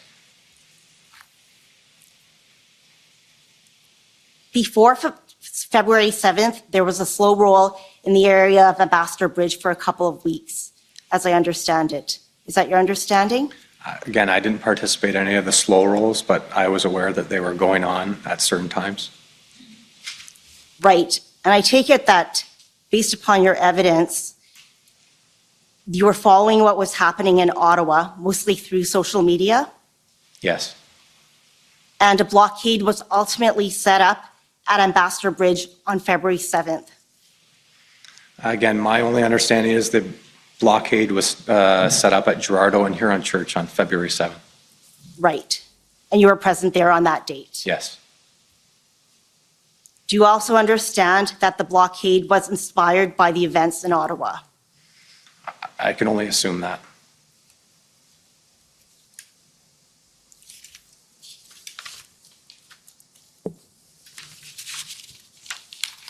And the vehicles that were parked on Huron Church Road, which is the main entrance and exit to the Ambassador Bridge. Is that correct? Yes. And you had testified that on the first evening, February 7th, you parked your vehicle on Gerardo and Huron Church, and then you walked in from the side street onto Huron Church. Is that right? I did not park my vehicle at Huron Church in Gerardo. I would have been on a side street far west from that intersection. All right. So I understand that you were at the site of the blockade from February 7th to the 11th each evening, approximately 8 to 9 p.m. till about midnight or 1 o'clock. Is that That's correct. correct? And for the other evenings, I'm talking about the 8th to the 11th, were you parked on Huron Church? No. You were parked on the side street? It'd be side streets or perhaps like the Strip Mall Plaza up near Tecumseh Road, east of the intersection at Huron Church. Right. And then you would attend Huron Church by way of walking, and you would be one of the pedestrians on the street. Is that fair to say? I would usually walk down the sidewalk on Huron Church Avenue towards the college intersection. And then would you situate yourself on the street as a pedestrian at some point during the evenings? I would just intermingle with some of the people that perhaps I recognize that would be in the general area The general area of the street. of Huron Church and College Avenue.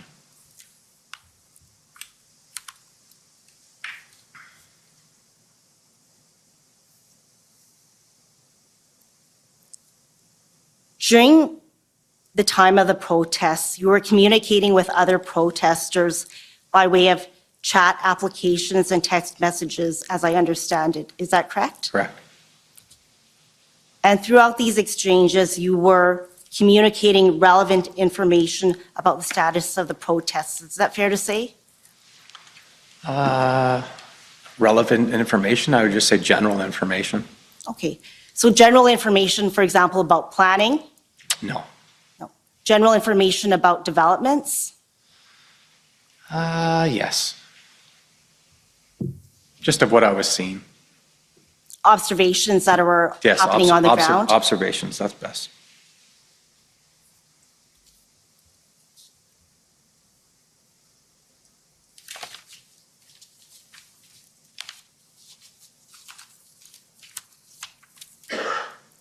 Would you agree with me that there was no one person or group in charge of the protesters? I agree, yeah.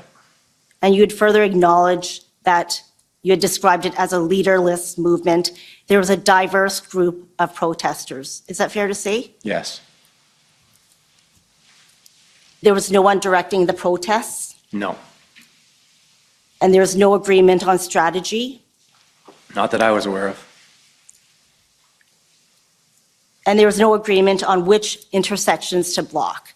As I understood it, you said that some of the protesters you had overheard wanted to block Wyandotte Street to Ambassador Bridge. Others wanted to block to come stay in Huron, but ultimately there was no agreement. Correct.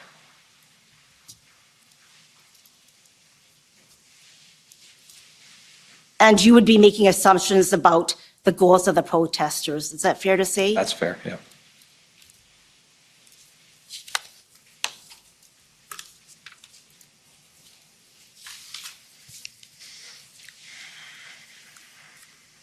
The last day that you were at the protest site was February 11th, 2022. Correct.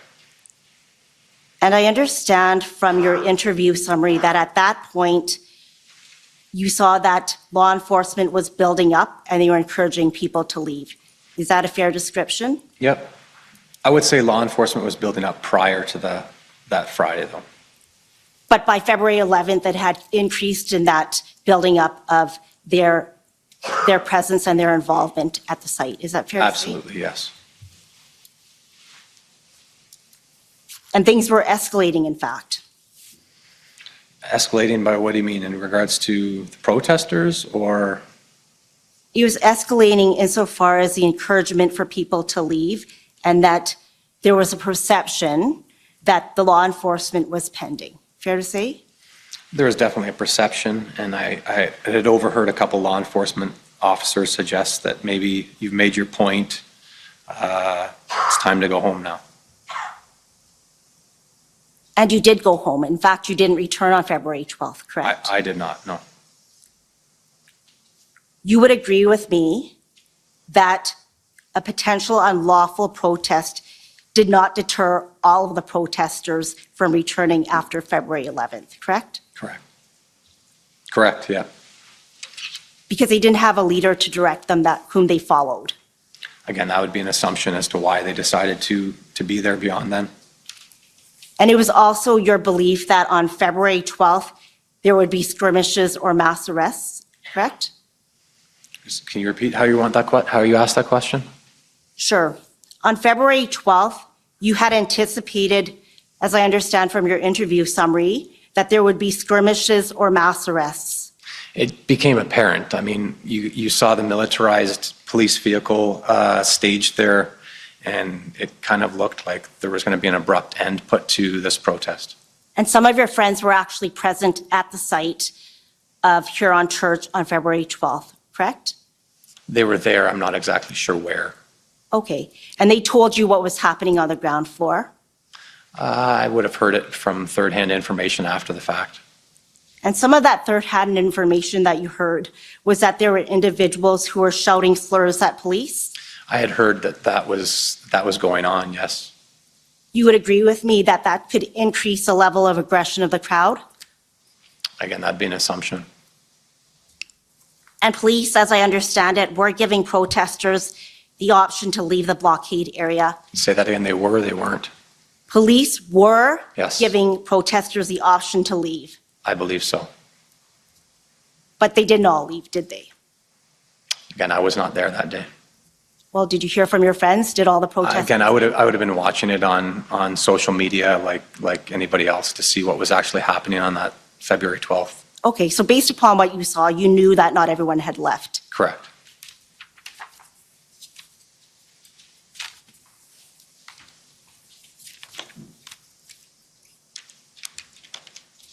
Starting February 7th, I put to you that no other vehicles, except for emergency vehicles, could get through the Huron Church area due to the blockade. Oh, well, I mean, certainly vehicles came and went from that intersection that I was witnessing on that second night. Well, the Windsor witnesses would say to the contrary.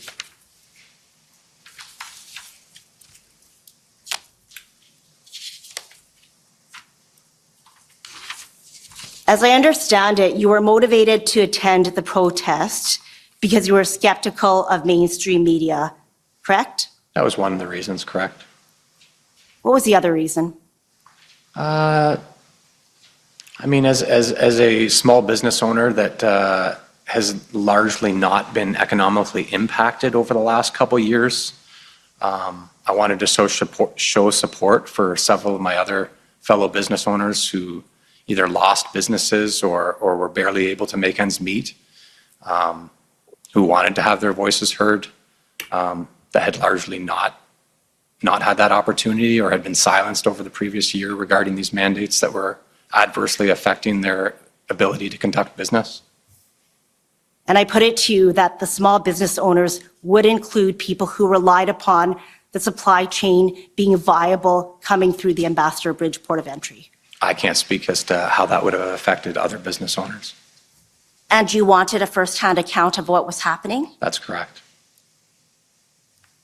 You had testified, as I understand it, that you never saw trucks backed up across Ambassador Bridge beyond the first night. That's correct. So that would be February 7th, correct? Yes. And as I understand it, among other things, you do not believe that the blockade at the Ambassador Bridge overall has been accurately portrayed. Somewhat, yeah.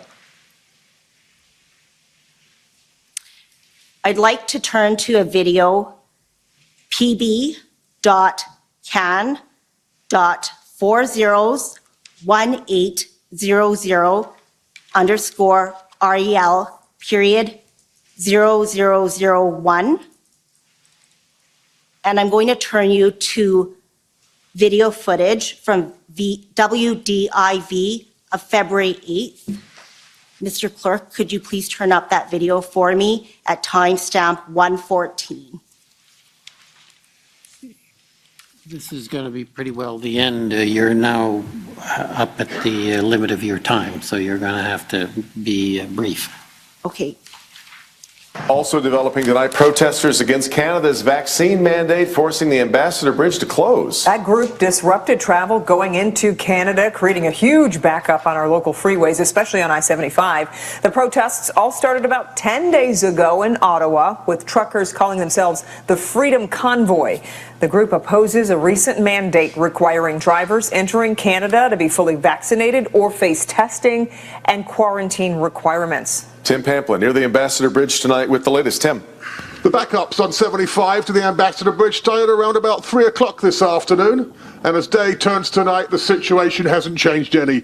Thousands of truckers now stranded on Detroit roads with nowhere to go. We got to grin and bear it, right? You know, there's just, can't get upset. I'm not the only guy stuck out here, but fortunately I do have a sleeper cab, and I feel for many of these drivers that don't have that option. From Sky 4, you could see the protesters on the Canadian side in downtown Windsor blocking the road and essentially shutting down the busiest border crossing in North America. And with the bridge shut down, the backup started piling up here along 75 in the service drive. In this rig, Nays carrying a load of breakfast cereal destined for Toronto. It doesn't make sense to disturb the rest of the public, right? So they shouldn't be blocking the borders, or they shouldn't be blocking the roads. I'm triple vaccinated, I'm pro-vaccine, but I'm anti-mandate. It's time that the mandates were over. It's time that people could travel freely across the border, both sides. Pause, please. Mr. Lashid, you would agree with me that this is an accurate video clip of the impacts caused by the blockade at the Ambassador Bridge, would you not? I would agree that there is, like the last part of your statement, that there was an impact of the blockade at the Ambassador Bridge. Mr. Commissioner, may I just show one minute video? Okay, but that'll have to be it. Thank you very much for your indulgence.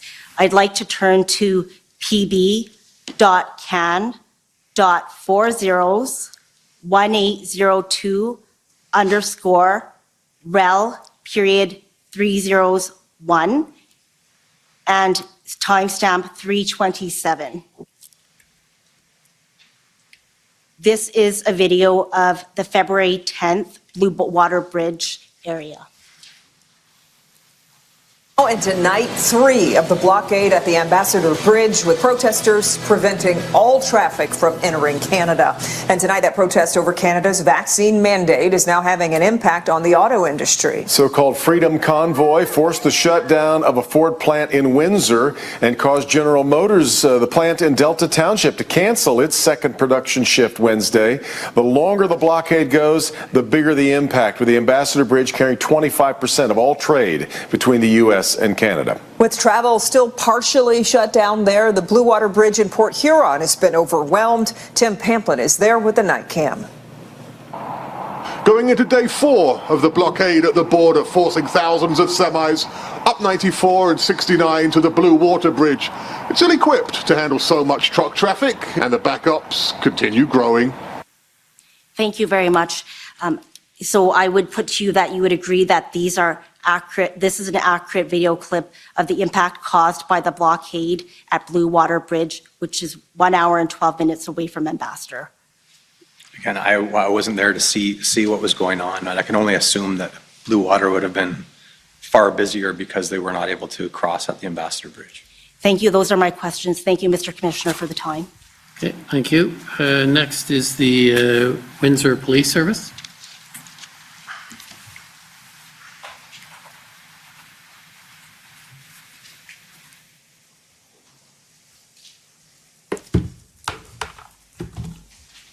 Good afternoon, Mr. Leahy. My name is Tom McRae, and I am here for the Windsor Police Service.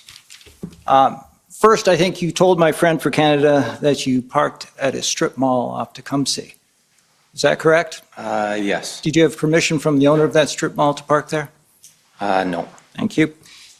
I understand from your evidence, I think to, again, my friend from Canada, that you used chat applications in your discussions with your friends. Sure.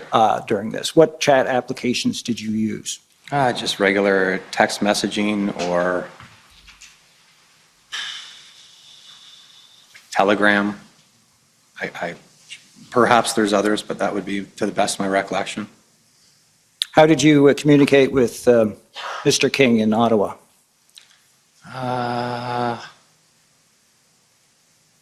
One of those two, I would assume. Thank you. Did you have those messages available to you at the time you were interviewed by Commission Counsel at the beginning of October? They would have been on my phone, yes. Were you asked to give copies of those communications? No. Have you produced any documents within this commission hearing? No. Besides your statement? Sure, no. Thank you.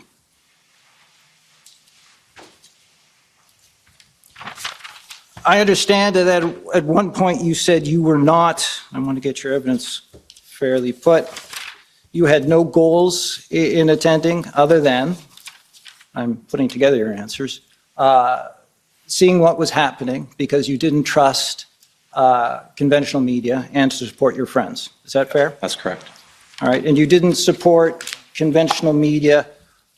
Does that mean you did not observe conventional media? Just through clips or third-party information that I would have received. I certainly would have seen clips or heard on the radio, perhaps, their assessment of what was happening there. Thank you. And on the radio or through these clips, did you learn about the injunction that was obtained by the City of Windsor on the 11th? No.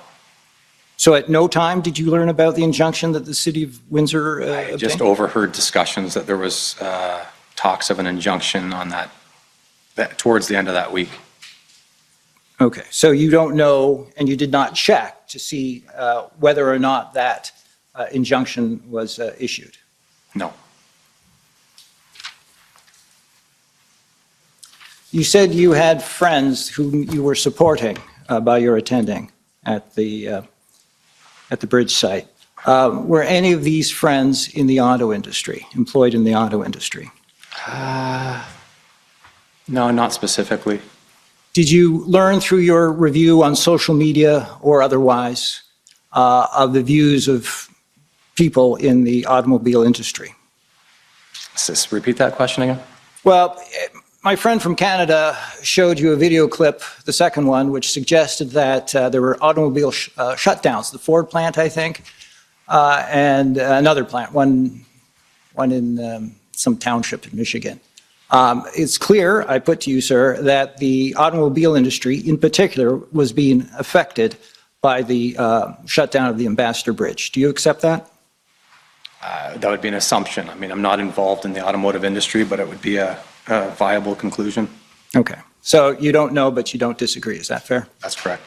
All right. Did you discuss the impact of the shutdown of any of these auto manufacturing facilities with anyone who is employed at any of these automobile manufacturing facilities? No.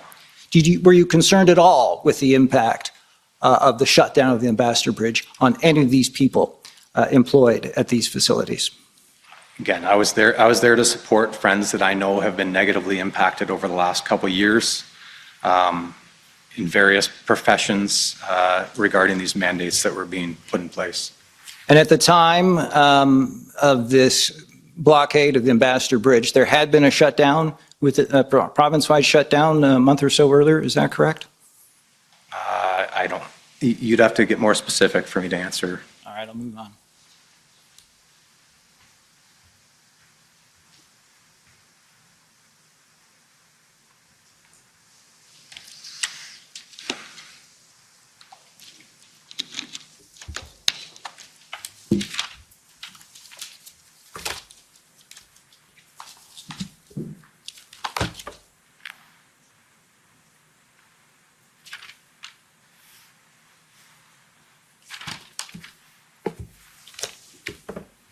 Excuse me, Mr. Commissioner. If we could go to your witness statement, and I will get the number wrong. It is WTS 49. 49, thank you. Could we pull that up, please, Mr. Clerk?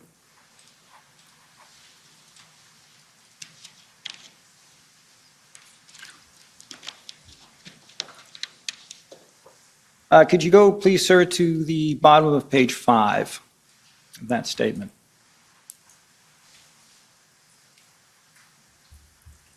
And I'm focusing now, Mr. Leysheet, on the events of Saturday, February 12th, 2022. Just to make it clear to the Commission, you did not attend on that day. That's correct. And I think your evidence was, and it is in the statement, that you were concerned that there would be skirmishes or mass arrests. I just would say that it looked like there was going to be an abrupt end put to the demonstrations that were going on all week. And like I stated before, I was only ever available or had an option to attend late in the evenings. And it was pretty apparent that it was being put to an end, and I wasn't going to go back in the evening on Saturday to be a part of that. And you were of that view, even though your evidence earlier, as I understand it, was you didn't know that the police were warning that these protesters were engaged in criminal activity, nor did you know about the injunction. Is that fair? I just made my assessment based on the overall stance that the police had taken towards the end of the week, that things were going to be put to an end, and the rumors that I had heard swirling that, you know, there was paddy wagons or police vehicles staged to be able to conduct mass arrests. The second last paragraph of your statement, which is before you, sir, says, some of Mr. Leysheet's friends were present at the protest. So you're getting this second or third hand, is that correct? Yep. They told him that some individuals were shouting slurs at the police. Yes. Did they disclose to you the nature of the slurs that were being shouted at the police? It was more the context that they weren't sure of the particular individuals that were shouting these slurs at the police, because I didn't know any of them and neither did they. And I guess the context was more regarding the nature or the purpose of why these slurs were being used, and that would be the extent of it. His friends, meaning your friends, believe that these were agents provocateurs. That would have been their assessment that it was a possibility. Sorry, so when we say agent provocateur, are we talking about false flag operations in the language of Alex Jones? Again, this is just what I'm hearing third hand from friends that were saying that they observed this particular activity. Yeah, but what was the motivation of these alleged agents provocateurs? I was not alleging these. I was just hearing this third hand information. Were they trying to provoke the police into action in order to create a problem that would just grow and grow? Or were they provoking people in order? Sir, I think we can all speculate as to what people were thinking here, but if we could stick to the strict dialogue that's within my witness's knowledge, please. I object to that objection, Mr. Commissioner. For some reason, the commission put this in the witness statement. It is fair cross-examination fodder. The commission is asking that, or the commission counsel are asking, pardon me, that the commission take this as evidence. And if it's second or third hearsay, well, I guess that goes to wait. But it doesn't mean I cannot cross-examine on it. Well, you can ask him about it, but there's only so much he can say, so let... I hear you, but I'm just trying to get as far as we can go with what he can say. Well, thank you. Let's take it one question at a time. All right, I'll take a step back. Sir, your friends told you that these agents provocateurs were trying to antagonize the police into using violence? I think the context might be that the protest was peaceful for the entire week, and there was no reason for any of the people that I knew or any of my friends describing people that they knew there to engage in violence. That was never the intention of anybody there. So it just seemed perhaps out of the ordinary, or it didn't fit with the general stance of the protesters for the entire week that I was there, or the 5 nights that I was there. Do you have any insight as to why this stance changed at this time? Again, this would be the speculation that perhaps there was people that wanted to have some sort of a violent end to this 5 or 6 day demonstration. And by people, do you mean the protesters? Again, this would be my speculation, hearing from them whether it was protesters or if it was in fact agent provocateurs that you've gone over here that wanted to have some sort of a violent clash with police. Because for the entire week I was there, there was no violence being directed towards the police. And so it just seemed, from my friends that I had discussed this with, it didn't fit in line with the goals or reasons for any of the people I knew that were there. Did you disclose the identity of these friends to Commission Counsel during your interview? No. Do you know if they've been interviewed by Commission Counsel or not? I have no idea. How did you come to be interviewed by Commission Counsel? I think we had a gathering of anybody that was a witness to the Ambassador Bridge demonstration in order to offer a written statement of their own witness testimony of what they saw for the 5 or 6 days, or however many days any of those people were there. Okay. When did that happen? Do you recall?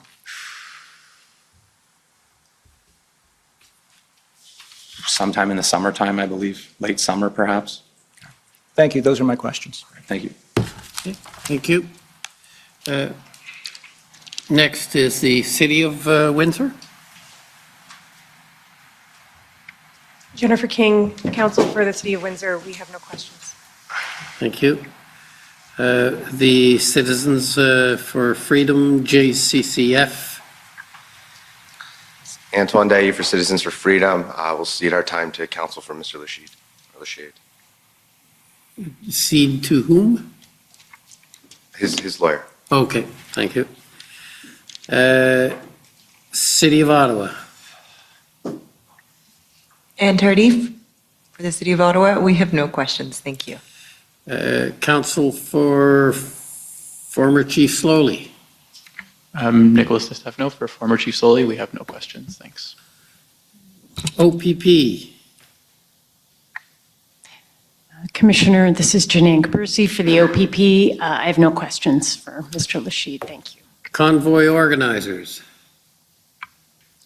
Good afternoon, Eva Chipiak for the convoy protesters, and we have no questions for this witness. Okay, so it's for Mr. Lachilde's counsel. Go ahead. Thank you, sir. Mr. Lachilde, it's my understanding that you began attending protests when some of these mandates were laid down by the government. Do you know approximately when that was? When I began attending or when the mandates began? When you started attending protests? I believe it'd be in 2021. Okay, and how many approximately, can you tell me some details about the protests that you went to in the Windsor area? Several of the rallies at the Great Canadian Flag at the end of Olette Avenue and Riverside Drive. One of the rallies in front of the health unit on Olette Avenue, and various fundraisers that were being held to support people who had suffered economic consequences during the past couple of years. And would you say that the theme of these protests was usually the same? I mean, some of the fundraisers might have been geared towards something specific, but generally it was to create awareness or give other people the opportunity to have their voices heard or gather with other people that maybe were sympathetic to some of the adverse effects that they had been experiencing over that last couple of years. And can you just expand on that? What are some of the things that people were protesting about or gathering about? Well, certainly, I have friends in, professions of nursing or firefighting that had lost their jobs to these mandates. Several small business owners who have been pushed to the brink of bankruptcy because they were no longer able to conduct business due to the mandates that had been passed down from federal or provincial politicians. So almost similar to trade stopping on the bridge then, some people were claiming that their economic well-being had been cut off because of the mandates?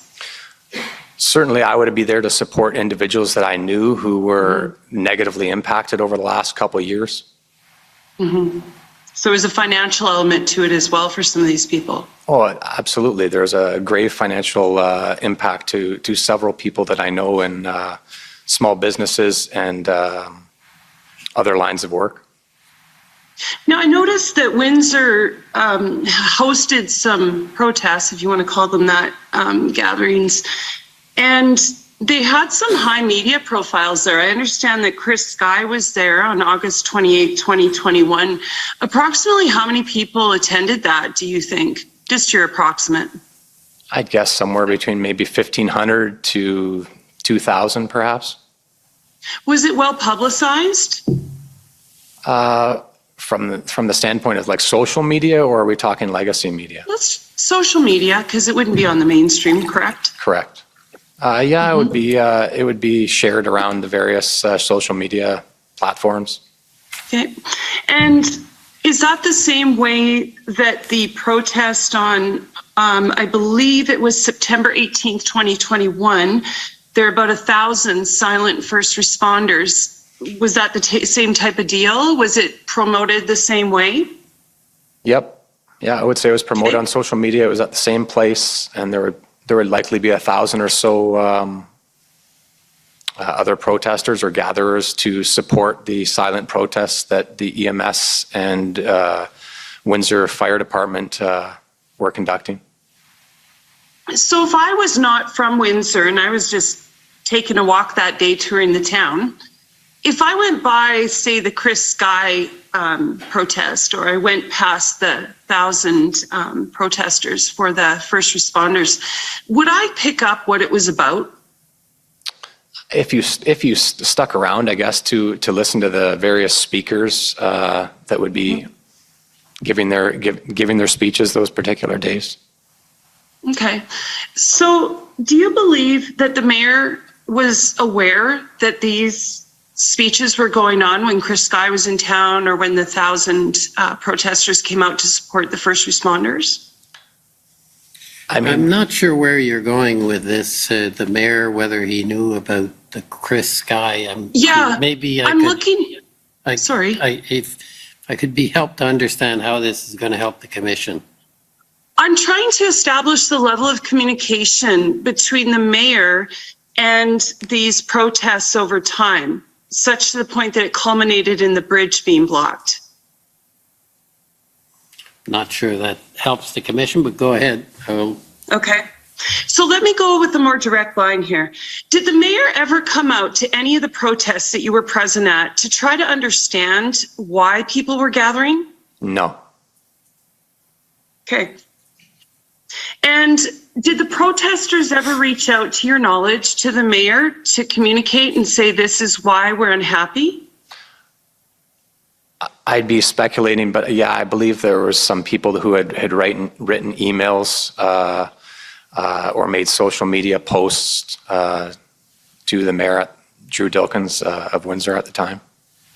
Okay, and that would be in line then with the municipal policy on complaints. So then the protesters did bring the complaint to the mayor. I'm sorry, Is that correct? are you giving evidence about what the municipal, I mean, I No. don't know there's any evidence about No, the I'm trying to complaint process. understand, if the protesters had reached out to the mayor to clearly communicate what their ambition was through the protests. Yeah, and if he was aware of that. and he said he was speculating, and then you said Okay. something about the complaint process, which is what I was curious about.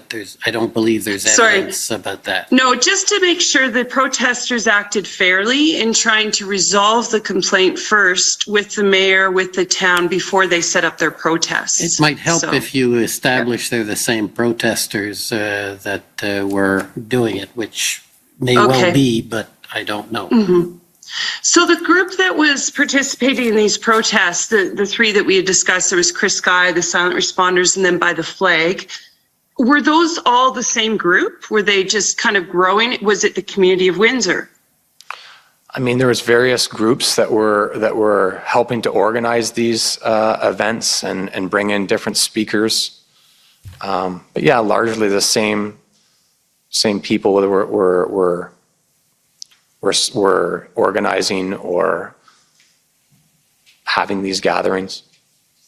Okay, so I'm going to take you forward now to the night of February 7th, which is, I believe, the first night of the blockade at the Ambassador Bridge. Correct. Correct? Yep. Okay.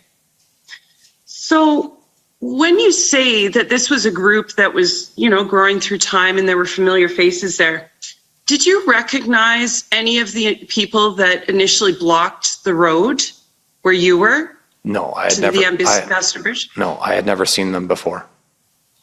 Okay.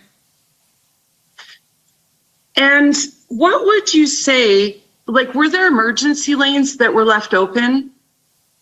Throughout the week or on this particular February 7th? Just on this one night, were there emergency lanes when the blockade was originally put down? So the original blockade that I was witness to was at Gerardo, where the vehicles had straddled here on Church. I don't know that I would say particular lanes were open. I can attest that I saw one truck driver who had suggested to some protesters that he was diabetic and he needed to move through the traffic in order to get his medication or whatever it was that he needed, and the protesters moved their vehicles to allow him to pass through the southbound Huron Church area. Okay. During the first night of the protest, did you see the police put down any jersey barriers, like the concrete barriers, or obstruct any lanes? There was no jersey barriers on that first night, no. Okay. And did they obstruct or close down any lanes? They definitely secured several areas around the perimeter with police vehicles. Okay. And what would you say that the ratio was between police and protesters the first night? By the end of the evening, there was, in my estimation, substantially more police personnel there than there was protesters. So granted that, according to previous council's questions, there were auto plant shutdowns. This is the busiest border crossing in North America. It's a vital crossing of the border, and it controls the trade for millions of dollars in our country back and forth. Do you think the police were capable of shutting this down on night number one? I believe if they would have chosen, if that was their objective on night number one, certainly the few vehicles at Gerardo and the dozen or so protesters that would have been there when I left, I believe they could have shut that down if that was the intention. Okay, thank you. And when you were at the bridge, and I'm just going to speak generally about that week, the days that you were there, of course, what kind of an environment was it? How'd you feel there? It was just a peaceful gathering, music, food being shared, very cordial. And you said you weren't there during the daytime, so that's fine. But when you were there in the evening, did you see any families or? Not in the evening times, no. How did you know that families were there in the daytime? I mean, I had other friends that had either gone during the daytimes or shared pictures and videos of children playing soccer or having a festive atmosphere with children and families during the daytime hours. So if you were there in the evening when the children weren't there, did you ever witness anybody trying to use or threatening to use a child as a human shield? No, I didn't see that. And did you witness any acts of vandalism, looting, or disorderly conduct by the protesters? No, quite the contrary. Did you see any illegal weapons? No. Did you see any registered weapons? No. Did you witness any acts of violence? No. Was there ever a time that you felt unsafe while you were at the bridge? Never. Did you feel like you were being surveilled or watched? I mean, it was pretty clear with there was drones that were circulating overhead, and some of the law enforcement personnel there would have cameras or smartphones, I guess, scanning around the area to gather their own intelligence, I can imagine. Mm-hmm. Were you one of the people impacted with your bank account? Was your bank account frozen? So I lost access to my bank account on February 18th. Okay, tell me about that. What happened exactly? So I had gone to my bank to deposit a check from my business that I had written to myself, and upon trying to use the ATM, I got an error message or a message that was not going to allow me access into my bank account. I tried a second ATM machine and got the same error message. I tried my online banking when I got home via my computer and continued to get messages that were not allowing me to access my own bank account. And when did that change? How long did it last for? So I was able to access my account, I believe, on the following Tuesday, which would be after the Family Day holiday weekend. So is that a period of about 5 days then? So Friday, 4 days, give or take. 4 days? Yep. Okay. Did you ever find out why? No. Okay, thank you. And just a follow-up question from a previous council. Do you need to ask permission to park at a mall in Ontario in the parking lot? Not that I'm aware of. Okay, thank you. So I'd like to go and revisit some earlier testimony from Inspector Dana Early. And this was testimony, I believe it was earlier today, or was it yesterday? And we've been talking about an exclusion zone, or essentially an area that was controlled by the police. Are you familiar with that area? Yes. Okay. And let's just define it. What did they mean by that? Just so we can get that on the record. What was the exclusion zone or the controlled area? I believe the controlled area was at the southern border where Tecumseh Road and Huron Church Avenue intersect. Okay. And could we please play a video? And the code on it is CFF 6X014. And it's a multimedia file. Excuse me, Commissioner. I'm sorry to interrupt. It's Janine Cabersi, Counsel for the OPP. Now seeing that it is CFF 14, this was a video that was provided to us over the lunch break. We only had an opportunity to view it once Mr. Lashid had already started his evidence.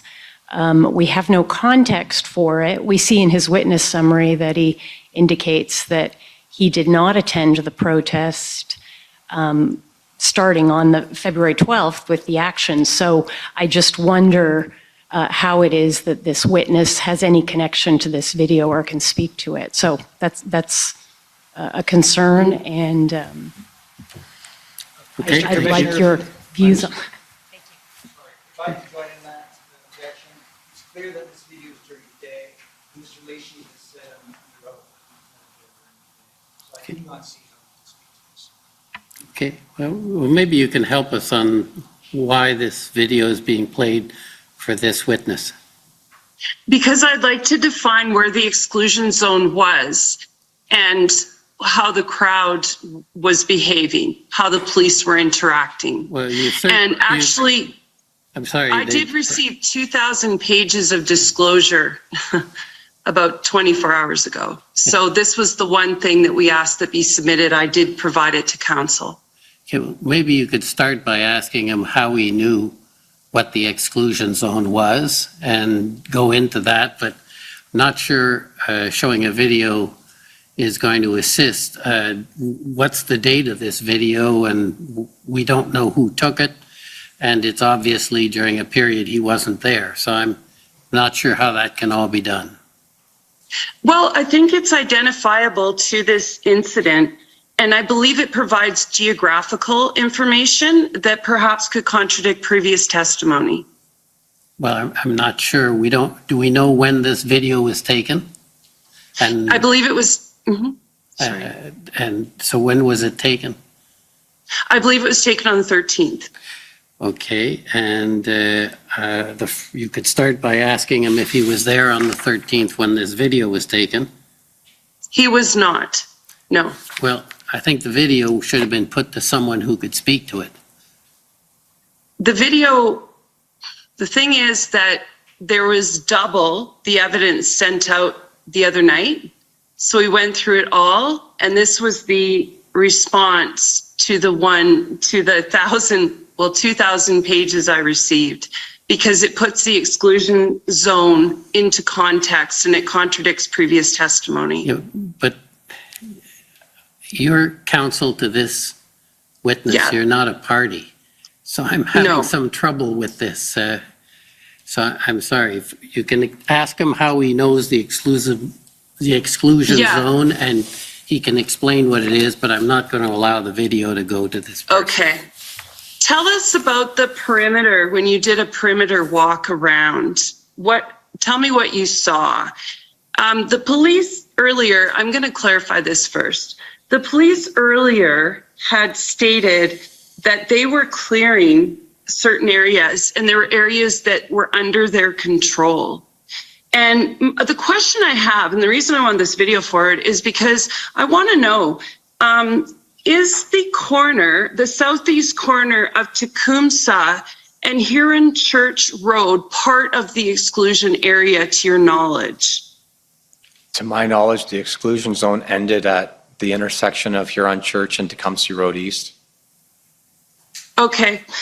And did you see police, and was there any footage that you're aware of that showed violence outside, where the police were tackling people outside the exclusion zone? Again, I wasn't there. I wasn't there on the days of Saturday and Sunday when the police were putting an end to the demonstration. Mm-hmm. Okay. But I believe there was videos of these arrests taking place in areas in the general vicinity. Okay. And to your knowledge then, the southeast corner where the gas station is, I believe it's a Shell, that is not included in the area they said was under control? No, I believe they were controlling up to Tecumseh Road and pushing protesters onto the other side of Tecumseh Road outside of the exclusion zone. Okay. Those are my questions, sir. Any re-examination? No, there's no re-examination. Thank you. Okay. I'm just trying to understand, you say you know the exclusion zone, how do you know that? I would be saying I know it based on previous testimony that's been given yesterday, perhaps. Well, so you don't know, you just listened to the testimony yesterday. I guess the exclusion zone was never something that I was told when I was there at the event. I'm just basing it on where I saw the police have their barricades set up in the general area around the entire demonstration. Okay, so you didn't really know, you're just speculating. It would have been something I would have discovered after the demonstration was over. From listening to the testimony here? From listening to the testimony here and perhaps videos on social media that occurred after I was no longer participating in attending the demonstration. There were social medias educating you on the exclusion zones? I think that when you saw like video assessment of the end on the Saturday and Sunday, they were basically showing where protesters were being pushed out of the area that was going to be secured for them to be able to reopen here on Church Avenue to truck traffic onto the bridge. Okay. And then just a question, you were there for a few days, the evenings rather. Is it news to you, or did you only find out today that there were plants shutting down and people getting laid off because of the bridge? No, I knew that there was negative impacts to businesses in the Windsor and greater areas beyond Windsor as a result of the blockage at the Ambassador Bridge. And that didn't concern you? I mean, I've been concerned over the past couple of years of the impacts that were happening to our businesses from a whole bunch of different, for a whole bunch of different reasons. So more impact was not a concern to you?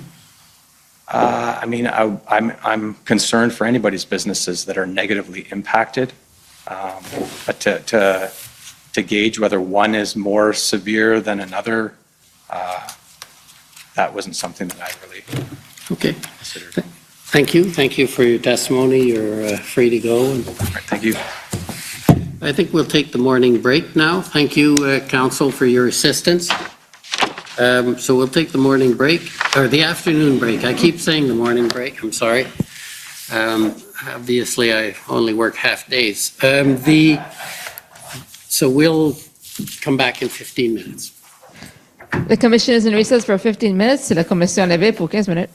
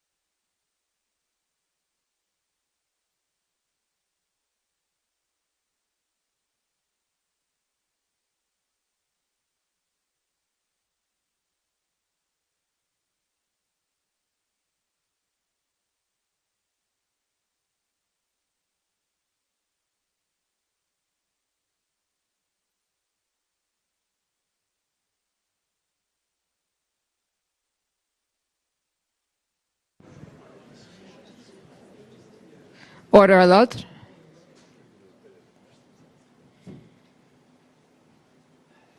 The commission has reconvened. La commission reprend. Van Hugenbos.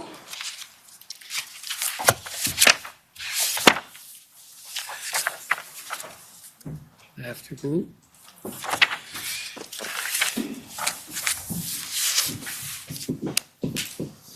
Mr. Van Hugenbos, will you swear on a religious document or do you wish to affirm? The Bible, please.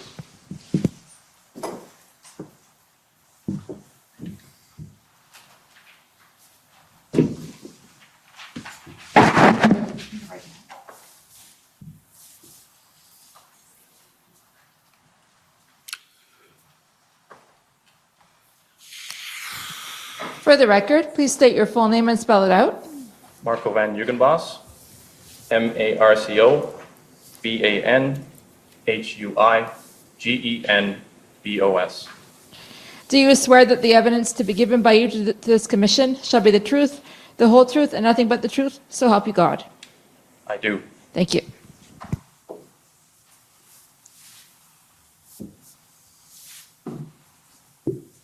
Thank you. So for the record, Alexander Hine, Commission Counsel. Mr. Commissioner, the first thing I'd like to do is pass over to my friend Martin Regman, who is Mr. Van Hugenbos's lawyer, who has an objection to make. Good afternoon, Commissioner. Martin Raymond, for the record.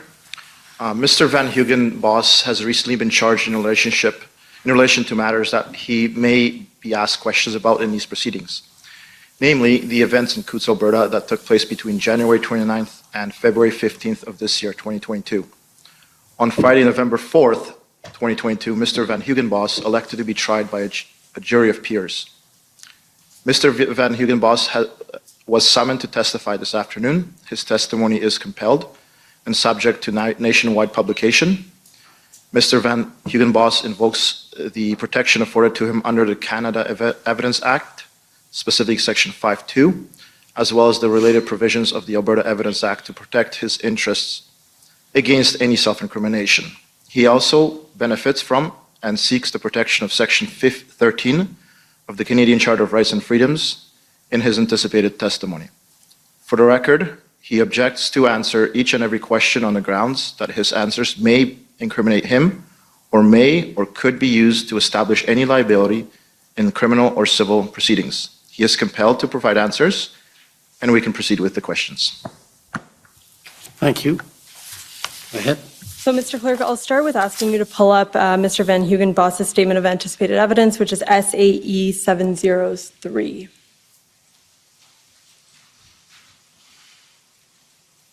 So this is the Statement of Anticipated Evidence that we sent you a few months ago for your review, is that right? Correct. And have you had a chance to review this statement? Yes. And would you like to make any amendments to it? No. Thank you. So, Mr. Van Hugenbos, you're originally from Holland, is that correct? Correct. And when did you move to Canada? In April of 1996. And I understand that you currently live in Fort Macleod in Alberta, is that right? Correct. And what do you do for a living? I'm sales. I'm an owner in South Country Doors, and my role there is to run the business and as sales manager. And so you were city councillor for Fort Macleod at the time of the Freedom Convoy protests in January and February 2022, is that right?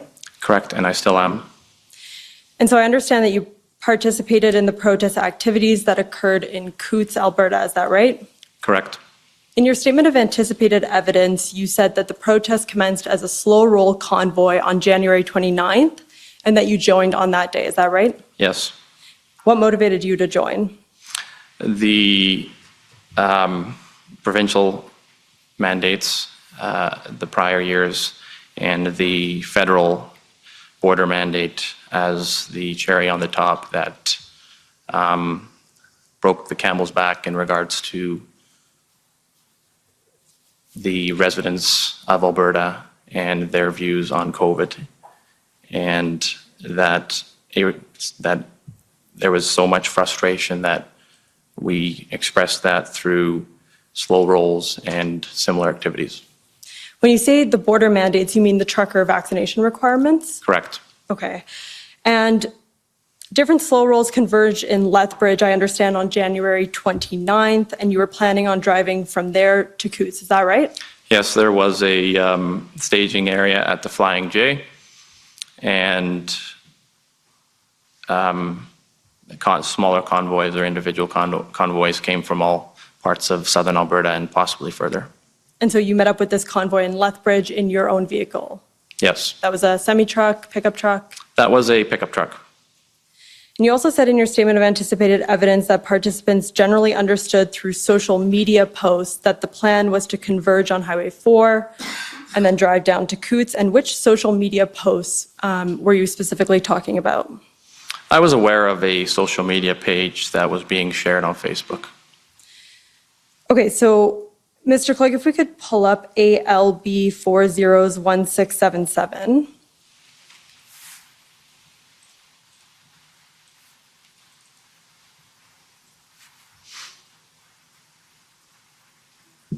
And so just by way of background, this is an email exchange dated January 26 between a CBSA official and a Government of Alberta official. So Mr. Clerk, if we just scroll down a little bit, that's a little bit more perfect. And so Mr. McCauley from the Government of Alberta says that the CBSA, to the CBSA official, that there is online activity regarding a January 29th convoy to Coutts associated with the broader trucker protests, understanding that that means the convoy to Ottawa. And he links a website entitled Freedom Fighter Nation and a Facebook group for the Lethbridge Freedom Central. Do you see that there? Correct. Did you come to learn about the convoy through either of these websites? No, I was made aware of it through individuals I knew sharing it on Facebook. I was not aware of this. The first time I see Freedom Fighter Nation. But the Freedom Convoy and Freedom Lethbridge I might have seen it through that or through somebody sharing that information.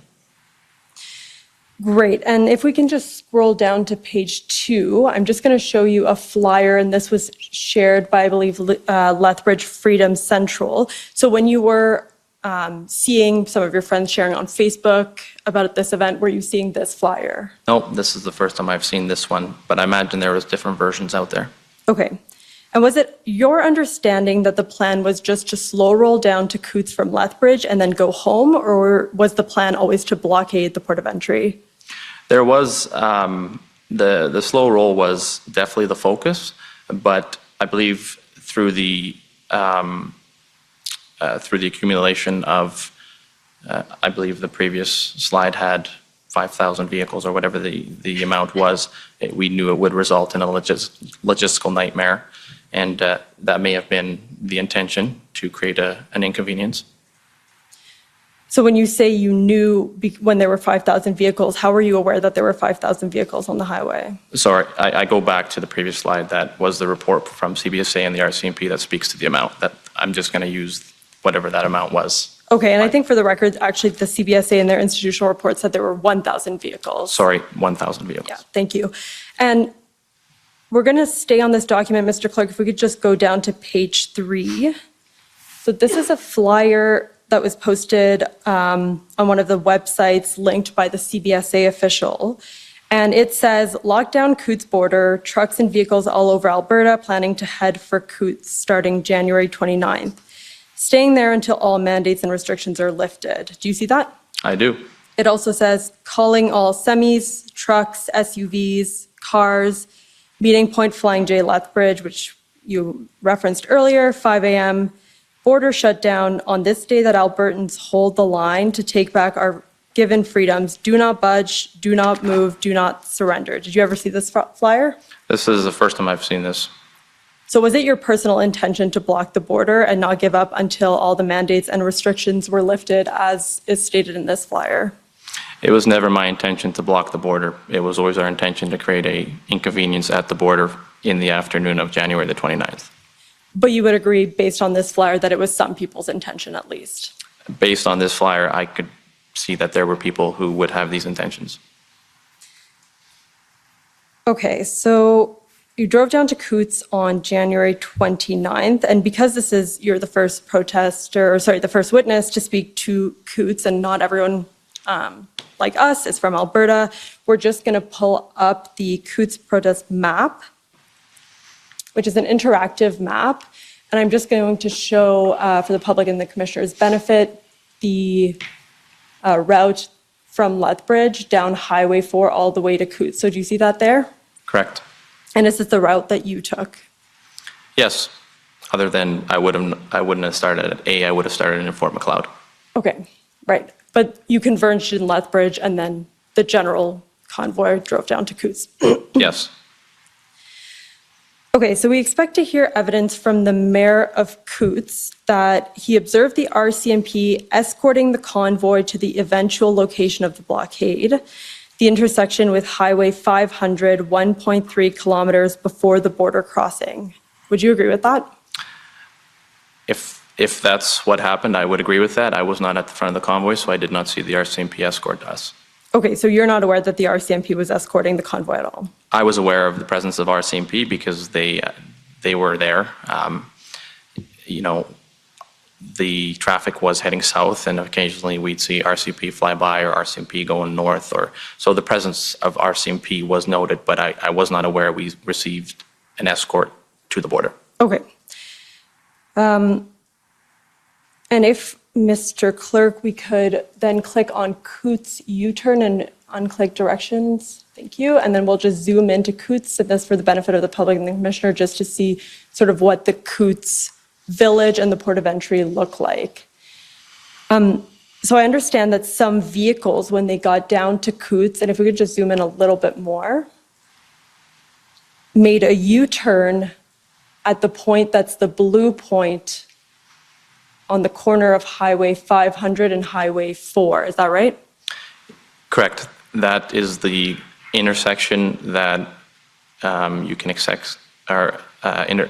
access the hamlet or village of Coutts, and being the last major intersection before the CBSA. And that's where the convoy was turned around to position it back northward. Okay, so some vehicles did a U-turn and drove back out, but others, I understand, stayed in Coutts and parked there. Is that right? That intersection became very busy as the convoy neared Coutts, coming around the corner here after the railroad tracks. In between the highways, there is a scale house. Like there's a commercial inspection facility.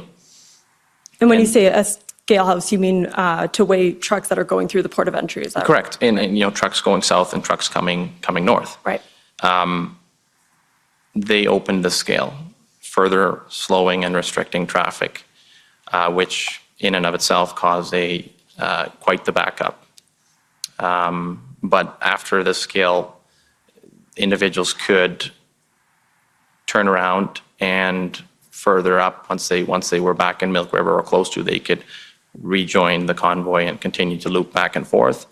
But there was also a staging area, not staging, it became a staging area of just people watching this event from in the ditches. There was a lot of people in one location, so there was no designated area, but it was a lot of vehicles and a lot of trucks everywhere.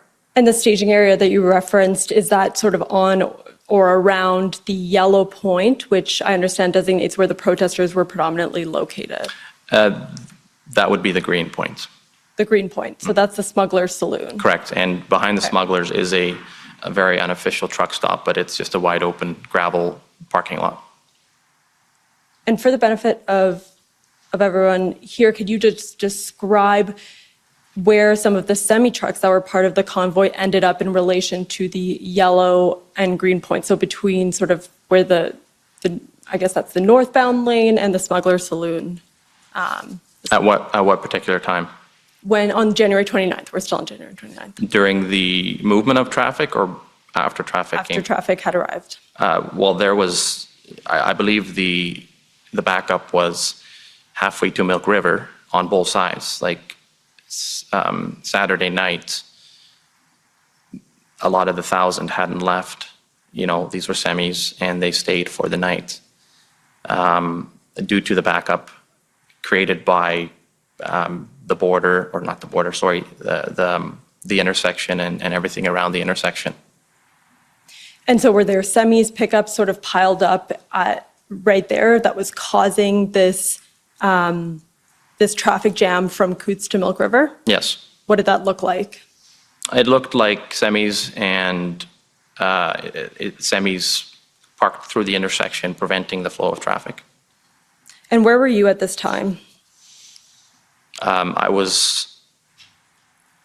say, in the vicinity of the blue, the yellow, the green. I was in the area. So you sort of parked your pickup truck and you were wandering on foot, or were you in your vehicle stopped? My pickups were initially in the parking lot on the green, like behind the green dot. Okay, so we're gonna move forward then to January 31st. So by January 31st, I understand that some vehicles had left Coots and either had returned home or gone further up Highway 4.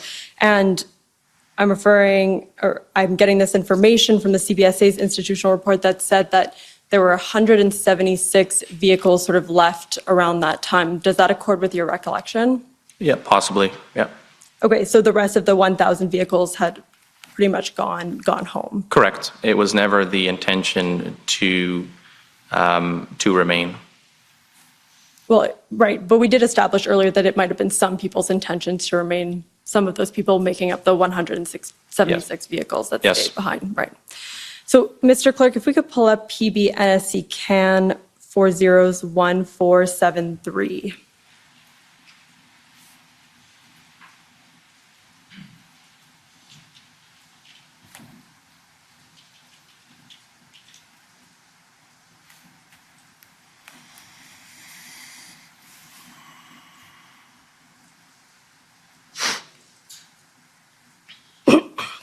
And so this is an email from the Commissioner of the RCMP, Brenda Lucky, to the Minister of Public Safety, Marco Mendicino. The Deputy Minister of Public Safety at the time was Rob Stewart, and the President of the CBSA, who at the time was John Sowski. Could you slow down I a bit apologize. for the interpreters? Thank you, Commissioner. And the date here is January 31st. Do you see that? Yes. And if we just scroll down a little bit more. So at the bottom of the page, we see that point right there that says Highway 4. So that's the third point down under current status. So it says Highway 4 to and from the Canadian side of the border, crossing at Coots, Alberta, remains completely blocked. The blockade, primarily the semi-truck blocking the northbound lane with smaller truck reinforcements, is being controlled by splinter groups. The organizers of the Coots protests are distancing themselves from the splinter groups. She then says that the RCMP's Consultative Conflict Management Group, which is the RCMP's equivalent of a police liaison team, continues to engage protest participants. However, the engagement from the organizers has diminished and the splinter groups have not been receptive. Do you see that there? Yes. And so at this point, had you established yourself as a spokesperson for the protesters? This is on January 31st. No. Do you know who she's talking about when she says organizers? I believe the individuals that would have built the posts, the two previous pages that organized the slow roll and invited people to participate in this protest. The two previous pages, meaning that email that we saw with the two links to the website and the Facebook group. Is that what you mean? Correct, yeah. Okay, so Lethbridge Freedom Central and the other website. So at this point, I understand that you had communications with the police and specifically CCMG officers later on, and we'll get to that in a minute. But at this point on January 31st, had you had any contact with the RCMP's CCMG officers? Not that I'm aware of, but it might have been in passing outside of any official goal. We were never hiding. The RCMP had full ability to walk through our midst and to drive drive around, and et cetera, et cetera. It wasn't we didn't blockade the RCMP from engaging with us. Okay, but it wasn't as though you were engaging with the RCMP on behalf of the protesters? No, there was very little structure being so organic of a protest. We all converged as individuals and possibly as groups, smaller groups from different municipalities to this location. And from there, it speaks to splinter groups, but there was no groups that were previously engaged in anything that were part of this. It was, when I say groups, it would be, 6 people came from the town of Coaldale and they're familiar with each other and they drove in a convoy together, so they're going to band with each other if they're all sitting with individuals they don't know, right? You stick to your own until you become familiar with each other. Right, so because it was like an organic protest, a sort of a grassroots movement with different people from all over Alberta, when she says splinter groups, you also don't know what she's referring to. So when I think splinter groups, I think we're talking more in different positions, different views on where we were at that time in regards to the border or the highway was blockaded by multiple trucks, not just one.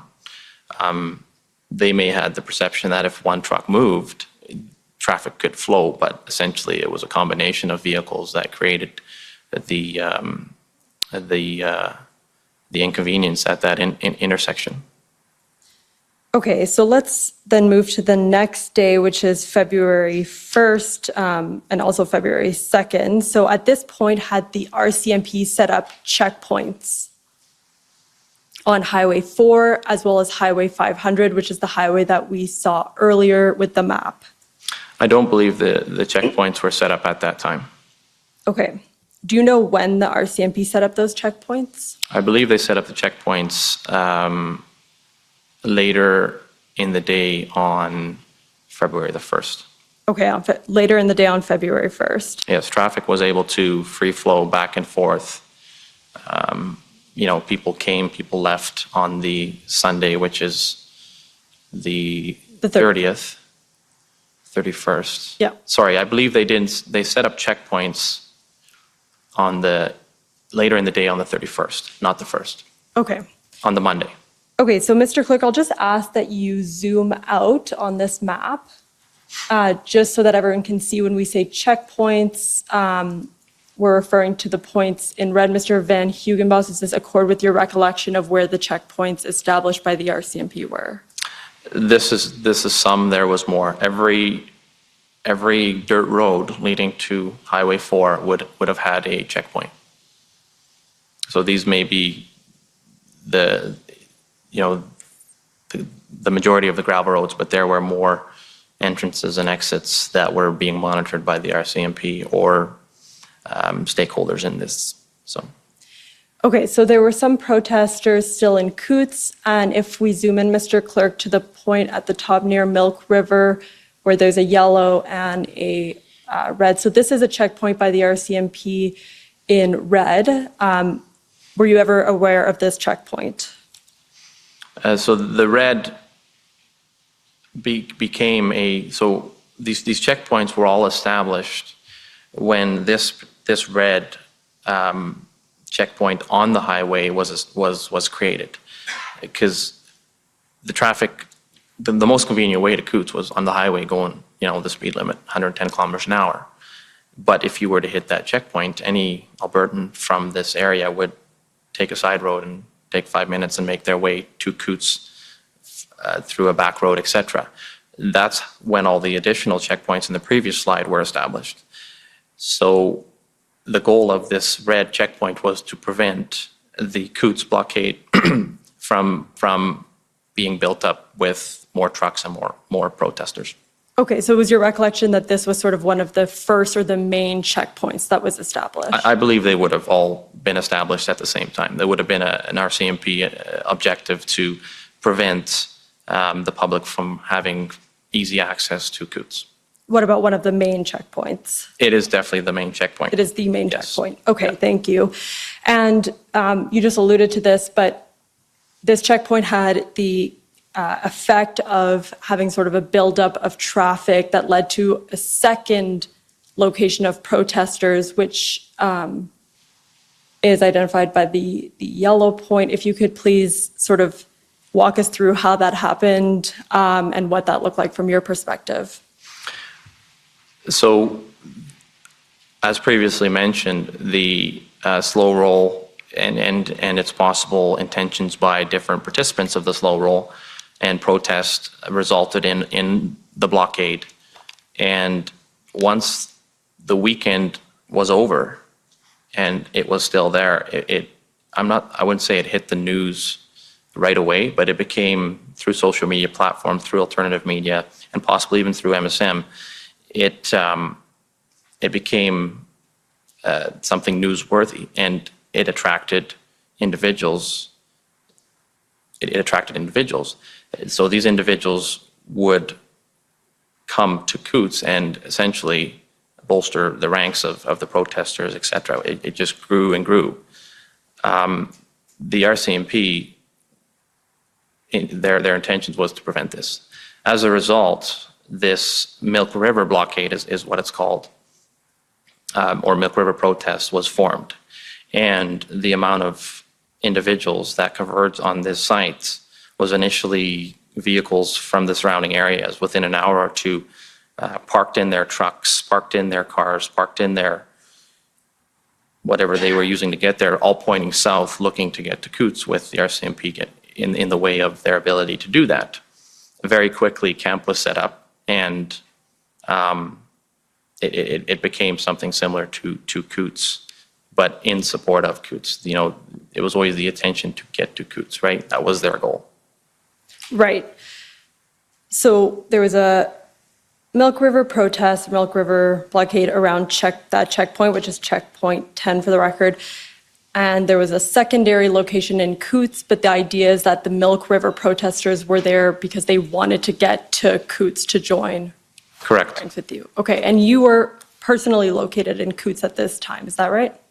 I had the ability to, no, at that time, until this was established, I was in Coots, correct, yeah. Okay. And so we're still on February 1st and 2nd. I understand, and you'll provide more clarity on this, that some protesters got around checkpoint 10 using either tractors or other vehicles to get to Coots, and this led to an enforcement effort by the RCMP. Could you please describe what that looked like, what that event was from your point of view? So the events were, the enforcement effort commenced on the 1st, on Tuesday, in Coots. Being organic in nature, the trucks were on the highway on both lanes, going north and south, but in that particular area, the lanes were actually facing east and west. If you want to go back to that slide, I could explain that. Sure, yeah, Mr. Clerk, we could go back down to Coots. Right, so right around the commercial inspection site, you can see the highway here is actually east to west for all of a mile from the intersection, from the yellow bullet point till about the Welcome to Alberta sign. At that time, that highway, both lanes, both directions, was full of motorized vehicles, anything from tractor trailers to trucks to whatever was on the highway.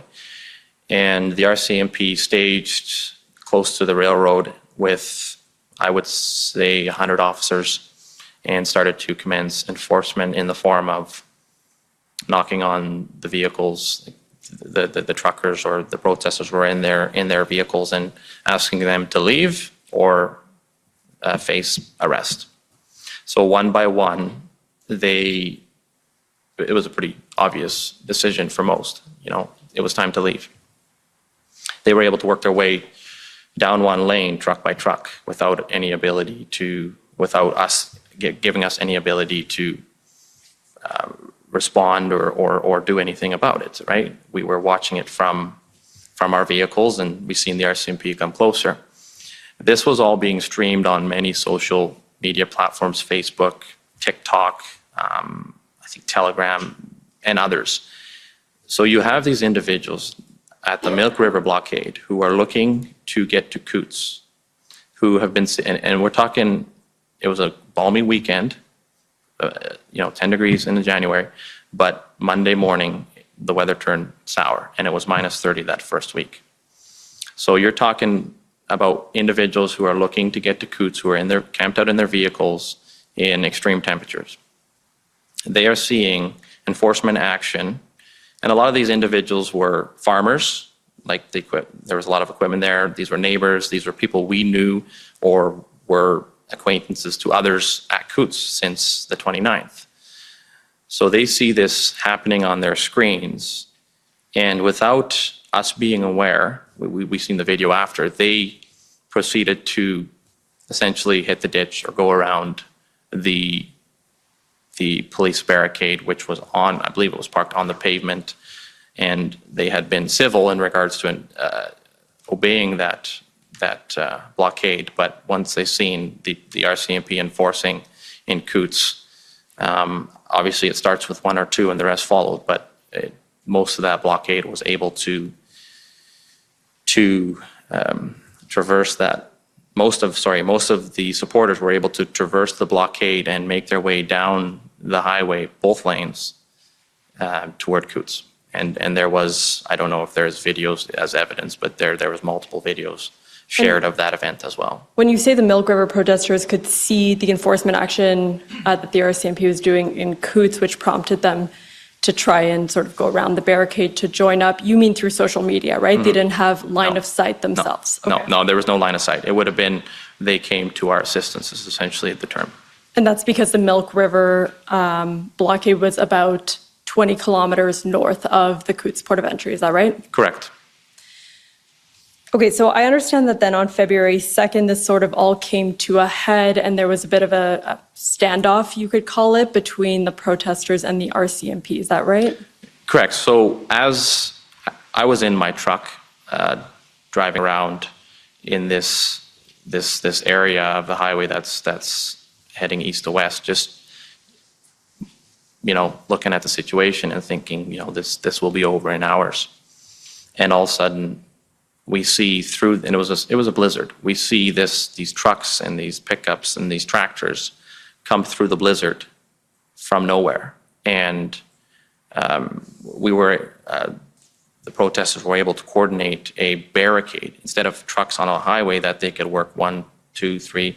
We were able to form a barricade, essentially fence to fence, ditch to ditch, which now gave us the ability, which gave us the ability to form a line and have a standoff with the RCMP.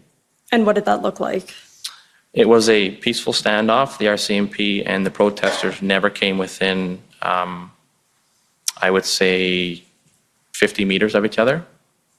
So initially when the equipment rolled in, the RCMP retreated because it was hectic. Tractors came in through the ditches on the highway, and out of nowhere, it was a surprise to them as much as it was to us. I imagine they may have heard about it as they blew the barricade in Milk River. They would have had 10 minutes more notice than we did through their official channels. But when it came in, they retreated back to the sheriff buses and a bit of the mobile command they had set up on the highway. And I would say 20 minutes later, they commenced a second effort with either the same amount or additional support. And on the first attempt, most people were in the saloon. It was cold, and a few people were just monitoring the situation.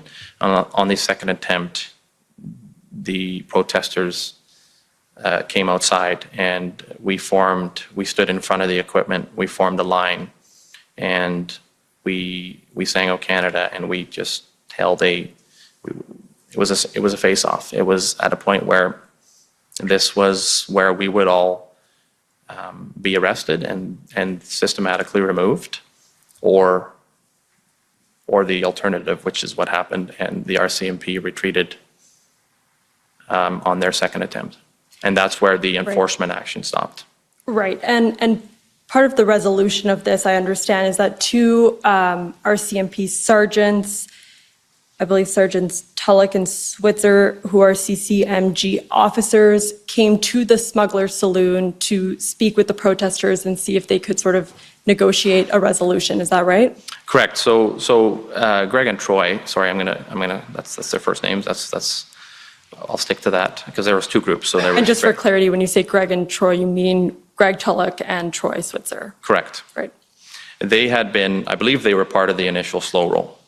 You know, the RCMP was aware of the slow roll, so they had officers and they had sent staff down to monitor the situation. So they had been there from the onset of the protest. Initially, the RCMP took the heavy-handed approach regarding enforcement. The failure of that resulted in a direction from RCMP toward more of a negotiation stance. And even that, they came in fairly heavy. They showed up in the saloon and they essentially ordered us off the highway. And that was met with a very decisive no by everybody involved. But you were still able to resolve, I understand, that you would keep one lane open in the northbound lanes and then one traffic lane open in the southbound lane. Is that right? So due to the situation on the ground and the enforcement action, we were aware of the RCMP. You know, our fight was never the RCMP. That was the enforcement. We were looking to get the attention of our province, of the government. We've been trying unsuccessfully to do that for 2 years. 2 years or 18 months at that time. And obviously we knew the RCMP would respond and commence with enforcement and possibly communication, but the RCMP was never, when I say the struggle, they were never part of that. They were automatically involved. So they came into the saloon and we worked out an agreement which also came from a position of we have to, I wouldn't say retreat, we have to work with the RCMP due to our position. Our position was based on how many trucks and how many people do we have, right? Strength in numbers. If we have too bold of a position without the equipment and the trucks and the people to back it up, the RCMP may enforce. If we open up some lanes, we go where we look like then we are a legal protest in the eyes of the in the view of the RCMP, and they may let us stay to fight. And when I say fight, I don't want to use that in a term other than we were there to fight another day, and that is what happened.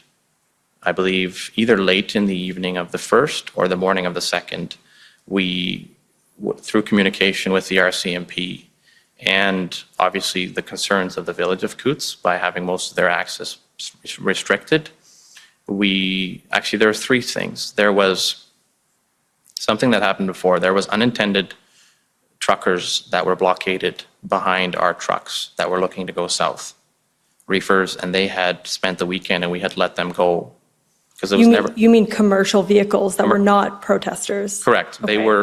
They were held on that highway behind the trucks that were blockading traffic, right? They were there. It's not like it's not like there was a sign on Lethbridge that said, future blockade, please don't proceed down this highway. So there was unintended, there was truckers that were unintentionally stuck behind this. And it was never our intention, so we let them either turn around or go south. This would have been the Monday.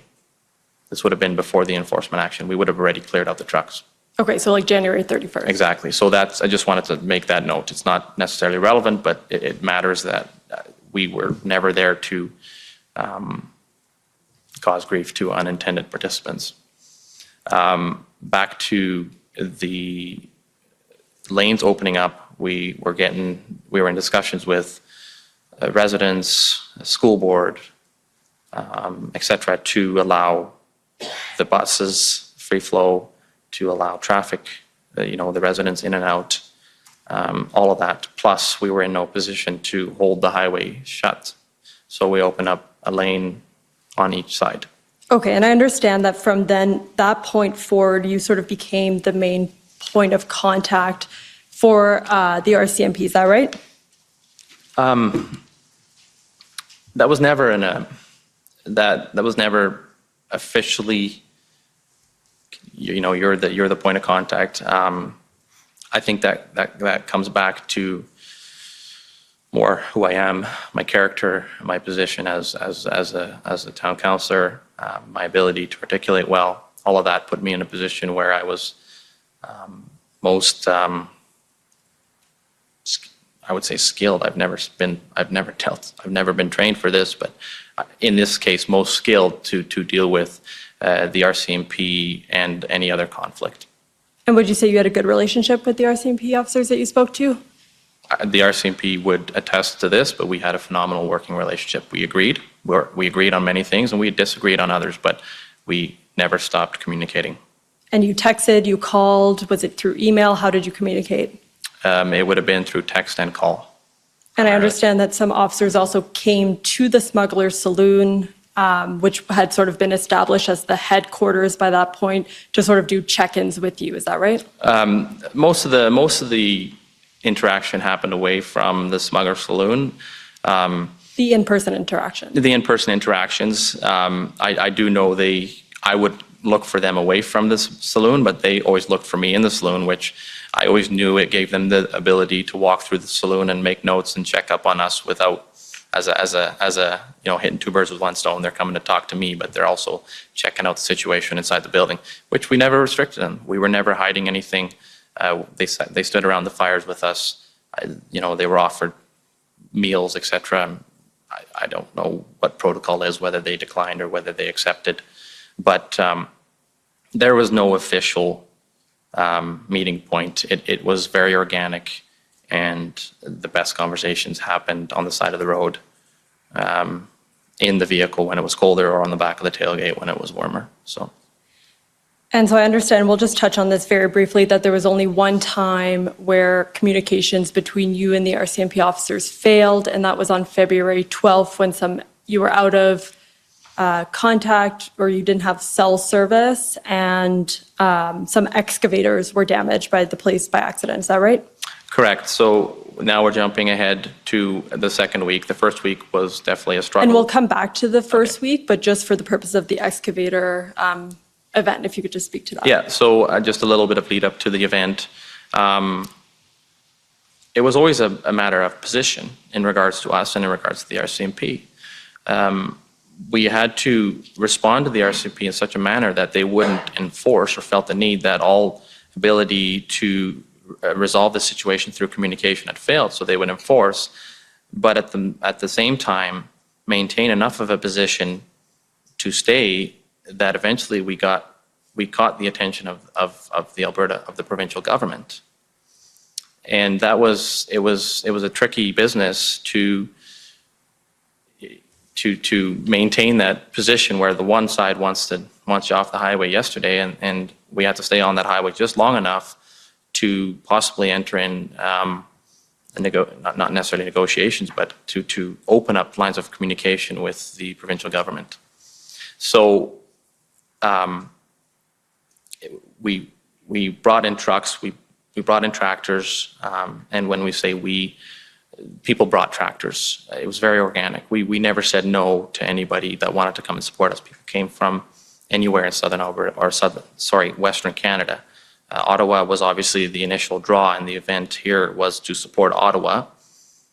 At the same time that that the Freedom Convoy rolled into Ottawa, we rolled into Coutts. But this was, for most people, a lot more accessible than Ottawa, for myself as well. So the excavators were, for us, a very symbolic thing. And can you just, for those who don't know what an excavator is, just describe what that is briefly? A HIO, so it's a construction, it's a piece of equipment that is used for earthwork. It's called an excavator. So I imagine most people know what an excavator has ability to dig trenches, etc. Right, and so there were a few, and they were flying flags, is that right? No, that was the intention. So these excavators were positioned couple miles away from Coots. And all it was a distraction, and it definitely became a distraction, but the intent was to catch the eye of the RCMP. We never could have imagined the actual response we got. So these pieces had to be hauled in individually, one at a time. So we got permission from the adjacent, the property adjacent to the highway to do this on their property. And we slowly drove them in, like they got unloaded off the road and then they had to get walked in, and they probably go about 2 kilometers an hour. It's a very heavy piece of equipment. And I believe on the Friday would have been the, we're on the 12th, 11th. I believe the 10th, is that the Friday? I believe so. And I think just for the sake of time, maybe if we could fast forward a little bit to the actual event. We brought in 3 excavators one by one, and when the first one showed up, I'm pretty sure it was noted excavator on the side of the highway. When the second one showed up, the RCMP and the province have notes that speak to no construction activity being in the vicinity and it being noted, and them being very aware of 2 excavators on the side of the highway, as to what's going on here, who's doing this. When the third one rolled in, it resulted in a very it resulted in a heavy response. 40 officers descended on that field and on those individuals operating those high-Os, and they were ordered to retreat. I got the phone call. At that time, I was actually in a meeting with individuals in Milk River, and I had I took the call, and they explained the situation, and I had said, okay, well, just pull them back. It's never our intention. There is no intentions here other than to cause a distraction, fly some flags. So they retreated over the hill. There was a misunderstanding that they would be removed from the area fully. Unfortunately, it took 3 days to bring them into the area, and the trucker, he has 13 hours a day to legally operate. He did not have the ability to remove those. I had a family weekend planned for months prior, and I had the ability to sneak away for 10 hours. And to get there, I went through, it's called the Whiskey Gap, it's without service. So as I was rolling into this part of the country, just outside the Milk River blockade, I got a call from, I think I sent Greg and Troy a text message because I knew they were off. Like they had two different groups of CCMGs. So Chris and Mark were on Sunday, and Greg and Troy, it was a frustrating day, and there was a lot of tension regarding the excavators, but it was resolved in my mind. And I said, hey, have a good weekend and see you next week, is what I had said. And I got the call that the understanding was to move these excavators out of the area, and they are not gone. And I had said, well, we can move them further, but we can't get them out of the area right away. It just isn't possible. I went into service, the call was dropped, and I got out of service, and I got a few messages. Sorry, Marco, the decision was made. We've had to disable these protests. And that's because the RCMP thought the excavators were... it was too big of a liability in their mind. Okay. They looked at this from we're going to dig up the highway perspective. Right. And I understand that those machines have the ability to do that, but that was never our intentions. Right. Okay. And in the course of your answer, you spoke a few times about engagement from the provincial government, and that's something that you were looking for. Is that right? I believe that's something that everybody was looking for. If we look at the state of affairs, and I'm not going to speak to Alberta, because that's, most of the emergency measures and the mandates were provincial, and each province dealt with it differently. But in my view, Alberta took a fairly heavy-handed approach for freedom-loving Albertans. And the worst part was the inconsistencies and the lies, the communication from the province that we weren't going to lock down again, or open for summer, open for good, or Calgary Stampede 2021. Kenny was on the record saying we will never have a vaccine passport. 1 month later, We have the RIP program, which is essentially the same thing. The worst part was the lies. The lies to the UCP members, to Albertans who were involved politically, and now, we were being governed by a emergency committee. We were being governed by the health authority. We had no direct communication through our Westminster parliamentary democracy. Right. So I don't mean to cut you off, but we do need to get to this document. So Mr. Clerk, it's COEU 6016. And while Mr. Clerk is pulling that up, this is a text message exchange between the Mayor of Coutts and Rajan Sawhney, who's the Minister of Transport of Alberta. And we'll just wait for that to go up. So if we go to page 9.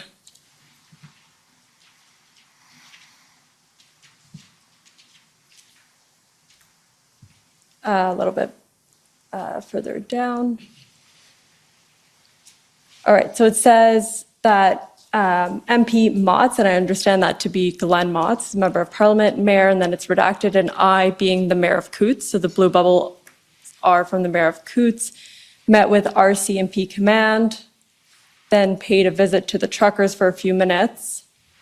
And then he goes on to say, Motts met with Marco up at the Milk River blockade. The message we are all pushing is clear the road, enough to be breaking the law, and protest all you want.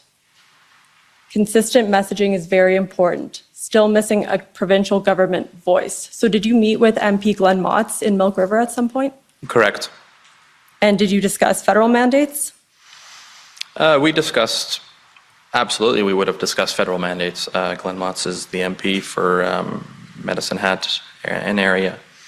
And I look at this message here, I think it says clear the road enough to be breaking, or probably meant to be saying not breaking the Yeah, law. I think that's probably right. I don't want to get Glenn into any hot water here, but I believe that's what he would have meant. Yeah, and so February 5th, still missing a provincial voice, of government voice.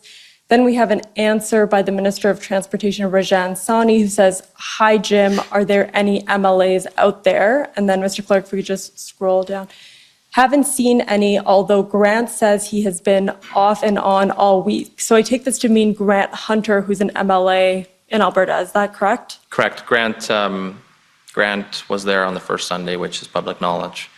I'm not aware of him attending the protests on other occasions. And did you sit down with him at all? I did sit down with him in Milk River, unofficially, obviously, because that's what the previous text message speaks to.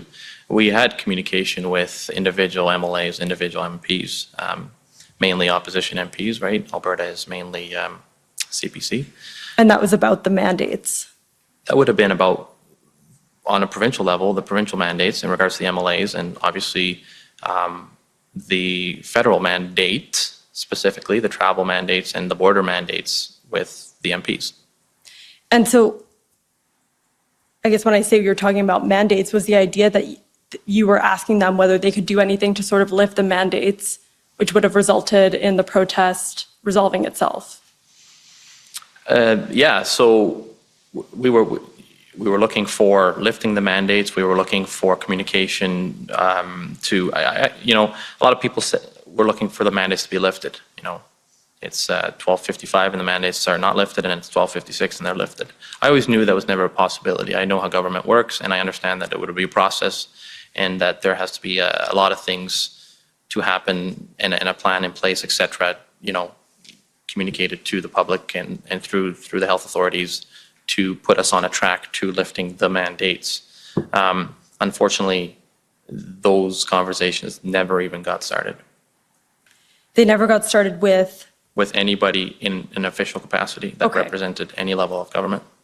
So you spoke to members of the opposition, MLAs, but not anyone who was like, for example, in Premier Kenney's cabinet, no one like that. Correct. If you were to scroll down further in this, there is a conversation between the mayor and Rajan Sawhney that speaks to the mayor asking if she plans to come down to Coutts.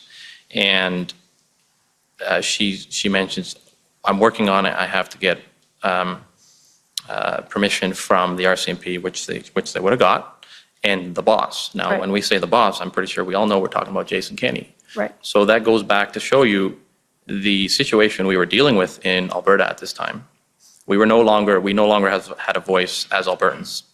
We were dealing with a health authority that had emergency powers and a premier who was obviously operating his cabinet and his caucus in the aspect of I'm the boss. Right, and of a so business. the Minister of Transport never went down, so we know that. But if we can scroll down to page 11, the bottom of page 11, so this is on February 6th, which is the next day.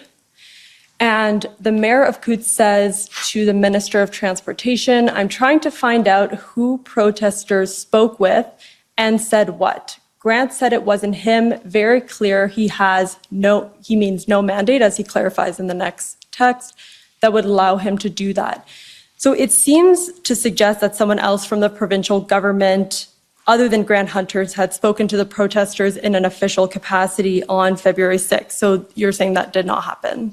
There were a lot of individuals there that would have been involved in politics more than somebody who votes every 4 years. You know, they could have been involved in their CA boards, et cetera, you know, like myself, local or municipal politician. So these individuals coming from different constituencies in the province would have direct connections to their MLAs. I'm not aware of all these conversations. So, But you yourself did not have. I myself did not have any other conversations other than one phone call with the transportation minister, possibly two. I can't remember if it was one or two. Sorry, so you're saying you did speak on the phone to Rajan Sawhney? Correct, but that's not in relation to this discussion right here. Oh, so what was that in relation to? She looked to get in contact with me, me, possibly others, but I ended up taking the call. In relation to the protests? In relation to the blockade. And what were your conversations about? The conversations were as to what it was and what could be done, et cetera. And it was, like I said, it was not in any official capacity. Obviously, as transportation minister, she had the ability to do that. But I had looked for a meeting with officials. Through the minister? Through the minister. And when I say I, we as protesters. But she reached out to you? I believe it was shared that she was looking to get in contact with myself, and we connected. Okay. And I don't know who relayed that message to me. I might have been through the mayor of Fort McLeod, right? Like there's once it became, CBC made the connection that I was a local municipal councillor. Obviously that was something in and of itself, but very quickly they were looking to me as that individual to connect with. Okay, so you said you spoke to her on the phone on about 2 occasions. Do you recall the dates of those? I believe it was only one. I'm trying to think which day it was. It would have been either the first or the second day we were in the saloon, and I believe we got the saloon on the 1st, so it would have been either the 1st or the 2nd of February. And did you ever convey to her that you wanted the provincial mandates lifted in order for the protesters to then go home? I believe that message would have been conveyed, but that was obviously that was a pretty obvious message in general. That was why we were there, yeah. So you conveyed that message. What was her response?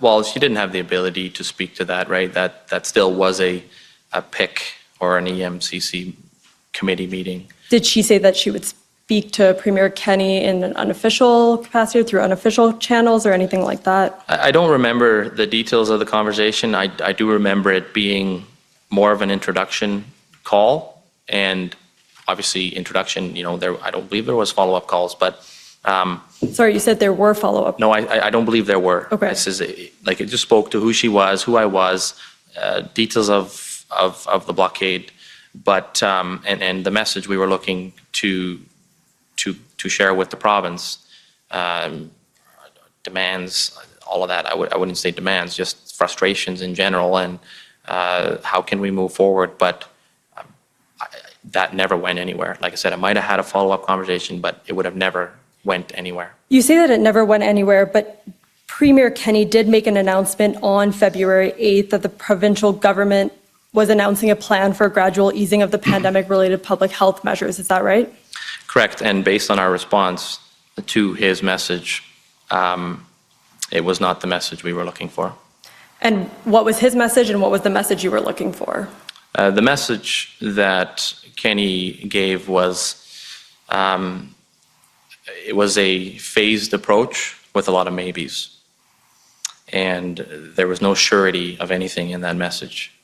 It spoke to a lot of different aspects, and there was a lot of different methods to back out of that phased approach, but it was something because they had to address, there was pressure. Even though we weren't communicating, there was pressure. Coots did apply pressure to the provincial government. Right, and you said earlier that, you understand that there's a process that has to, governmental process for public health measures like these to be lifted, and that it would maybe take some time. So in your view, was it realistic for Premier Kenny to announce on February 8th, for example, that all mandates would be lifted the next day? Was that a realistic objective? That's not a realistic objective, but that's on one side, and then there was his response, which was completely on the other side. So somewhere in the middle, there was the ability, and this was not just exclusively Coots. This was, the evidence is submitted to the slow rolls in Edmonton, to the protests of 5,000 to 10,000 in Calgary, the inconveniences on highways all over the province. Obviously, the focus is on Coots, Ottawa, Emerson, Ambassador, Sarnia, etc. But Albertans were frustrated, and they were making it very aware to their government that they wanted to see change. So we were willing to have those discussions and to work on a realistic plan. Like, I can't speak for everybody, but we wanted to being involved in government for 5 going on 6 years, the message we had was, let's work together to do what Albertans want. Unfortunately, somewhere along the line, that message never got delivered, or the message was delivered, and nothing ever came of it. And that, in my mind, that's worse, obviously. So it's fair to say that you were looking for a stronger commitment from Jason Kenney, and Premier Kenney, apologies, and you didn't get one. Is that right? Correct.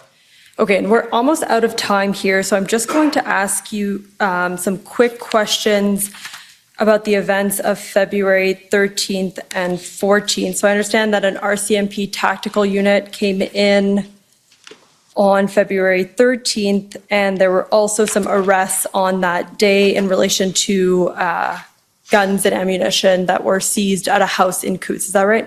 Correct. And they arrested many people in relation to this. Did you know any of the individuals who were arrested for mischief and possession of a weapon? I know them in the capacity as attendees of the protests. You did not know them before? No. And what about the individuals that were arrested for conspiracy to commit murder? The same. I met them at Coots. And would you say that you spoke to them every day? How well did you know these individuals? One of the individuals, he would have been up early every day, and when I walked in, he was the biggest, friendliest giant. And I are know. you talking about Chris Lysak? Correct. So did you know that Chris Lysak was in a group called, or was a fan of a group called Diagolon? No. Had you ever heard of that group before? No. So you're not a fan or a follower of Diagolon? No. Did you ever speak to Jeremy McKenzie, who's one of the founders of Diagolon? No. And did you know that there were firearms amongst the protesters? No. Had you ever heard of this plot to shoot RCMP officers that they're being alleged to have, planned? No. Were your bank accounts frozen when the Emergencies Act was invoked? No. But I understand that you were recently arrested. No, I've never been arrested since Coots, or during and since Coots. I was summoned to come in and have my charges read off to me, and a promise to appear. So you have been charged, though? I've been charged, but I've never been arrested. Right. And that's for mischief? Mischief, yeah. So that was in relation to the Coots protests, but it was it was recent, and so it wasn't like an Emergencies Act measure, I No. guess. Okay, and I just have about 1 minute left, so I'll just ask you to tell the commissioner quickly what happened on the morning of February 15th. So how did the protests end after the arrests that we just discussed were finished? So the decision was made on the morning of the 14th to leave. I had contact with media, and I received a phone call from a reporter. She touched base with me daily, and she called me to the events. She called me in regards to the events of the night of the 13th and the arrests, etc. So we were talking about what had happened and the fairly heavy-handed approach the RCMP initially took and how that was de-escalated, etc. And the question came in, so what about the guns? And I had responded and said, what guns? 10 minutes later, I knew what guns we were talking about. For me, it became very clear that this was no longer, that every objective we were looking to achieve was no longer possible and that our message had been lost. And to distance ourselves from any, and this has to be determined yet, right? These charges have not gone to court for these individuals charged with conspiracy to commit or any related gun charges. So I'm not going to speak to that. But to distance ourselves from that,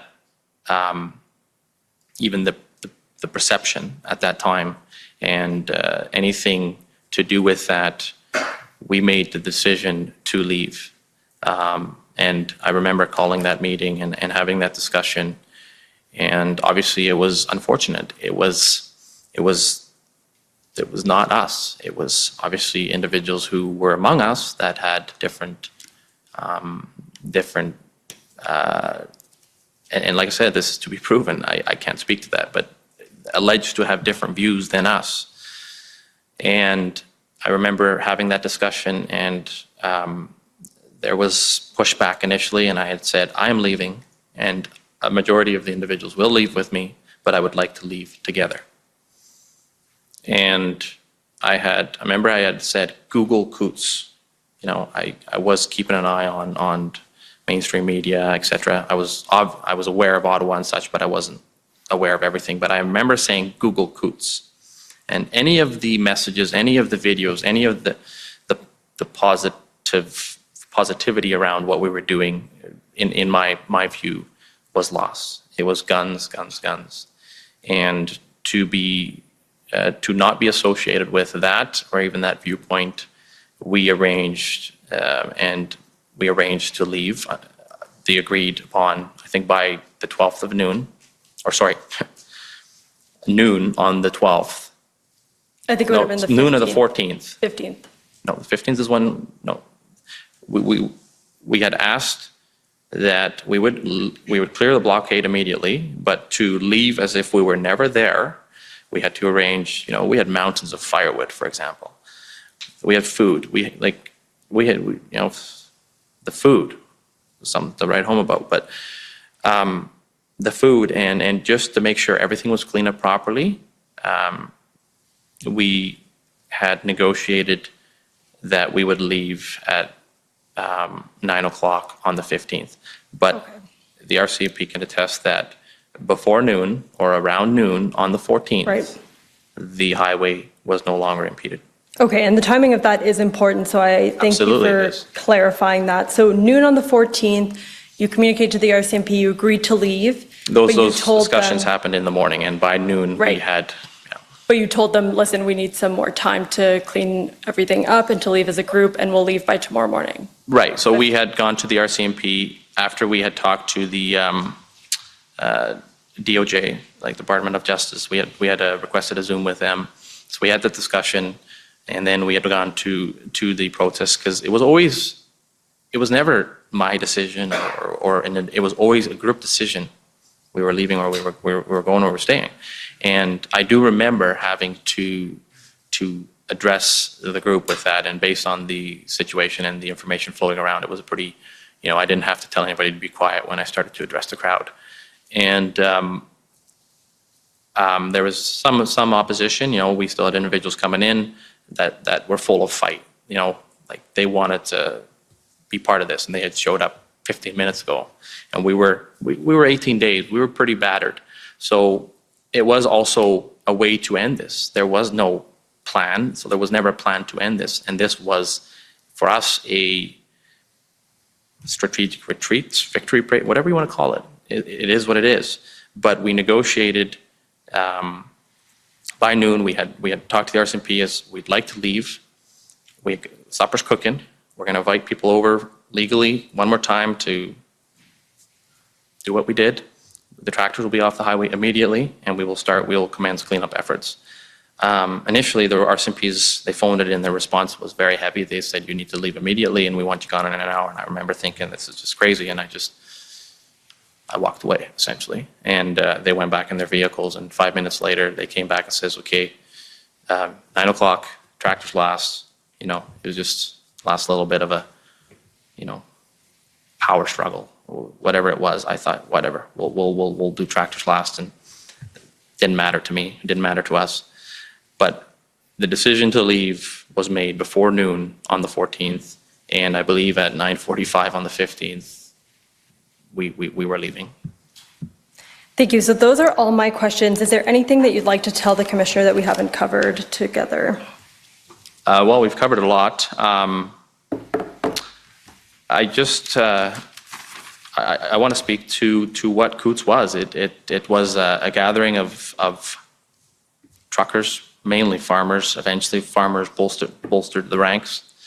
But it was a group and the perception around Coots, unfortunately, due to the discovery of the guns and such, has tainted what Coots was. And for me, what's important is that we were there to demand that our representatives communicate with us like they are obligated to do, and like what had not been happening. And there's lots of different events during those days that I almost think it was like a chess game between the RCMP and the protesters. But unfortunately, we were never able to enter in official communication with the government. But looking back at the political state of affairs in Alberta, it might have been better for the Kennett government to actually have done that. And because at the end of the day, we're Albertans and we're Canadians. And the COVID restrictions and the mandates, they messed with our lives. Like, we see the inconsistencies of the experts. And I don't necessarily blame them. The information provided was what they went off of, and that information is at times now no longer factual either. Things, the ball kept on getting pushed further down the road. 2 weeks to flatten the curve, and look at where we are now. And I'm not going to speak to COVID, and I'm no expert on it, but even the experts got it wrong. And for public trust to be regained, for the trust of Albertans to be regained, there has to be accountability. So, thank you. Thank you for your time and for answering my questions. I'm going to pass it over to my friends who will have questions for you now. Thank you.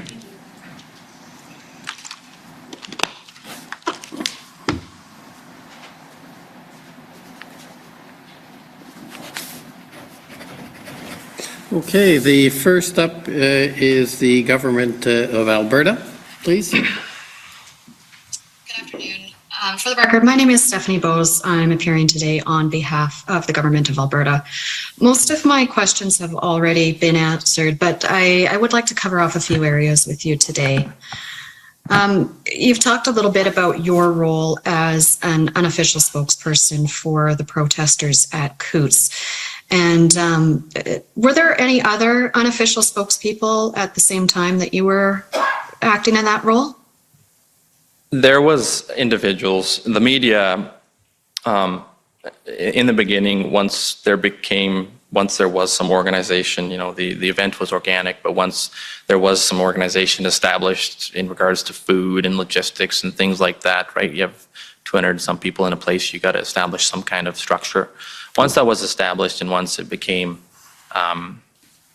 more or less once I got pushed into the role of dealing with the media, I dealt with the media, and there was certain media that had been chasing me around or chasing individuals around looking for some kind of comment. I remember one particular reporter who had finally, in frustration, said, "You want us? How can we tell the world what's going on here if you won't talk to us?" And I won't speak to the organization, but obviously my view on that organization was why we were in that situation. And I had turned around and responded and says, "Okay, you're going to get an interview and I'll be watching tonight, but that will determine whether you get another one tomorrow." And I actually was able to say that my views on the organization may not have changed, but I had a very, very positive relationship with this reporter, and that has since then given me the discretion with other reporters to hear them out. But we had advised protesters to not speak to the media, and that we're trying to orchestrate a general communication and general direction in regards to what came from Coots. But individuals may have, on their own accord, done interviews and stuff, and I've seen those. And like I said, it's not like the RCMP where there was such structure that you didn't move left or right unless you were told to. We were there for freedom, so it wasn't for us to go and order people around and tell them not to do this or not to do that. And I understand from your anticipated statement that you would have described the protest at Milk River as being somewhat less organized than the protest at Coots. Is that fair to say? Correct. Yeah. So the RCMP had their initial blockade, which was then on the January the 1st, the protesters went around it. So they reinforced it to the point where there was no longer any way to go through that other than going through the barricade, which would have resulted in violence, which was never an intention. But due to the numbers, which fluctuated on the weekends, and the first and the second weekend being obviously quite phenomenal due to the influx of people. Thousands, I believe we had over 10,000 on the Saturday. I'm going to say the 6th, I believe. But people had to take care of themselves, sleeping accommodations, food, etc. There was individuals at the front that maintained to make sure we didn't have anybody come in and cause problems, right? We were wary of people looking to come in and make us look, start something and that it would be on us, right? So we were aware of that, and just there was fires there, so we made sure that the fires were contained. And there was a few individuals at the Milk River protest that kept an eye on things, and if things, went a certain way, they would coordinate with the RCMP to make sure that was either resolved or de-escalated. But the biggest thing was to make sure that we didn't have, and I remember the thought, and I'm not gonna, that Antifa could show up and cause problems. And obviously for myself, being in the public eye, I had, we had fairly, we had threats to myself and to my family. And I remember when I would go down to Milk River multiple times a day, or as needed.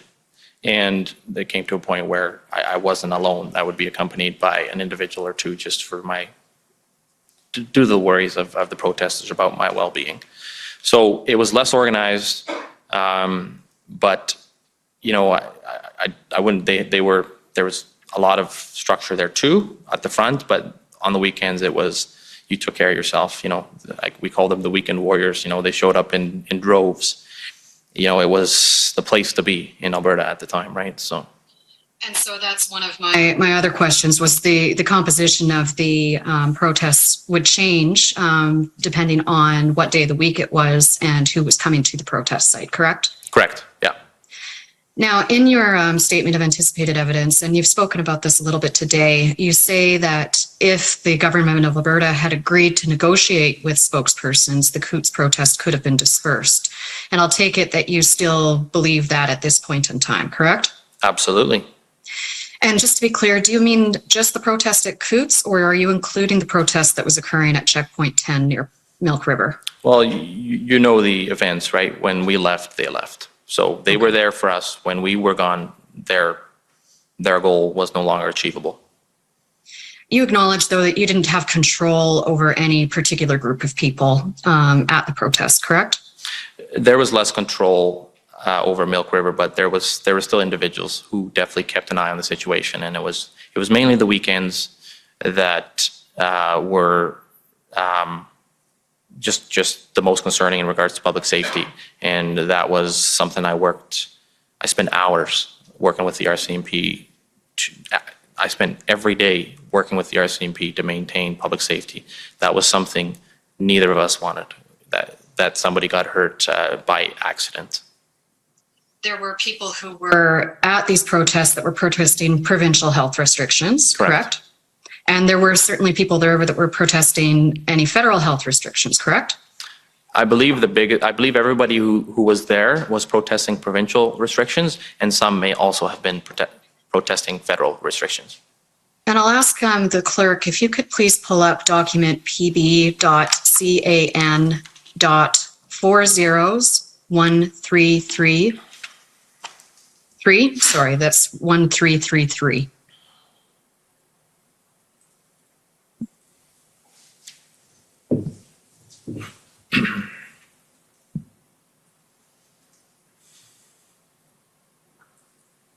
And I'll ask that you just scroll down to the second page to an email from Lisa Lorencel Peace on January 30th, 2022.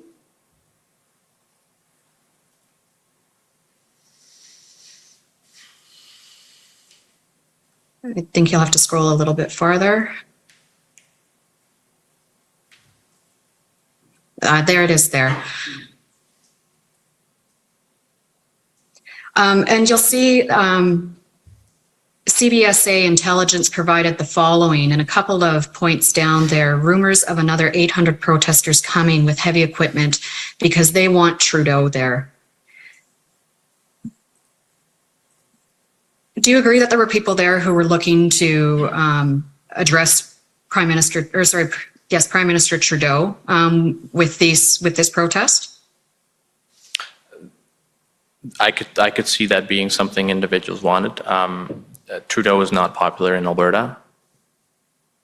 And did you see any, and part of my language here, the fuck Trudeau signs at the protest? There would have been those signs at the protest. The amount, no, I'm not aware of that. Okay.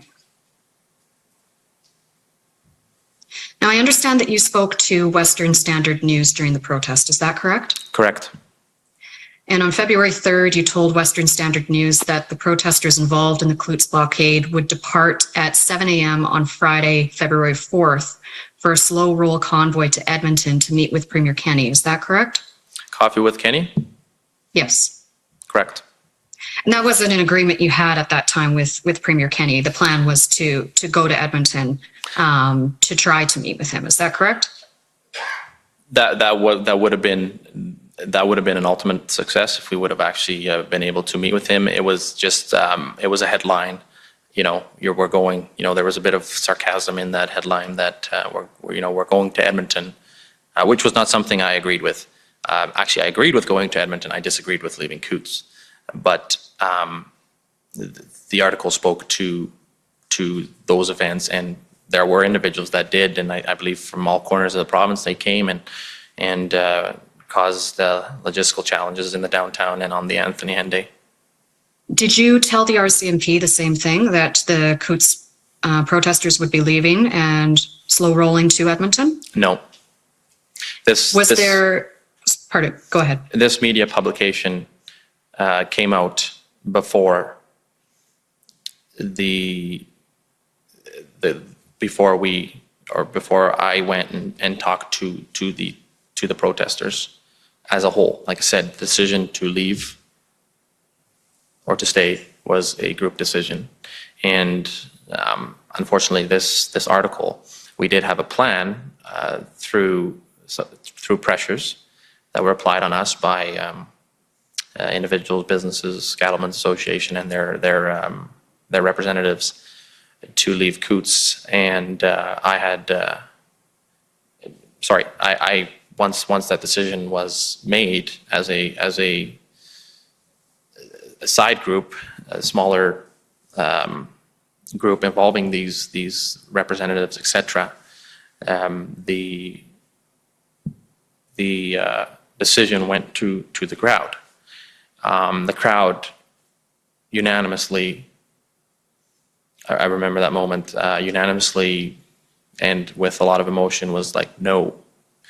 And I remember thinking, this is it. But unfortunately, things were able to be resolved very shortly, and those who wanted to go to Edmonton were free to go. People were free to leave at any time. But we had decided that leaving Coots was not the objective. That was the objective of those representatives in the Cattlemen's Association, because we were an inconvenience to them, and they had worked away and influenced individuals who had reputation and who were attending this protest, who had then called a meeting, which I was not in initially until I got the phone call, because I was coordinating things in Milk River with the RCMP, and I remember getting the phone call and coming south, coming back to Coots, very frustrated, because this had happened once before where we were almost sabotaged in my view of, leaving Coots by, individuals who had no bearing in Coots, but who came in and they were this and they were that. And, but it came to a decision eventually, regardless of my views.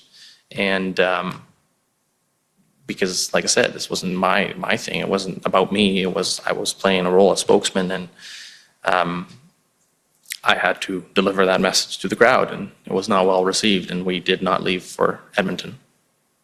Okay, so to understand or paraphrase your evidence, there was a group that made a decision that this would happen, that the protesters would leave to go to Edmonton.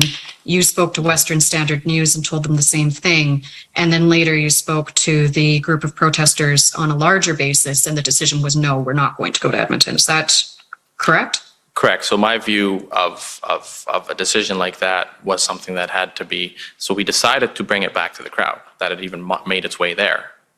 The majority of the individuals in that initial discussion had decided it was happening regardless of the crowd, which was naive of them, because the crowd were the protesters and it was their trucks and their equipment, etc. And we had prepped a statement. So eventually I'd said, okay, well, then this is what we're doing, but I first have to discuss it with the protesters, with the group. And as I went to do that, because it was in another building, the press release was released prior to speaking to the group. So that resulted in a hectic hour or two for RCMP, for us, for everybody. But Some confusion. it was definitely, it was confusing, because the statement read that we were leaving and had my name all over it. And I remember hearing the crowd, and somebody come up to me and showed me the picture, and I was like, really? Who released this? Like, I was just shocked that this individual had, or these individuals had released it. And I think that was also part of their tactic to pressure that now it was known to the public that we were leaving. But we never did.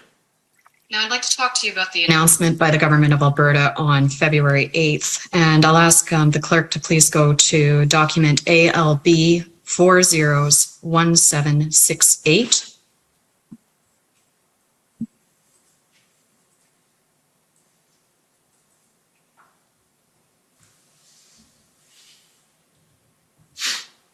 And you've talked a little bit about this with my friend already. I'll just scroll down to the bottom of page 2. And we'll see here, starting at the word beginning. Beginning Feb 8 at 11:59 p.m., Alberta will move to step 1, which includes the removal of the restrictions exemption program. And then there's some other liftings of restrictions within that paragraph. And then the plan goes on to further describe various times that various COVID-19 health restrictions will be removed. Now, you talked about how the government didn't move fast enough for you in terms of lifting restrictions. This was an announcement on February 8th that later that night, restrictions would be lifted. And then if we go to Alberta's institutional report, which is document ALB.IR 701,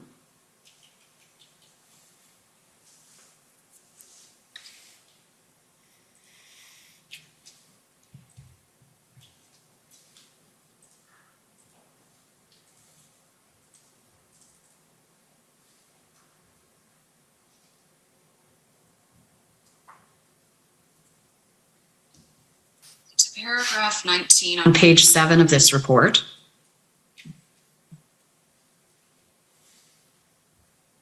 We see on February 8th, Alberta announced a plan for gradual easing of pandemic-related public health orders. Later that day, protesters resumed a complete blockade at the Coutts POE, which is port of entry.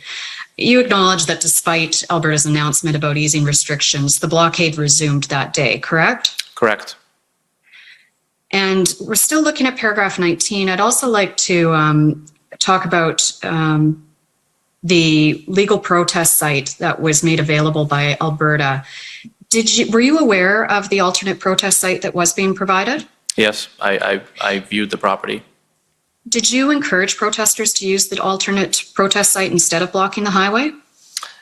That was the biggest discussion I had with the RCMP that week, the longest. That happened inside the sheriff buses at the Milk River protest, and I think the part that made it very unappealing was the fact that they had government Wi-Fi there.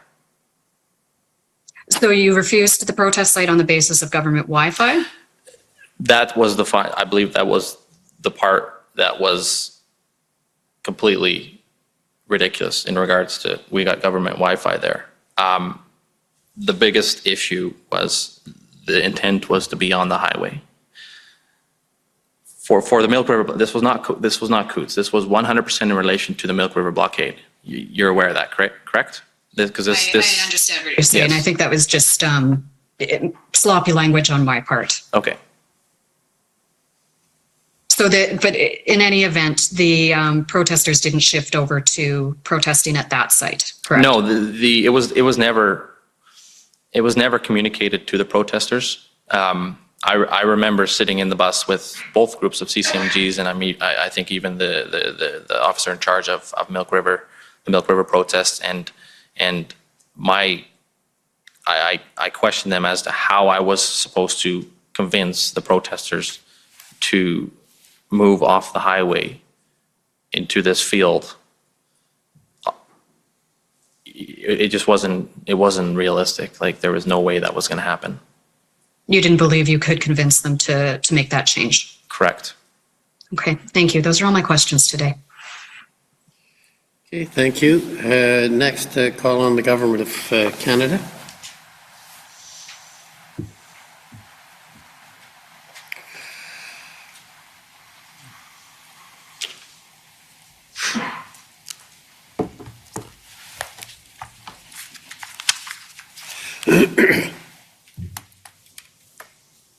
Good afternoon, Mr. Commissioner, Mr. Evenboss. For the record, my name is Ryan Atkins. I'm part of the legal team for the Government of Canada.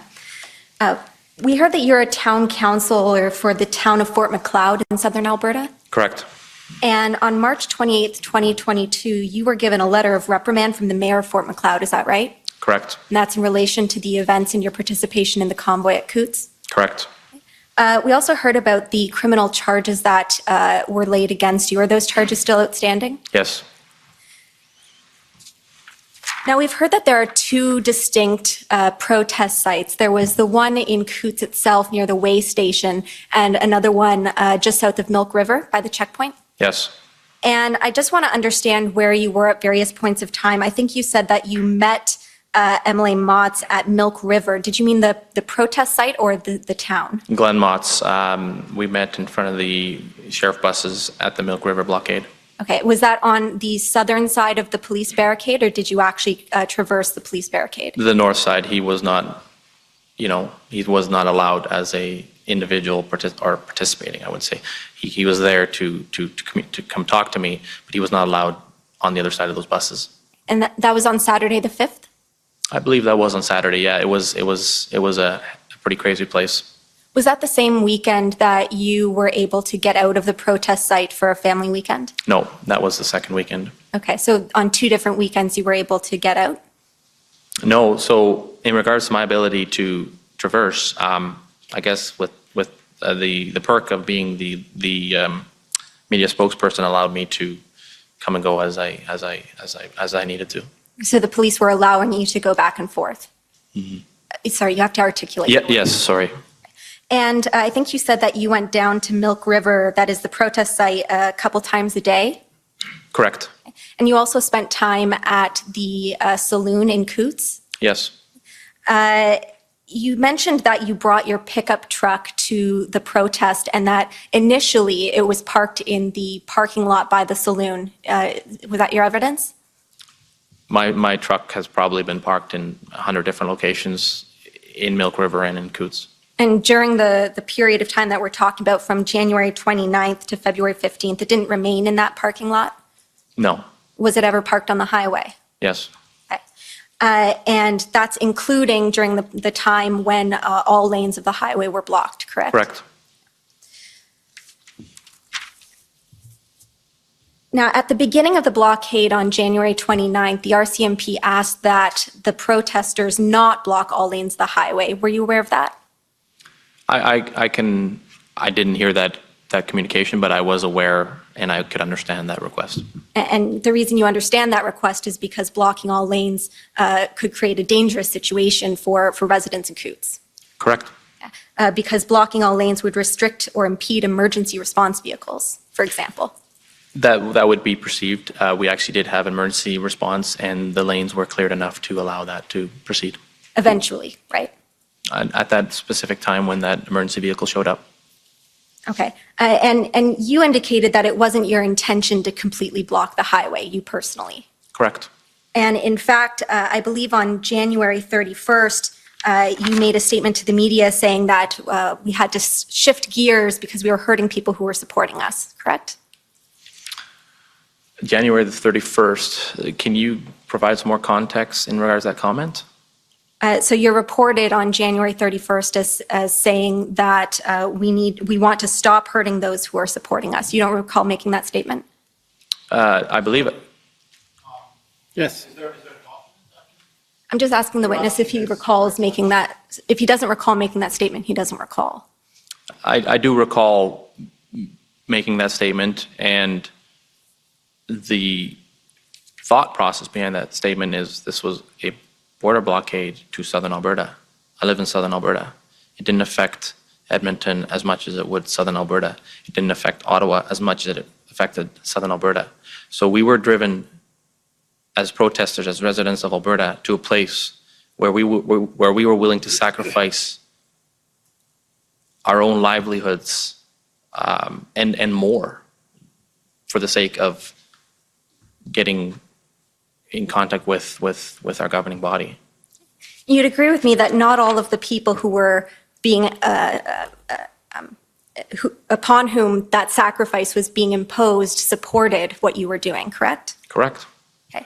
I'd like to take you to a video if I can. And the number is pb.can.401792.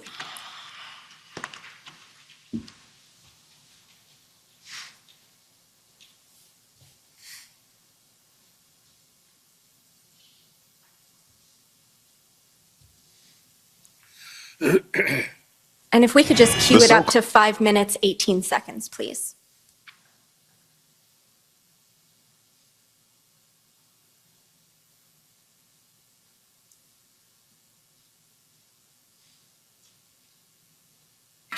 A slice of the world's longest undefended border at a standstill for days. Cross-border traffic shut down by about 100 trucks on the Canadian side. Trucks and their drivers have been stuck here near Coots since Saturday. Today, RCMP started guiding some away from the border through back roads. I'm cold. I want to go home. This driver was headed north with a load of potatoes when he ran into the blockade, stranded for 45 hours before finally moving on, unimpressed with the delay or the protesters who caused it. Not representing me. I'm not representing any truckers that I know. This is something I don't agree with at all. Like, this is health and safety. And you can stop it right there. You're aware that that was the convoy you were participating in was having that effect on truckers? We were aware that that was the effect on some truckers, correct? Okay. And it's a foreseeable consequence of blocking that highway, correct? It was an unintended consequence, and after 45 hours, those truckers were on their way. Unintended maybe, but foreseeable, yes? No, being as organic as it was a direct unintended consequence. Sorry, it's your evidence that completely blocking a highway, all lanes, wouldn't have consequences for truckers who use that highway? It was specifically the truckers that were stuck in the blockade. Truckers that were backed up on either side of the border had the ability to turn around and take different borders. We did not, it was an inconvenience to Coots, obviously, being the main port, but Del Bonito had an increase of 917% in commercial traffic flow during that time. We did not block all borders. I want to talk to you a little bit about what you call an inconvenience. On January 31st, and I can take you to it if you like, the Alberta Minister of Transport tweeted that there were 50 to 100 truckers stranded on the U.S. side since Saturday, so for several days. Some hadn't eaten and some had medical issues. Were you aware of that tweet? No. Okay. Were you aware that some truckers were facing those issues?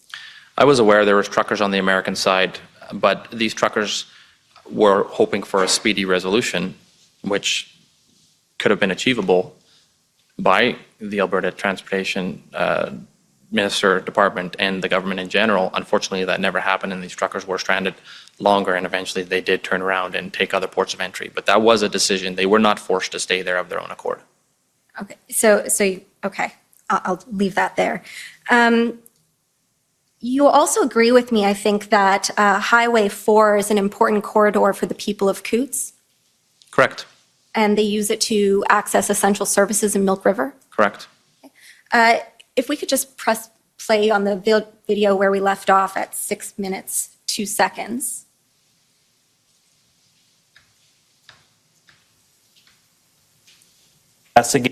Ran in. To go to your station.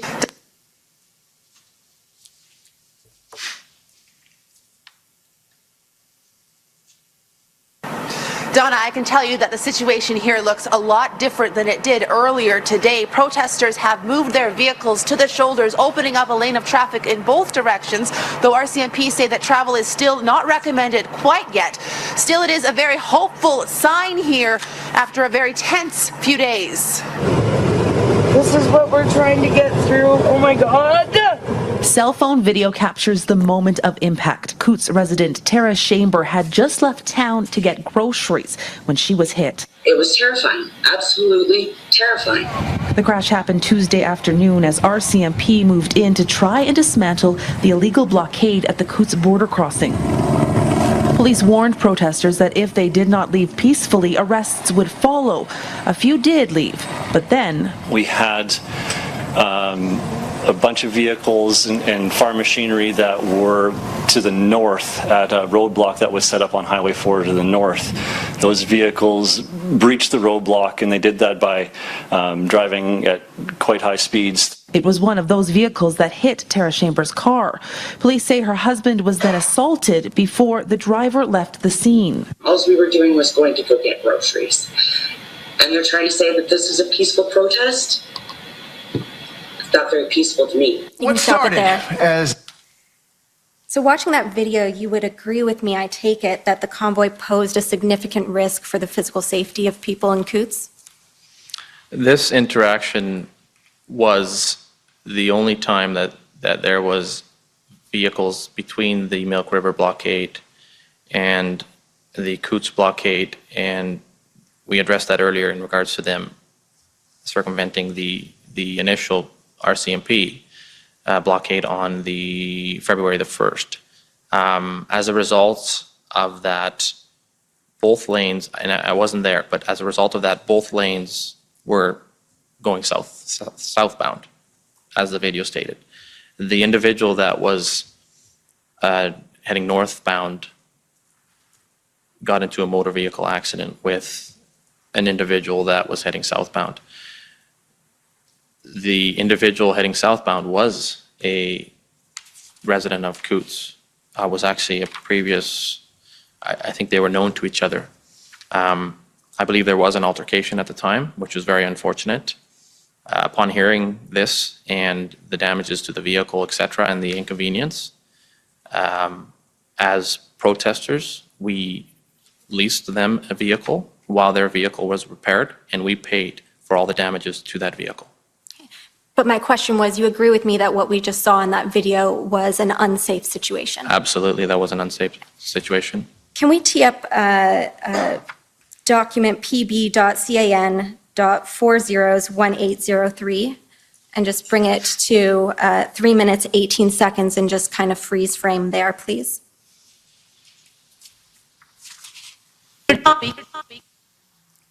So I want to talk about the RCMP enforcement action on in the early morning hours of February 14th. And I take it that this is a photo that you've actually seen before, correct? I've seen this photo before, yeah. You were asked about this photo in a news interview that you gave. Possibly. You don't recall? I don't recall. If you can show me the interview, I would recall. Okay. I've given many interviews in the last 10 but you months. have seen this photo before? Yes. And you'll agree with me that it shows a large quantity of guns, body armor, ammunition, including high-capacity magazines. Legal high-capacity magazines, if that's what you're referring to. But high-capacity magazines. Correct. Okay. And I don't need to take you to it, but I believe you may have indicated that you thought there were more guns seized at Coots than are depicted in this photo. Do you recall saying that? No, I don't recall that. Okay, that's fine. But were you aware that there were weapons at Coots before the seizure of this cache of weapons? No.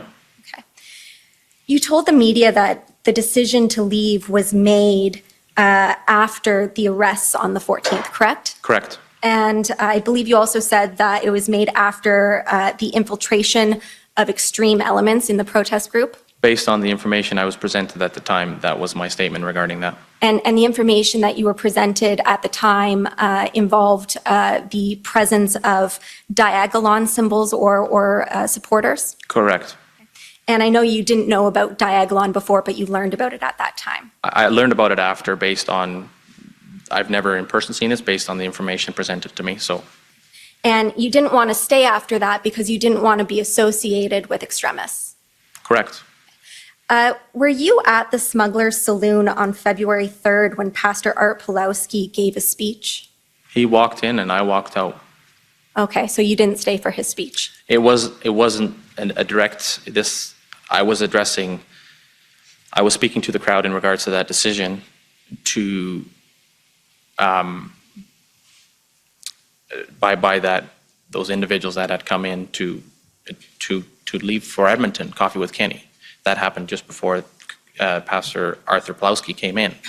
And he might have actually been in the audience while I was explaining the motive, et cetera, but the unanimous agreement was to stay. And this has never been, Pastor Arthur has charges in regards to this, but his charge is that he incited us to stay because Coffee with Kenny was seen as us leaving. Before Pastor Arthur reached the podium or even reached the building, I'm not sure of the events, the protesters had decided we were staying. The decision to stay had nothing to do with Pastor Arthur. That wasn't my question. My question was whether you heard the speech. No, I did not hear the speech. Okay, you didn't hear about it on social media? No. I might have listened to it after the actual events or after his arrest, just as to what actually happened. But before the convoy ended? I don't believe I did. I don't believe I did. And so you didn't hear anything about the substance of the speech while you were at Coots? I would have heard from individuals in the protest who come and talk to me after as to details of the speech or what it was about in general. And upon hearing the details of the speech, you didn't decide to leave at that time? what specific details, but no, we didn't leave as to Arthur's speech. Arthur's speech had no relevance on us staying or going. Thank you. Those are my questions. Okay, next is the convoy organizers. Good evening, Mr. Commissioner. Bathsheba Vandenberg, Council for Freedom Corps and protesters. We have no questions for Mr. Van Hougenbos. Thank you. Thank you. Next is Council for former Chief Slowly. Thank you, Mr. Commissioner. We have no questions for this witness. Okay, so Mr. Raymond, any questions to follow up?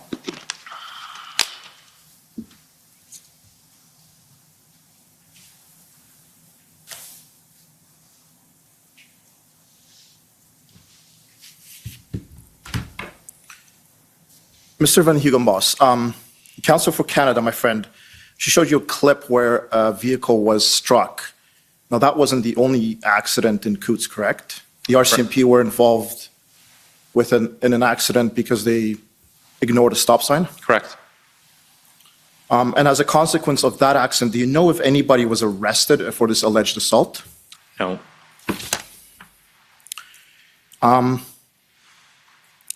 In your opinion, and the political decisions that were made with response to the pandemic and the COVID virus, so the measures and responses, what were they proportional or unproportionate to the virus?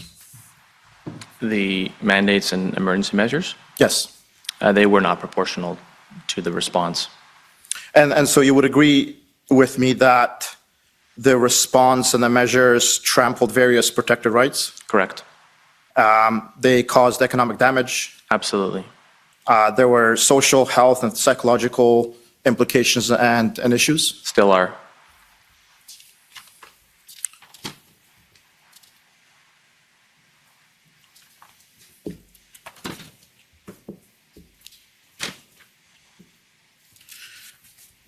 Was there an injunction, as far as you are aware of, was there an injunction sought or granted with respect to the Coutts protest? I was never aware of that. Okay. And then during the Coutts protest, was there any violence? No. Was it a peaceful protest? Absolutely. Were there families there? Yes. Did you observe any kids playing road hockey? Sure did. So one could state that it was a very Canadian protest. It was, yeah.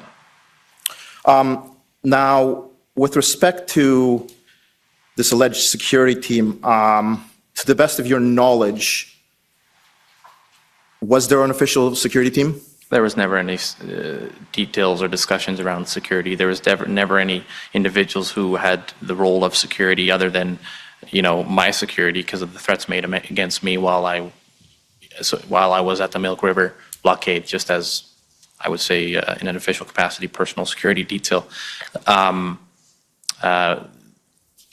There was equipment and motor vehicles, trucks and trailers, et cetera, parked on the highway.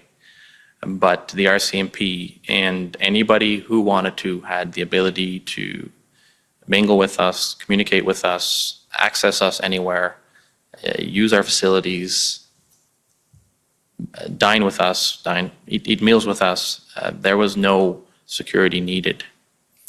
What threats against your family were made?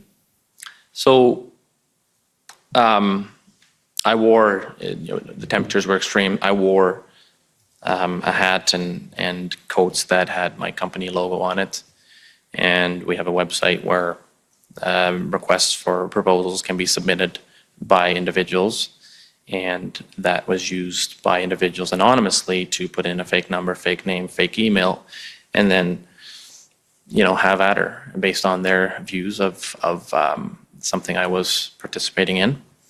But what really topped it all was a phone call that came in at the end of the first week to the admin, and it took her a little bit to just connect the dots, but they rattled off my address and said, "We're coming for your family." So I received this message probably half hour later at 5:30 on Friday. And it took me a bit to process it, and that's never happened before in my life. That's not something I've ever had to deal with. I had already been dealing with some pretty nasty emails, etc., which I just, I get it. People had different views on different things, and but this was, my address, my family. So I remember phoning my dad and my father-in-law, and we took it seriously. That was the right response, and my family from that day on did not stay at our primary residence until the blockade was concluded. Thank you. With respect to the timeline, the time between January 29th and February 15th or so, during the protest, we'll call it,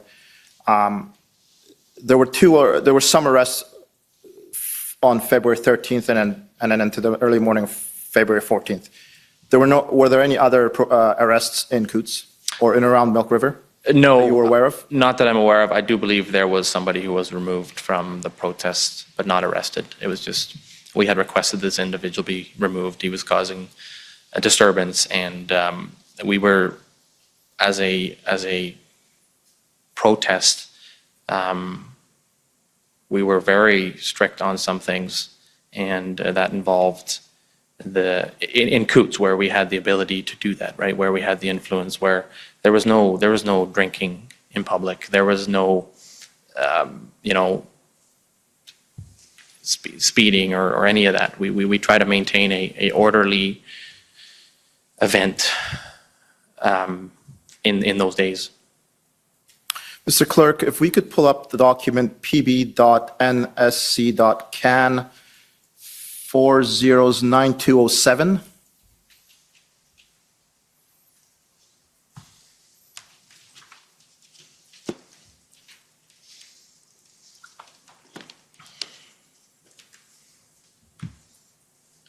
Great, thank you.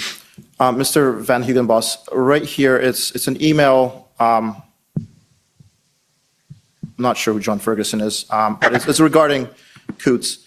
At one point it says, at approximately 2200 hours, a tractor tried to forcibly push a RCMP police vehicle out of the checkpoint with the assistance of a pickup. Is that your recollections of the events? No. What happened? Due to the cold weather and the equipment, if you're familiar with trucks and equipment in general, the batteries, if they do not run on a regular basis, the batteries will drain. So to prevent that, sporadically and at different times, we would fire up all the equipment and let the equipment run. That occurred the night of. So that occurred Sunday night on the 13th, and then Chris and Mark, two CCMGs, I don't recall their last names. They were the second shift, and Greg and Troy were a team, and Chris and Mark were a team. They were in front of the saloon, standing around a fire, doing what their role was. Community conflict group, like they were there interacting, and I'm pretty sure they were taking mental notes as to what we were up to. But I think there was a gospel band playing in the saloon, and people were mingling, and people that couldn't be there on the week were there on a Sunday night, and it was a very quiet evening, and the decision or whatever it was a minor thing to fire up all the tractors. Things happened on a daily, and we tried to coordinate structure, and so all the tractors fired up. Unfortunately, one of these individuals decided to go for a little joyride with one of these tractors, and this drew the attention of the RCMP. And I'm going to say specifically, looking back, the SWAT or tactical teams that were in place to execute these warrants of that night, which we were not aware of. But they were in the vicinity, so being dark, they must have been within a couple-minute response time, just waiting for the time to execute their warrants on the location outside of the protests in connection to the guns. This individual in this tractor triggered a response by these tactical teams. But prior to this tractor, the first vehicle on site was an administrative vehicle. It was an unmarked RCMP vehicle with a staff member who works in administration, so who may have had received the training previously to be in the field, but they were short officers. Everybody was short officers. There was a lot of draw for the RCMP across the country. So they had a lot of individuals that were usually working desk jobs, etc., manning checkpoints. So this person must have been in the nearest checkpoint responding to this tractor driving around and what's going on. And this tractor ended up, I can't speak for the individual driving this tractor, but from what I've seen, this big tractor, and if you're not familiar with tractors, they can be very intimidating all on their own, parked. Now this tractor was driving around, and there was there was an unintended confrontation in an intersection where you have a little SUV manned by a RCMP officer who was obviously very, very intimidated by this piece of equipment. And it resulted in an altercation that was eventually de-escalated, but resulted in this tractor being seized. But you, in what you witnessed, you didn't see any attempt to forcibly push an RCMP vehicle? No, there was no attempt. If there was an attempt, it would have ended very unsatisfactory for that vehicle. The issue with the Premier's announcements on February 8th, you would agree with me that the issue was that it could have been, that the Premier or the government could have gone back on it. It wasn't a solid plan. It had all kinds of avenues as to exit and do U-turns and come back. Correct. So if I go back to the documents that were presented to us, the difference between these documents, which are very, very solid and provide a clear plan as to the phased approach the province was taking. We were never responding to this document. We were responding to the Premier's speech.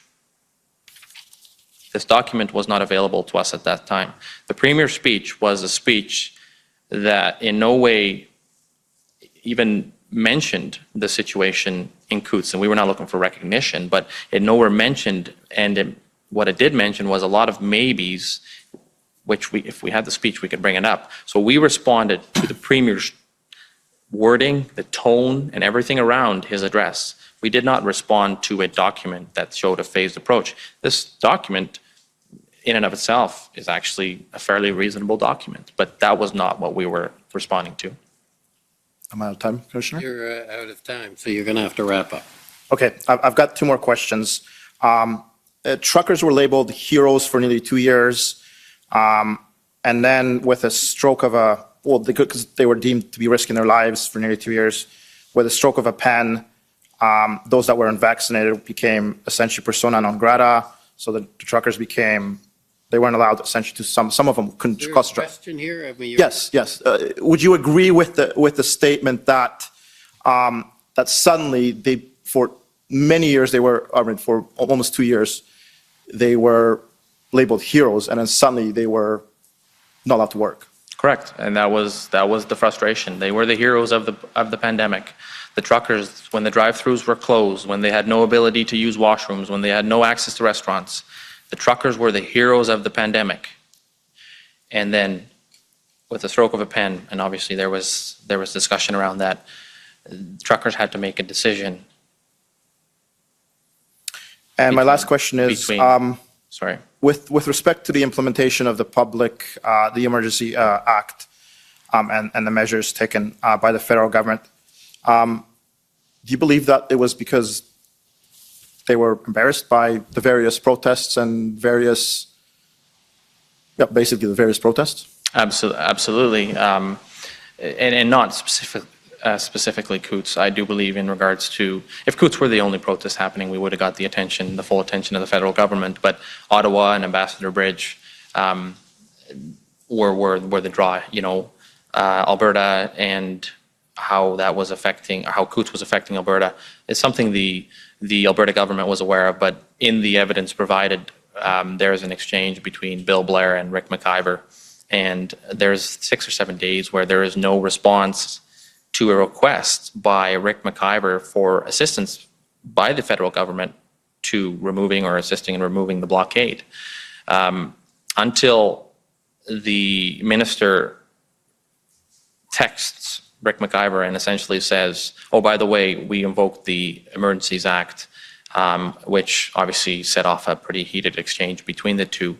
So it goes to show you that for 6-7 days, there was no communication between the federal and the provincial governments. So that obviously put Coots on Coots was of little concern to the federal government as a whole. It was a concern, like they were addressing it, but not on the same level as Ottawa or as the Ambassador Bridge. And I can understand that, but the EMA was enacted as in my view, as a political tactic more than an actual enforcement tactic. Thank you. Thank you, Commissioner. Okay, any re-examination? Just one quick question, or is this on? Yeah. By way of cleanup, I showed you at the beginning your statement of anticipated evidence. That was, for the record, SAE 703, and I forgot to ask you whether you adopt that statement. So, Mr. Van Hugenbos, do you adopt that statement? Yes. As it was. Okay, thank you. Those are all my questions. Okay. Thank you. Well, that completes the business for today, so we can adjourn until tomorrow morning at 9:30. I think tomorrow will be a longer day, so people should come prepared to stay longer than normal. Look forward to seeing you all back. The commission is adjourned. La commission est adjournée.